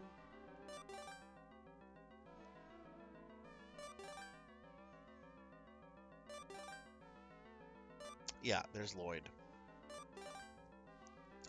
Hey, thanks. Frankly, I wasn't expecting to ever get that money back, Lloyd said as Huey repaid him.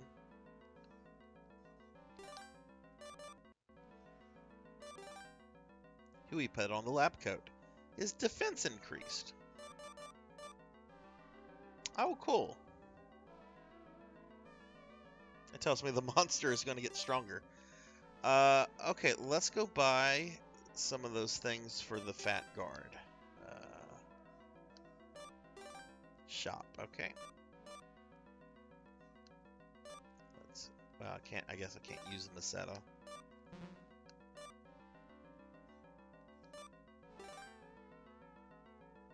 Thank you for shopping with us. All right, we got that.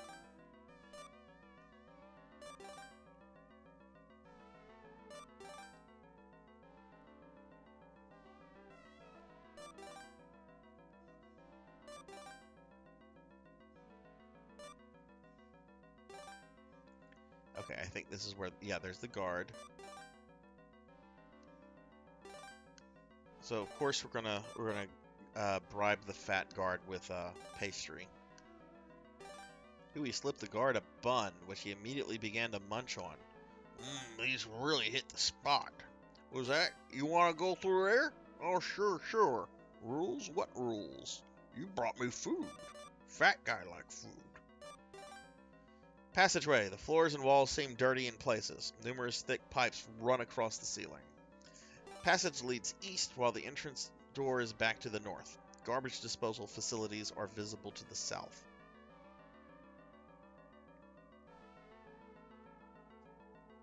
Alright, so we came from the north. Let's go to the garbage. The center of this room is dominated by an enormous hole. Oh, we have a glory hole for Huey. It's a dusty chute connected to an underground waste processing facility. A poster hangs on the wall. Let's look at the hole. Then in the center, oh, there's a Super DX gun stuck in the hole. It's a heavy weapon so powerful that it can take down a Devolian mammoth in one shot. Give me that.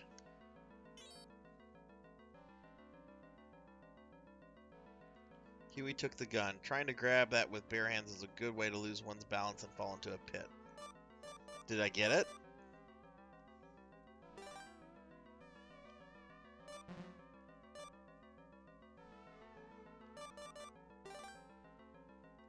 Oh, it's still there. Okay. Well, apparently I'm gonna have to get something to get it out. All right, let's look at the poster. Caution. This pit is a shortcut to hell? Those wishing to live a full life should maintain a safe distance at all times. Oh, okay, there's a pit to hell in the university. Okay.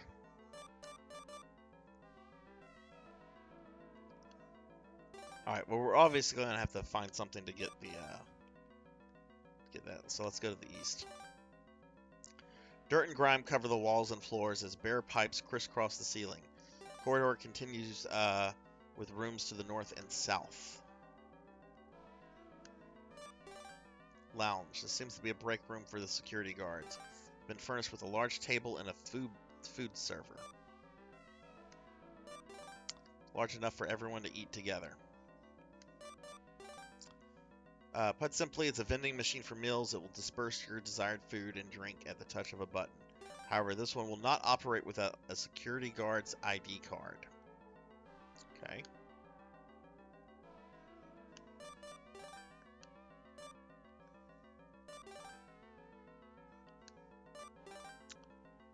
This is the power section observation area. The walls are lined with surveillance monitors and a large table sits in the middle of the room. Stunned baton can be seen. Huey took the stun baton. It causes paralysis by electrifying the target with a high level of current. At the highest setting, it makes for a very reliable weapon. I wonder if I have to shock the guard to get his ID to get vending machine food. Is there anything else in here?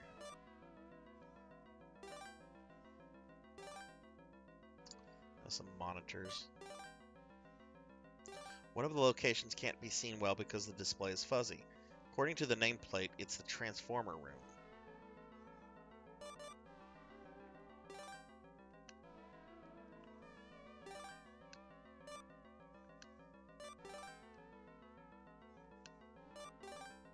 Large number of crevices trace the walls and floor. Ceiling is similarly flawed.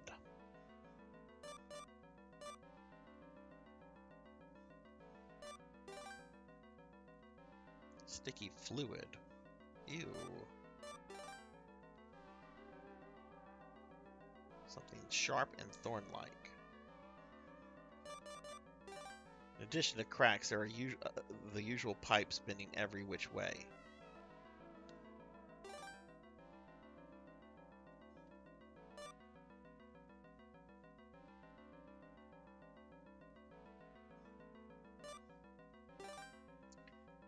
What seems to have been an oversight, this part of the basement is poorly lit.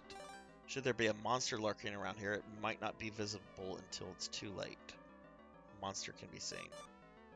A mop can be seen.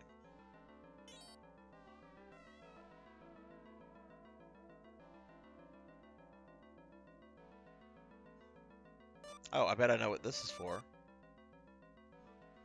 Let's go see if we can use that to get the gun.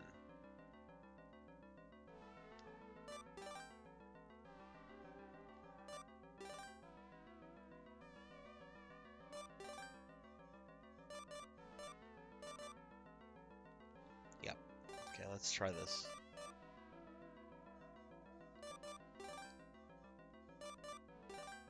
Huey used the mop to get a hold of the Super DX gun and begin lifting it out. Just as it came to reach, it slipped out of his grasp. Huey blurted out as the weapon plummeted into the incinerator. Oh no.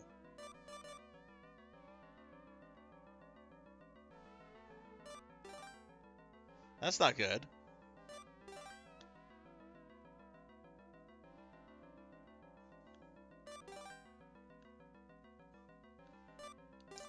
Alright, well, let's continue along.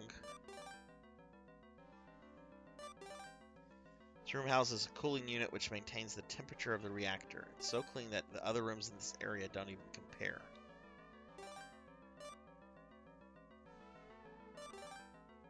Device is barely running according to the status indicator.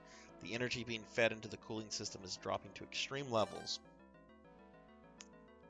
If something isn't done soon, the reactor may go haywire. Yeah, I hope so too, Coco G.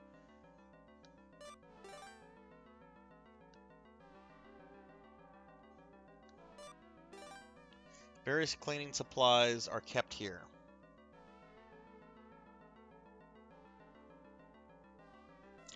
Intergalactic Pinecone, hello, how are you?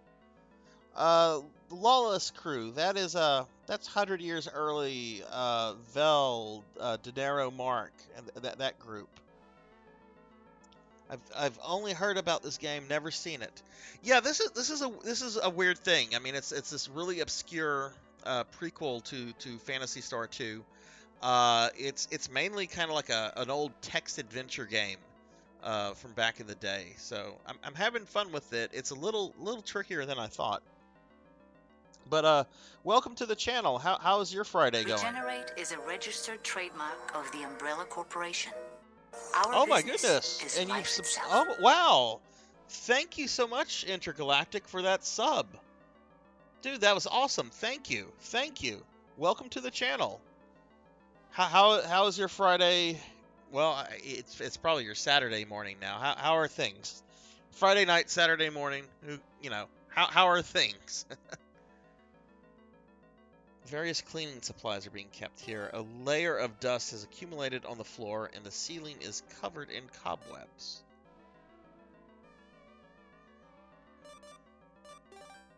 Small vent in the exact center of the ceiling. Maybe I should use. Do I still have my? I still have my mop. Let's use that on the ceiling. Just let it go. That's pointless. Okay.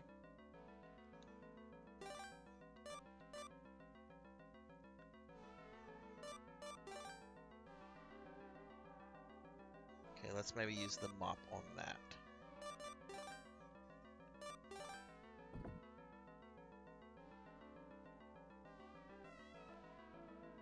Well, thank you again, man, for that sub. That was that is awesome. I really appreciate that. Huey grasped the mop and began poking it into the ventilation shaft. Something fell out of the ventilation shaft with a swoosh. What fell out? Is it another monster?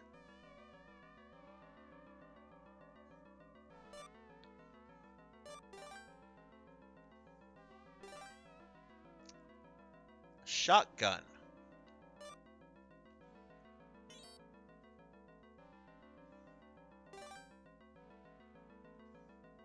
Wait, did he just say that he recalled one of his childhood friends would use that on a vending machine? It would cause the circuit teacher to malfunction, allowing him to steal soft drinks. And here I was thinking I just got a weapon. Okay, I think we're done here.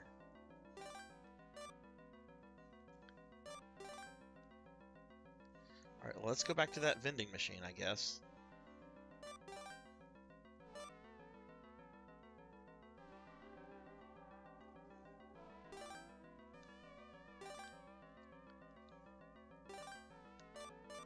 This is a very strange adventure compared to the last two. Alright, we are going to use this on the server. Dimate tumbled out of the machine. Okay. Well, we got a healing item. Medicine recovers one's vitality. Okay. Alright,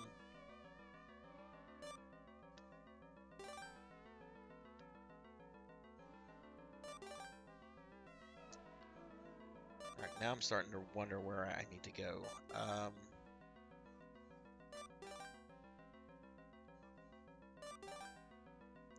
Lighting in this area fills me with dread. A faint sound can be heard coming from the transformer room to the east.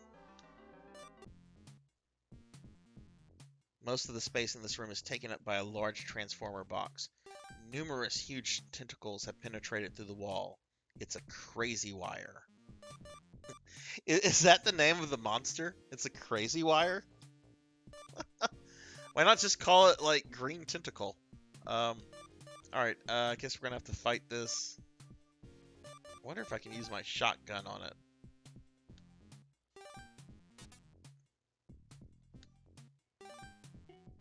Ooh, I can. Holy shit.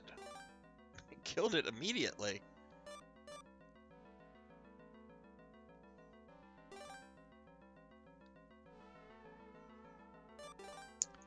This is an apparatus that transforms and sends out electricity generated by the reactor. Having been disrupted by that monster, it isn't operating normally.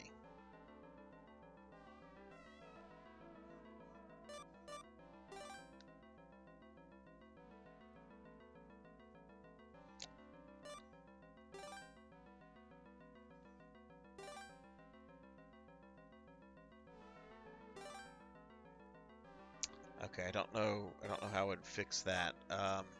Oh, we can go south. That's new. Staircase descending into the basement can be seen to the south. The entire section is governed from here. Trembling in fear, the operator huddles in front of a row of observation monitors. Oh, wait, there's a person down here. A monster appeared, he mumbles over and over again, prone with terror. Yeah, there's monsters down here.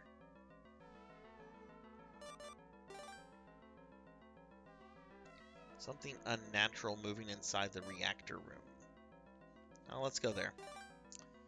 This east-south corridor connects the control room with the reactor room. In the middle of this large room sits the reactor. A huge plant monster fills the room. This is probably what I needed that gun for. Let's see how this goes.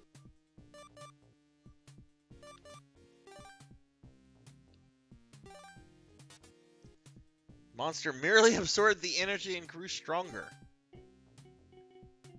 Oh, my stars and garters.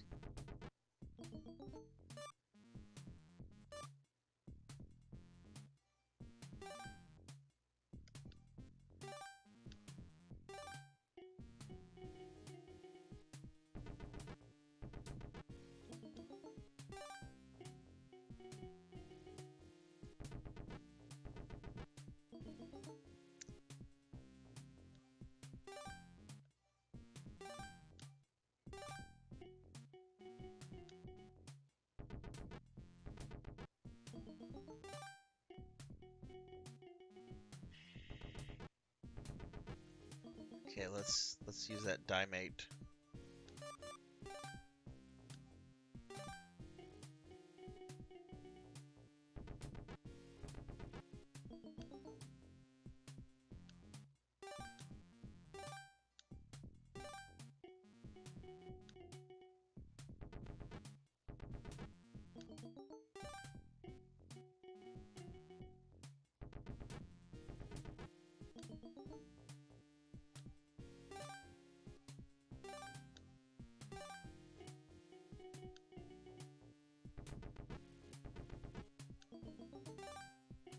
Oh my god, this thing is not dead yet? Okay, this might be it. Let's hope I kill it.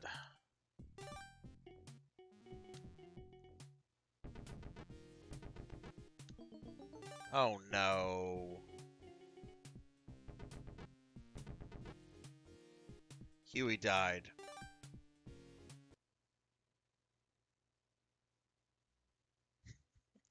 Okay.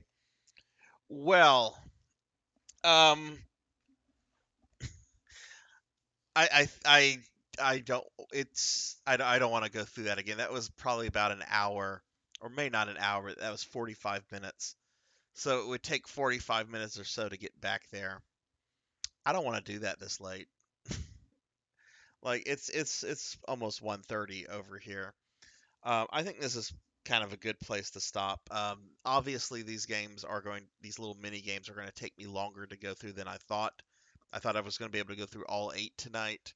I only got through 2. So, yeah, we're going to obviously continue these. I do want to beat all 8 of them.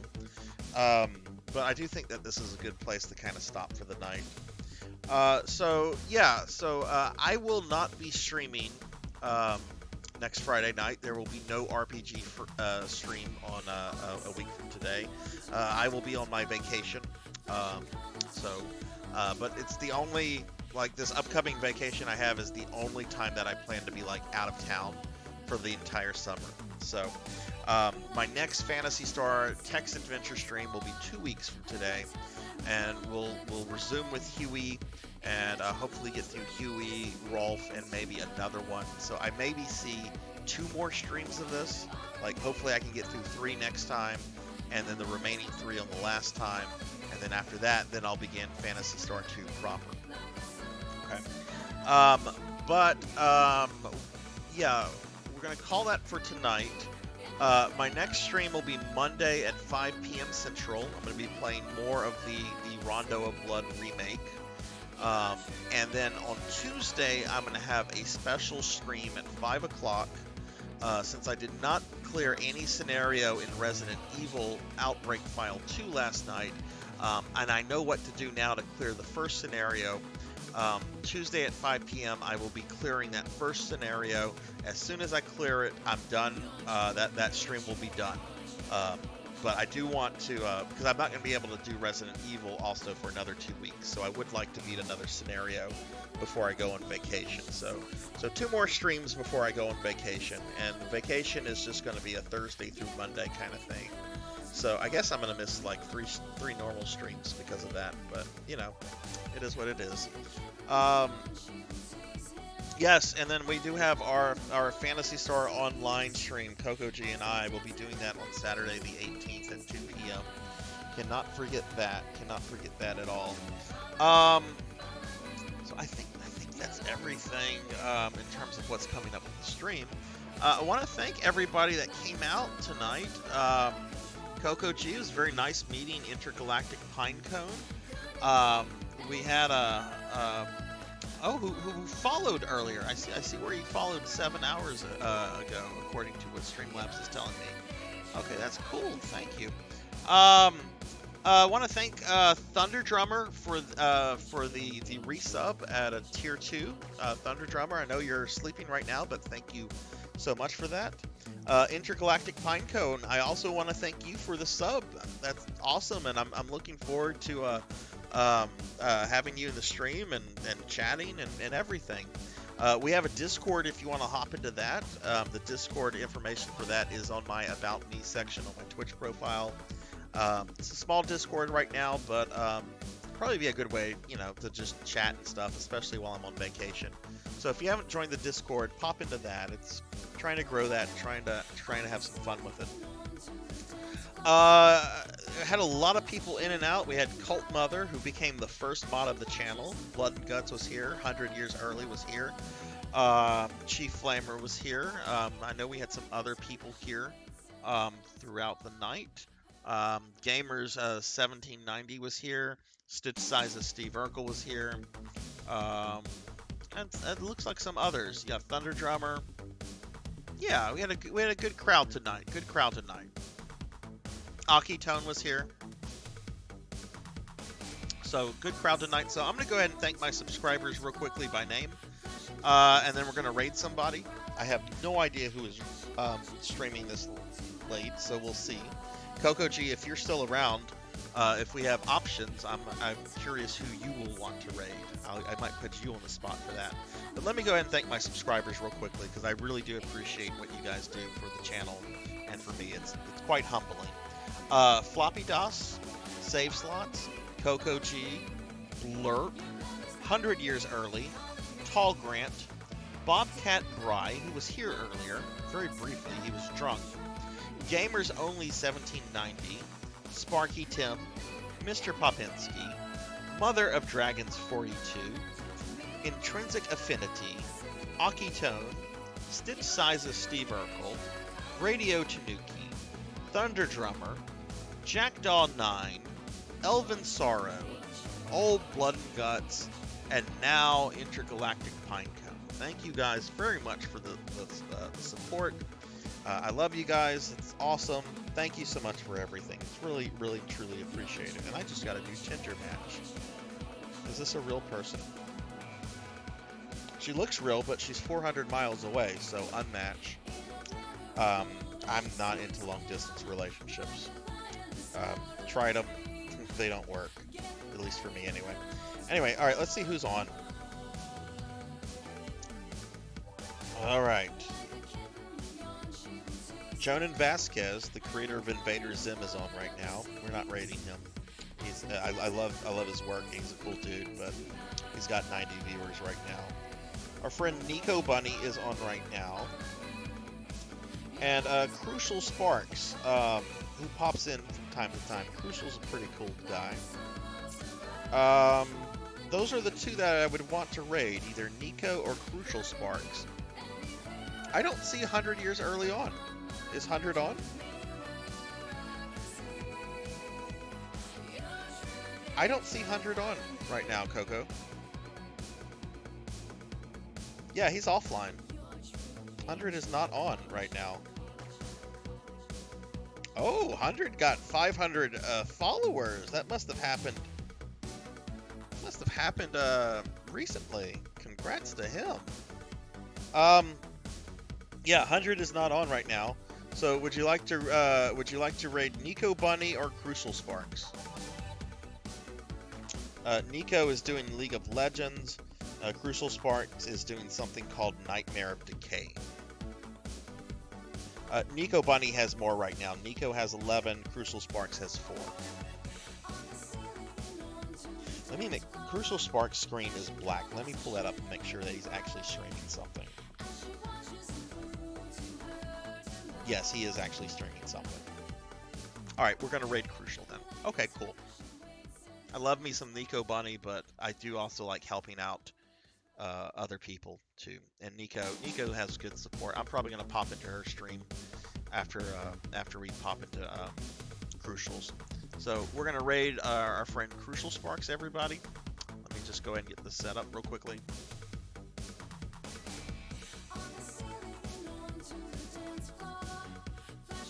If you have my emotes, feel free to spam them. That would be appreciated. So let's see, Crucial Sparks. How do you spell his name? I think I got it. Yeah, there we go. All right, I'm gonna get this going. I'll see you guys in Crucial Sparks channel. Hope everyone has a good night, and I'll hopefully see you Monday. Take care, everybody, and be safe.